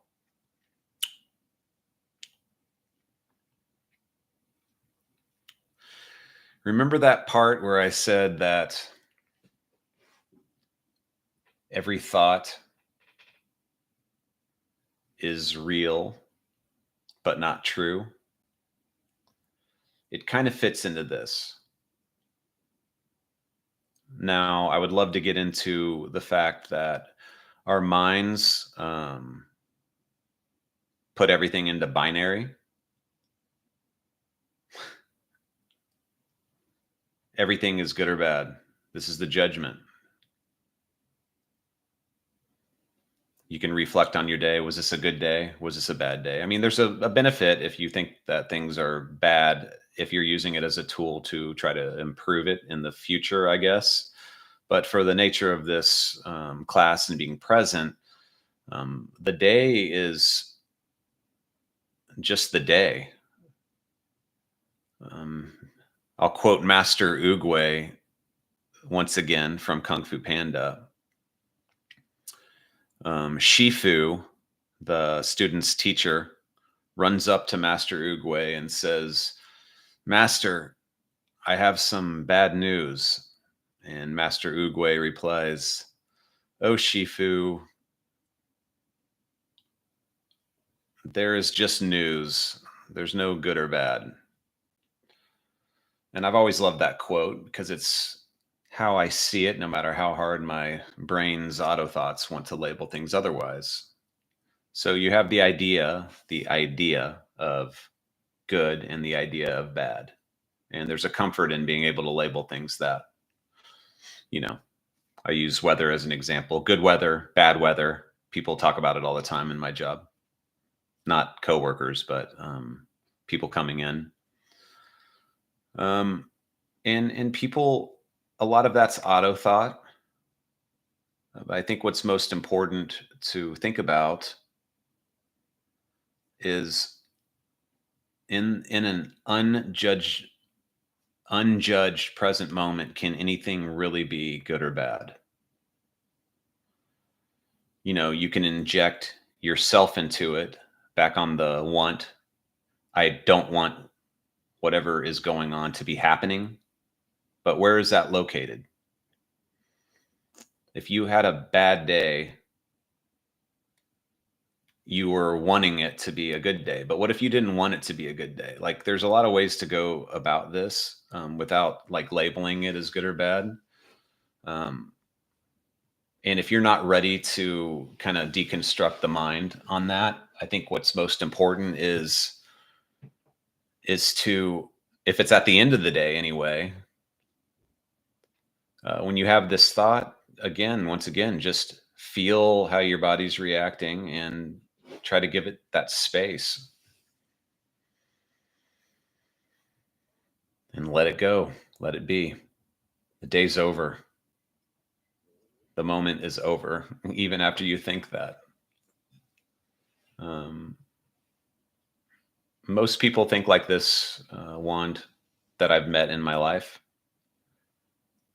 It's been a big struggle with me to communicate years ago that I didn't exactly see it that way. Made me feel isolated, but it also spurred me to try to be able to effectively share my thoughts on it. You know, it's almost like we are taught to think this way. I don't know for sure if it's because of English or how the origins of most languages are, but I believe that if we took away the words good and bad from our whole entire vocabulary or anything related, things would be much more how they really are, and they just are. And it doesn't mean a lot of it again goes into desire and want. If things happen at any given time that we don't want to happen, which of course is going to happen, maybe every single day. But if we take these things in stride and let our reactions, flow through us, then we don't have to carry them with us as they pass. Carry on doesn't cost that much, but the more luggage you bring, the more expensive it's going to be. Man, I'm going to have to remember that in the future.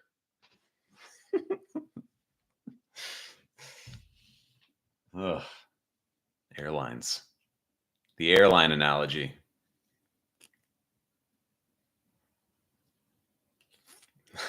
I don't know how to clip on YouTube.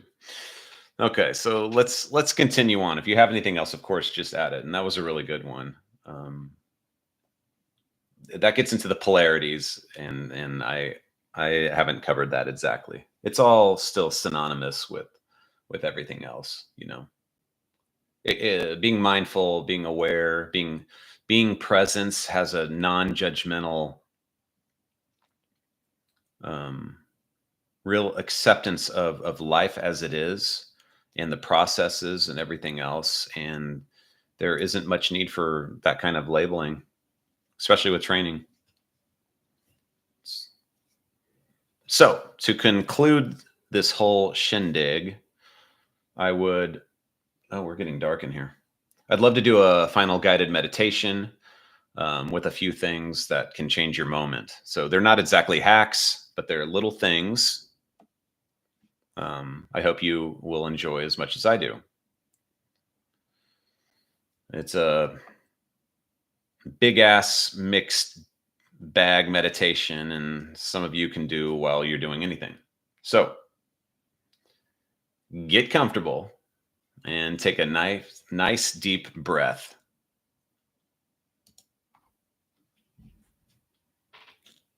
And close your eyes. Just breathe.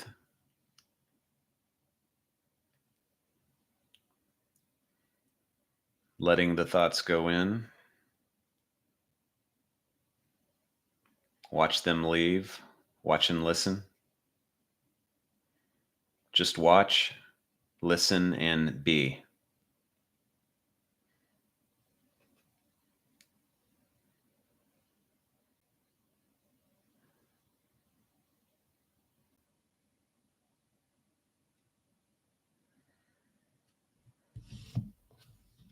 Now, as you breathe, try to be attentive to your eyebrows. Check and see if they're relaxed. Often in life, we emote directly with our eyebrows, even unconsciously. So I invite you to gently raise them, specifically in the midpoint, just a little bit, just to make sure you're not, what they call it, grimacing. During your day-to-days, try to notice if this area tightens, squeezes, strains, especially when you're agitated, stressed, anything, and just remind yourself to soften your brow. Plus, it helps with wrinkles, I hear.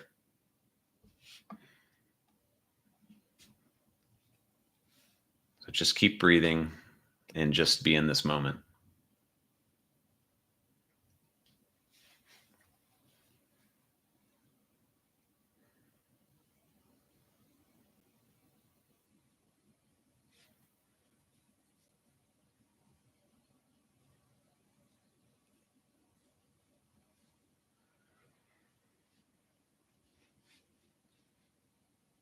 The next part is a welcoming and surrendering to life.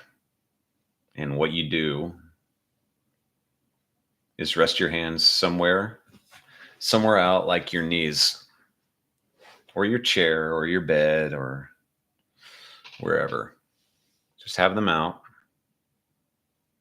almost like you're going to get a hug, and open up your palms facing up. It's kind of goofy,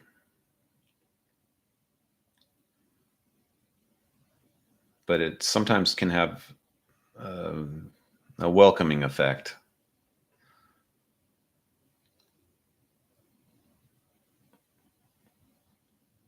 Let life live you. That's LLLY.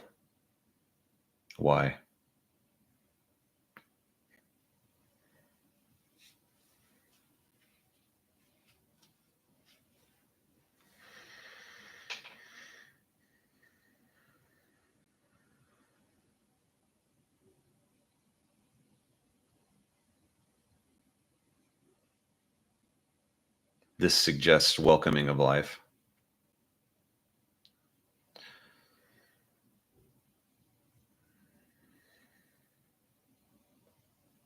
Now, let's go a bit deeper.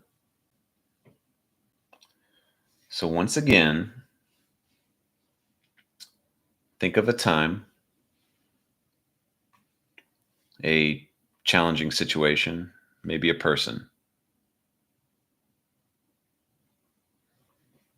As you're breathing,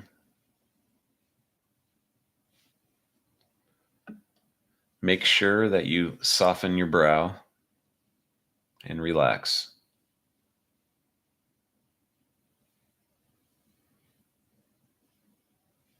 And while still holding this moment, gently smile and hold that smile.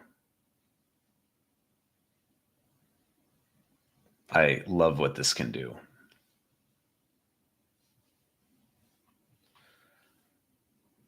Even if it's difficult, the point is that you're smiling at a difficult situation. When you smile, your mind often will react to that reaction or that emote the same way that the body reacts to thoughts. While holding that smile, go ahead and once again place your hand on your heart.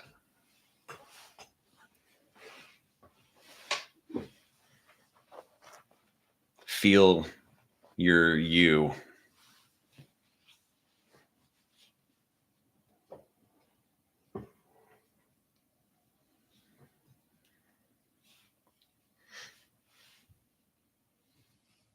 While keeping your hand on your heart, imagine yourself, however you can, like a mirror.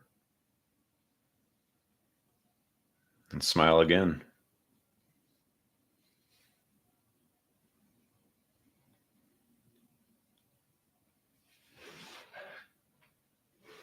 Thank yourself for being here and everything that was with it. Just be with everything. Feel it all. A smile can go a long way.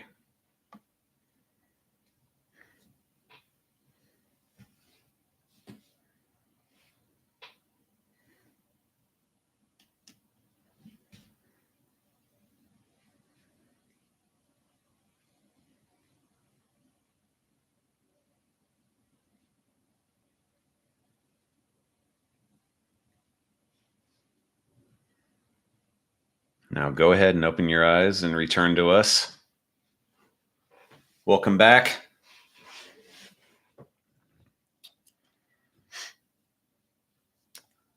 I want to once again thank you all for all of your time in this long class.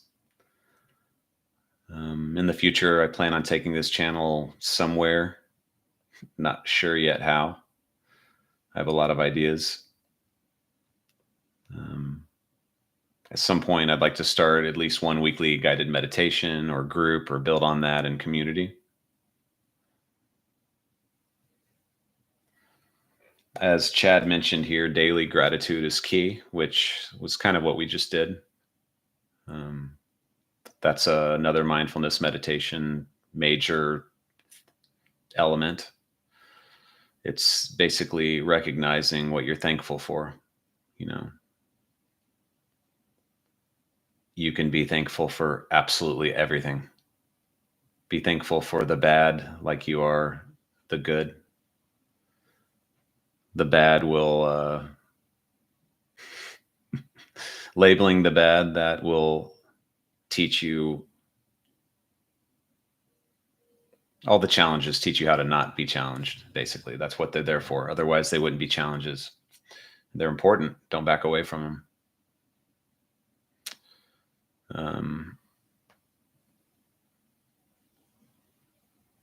Thank yourself for,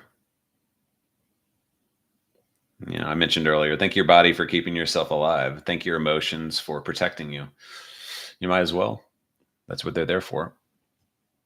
I don't want any of this to seem like it's in opposition, because it's not really in opposition of being present. It's not letting yourself become these reactions. And all things you can learn from me today, that is it. So, but anyway, regarding the channel, stay tuned. The name might change. The way I do these things, a lot of change in the wind, and that's life. That's the universe, the absolute of everything, change, impermanence, the cycles. Thank you all for being here.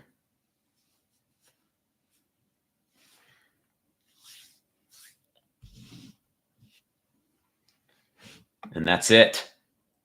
Class 2 down. You guys all have a great evening or day or moment. Have a great present. Have a great present moment. And if you do the holiday thing, happy holidays. What did I used to say, Wand? And hopefully I'll see you again in the present moment.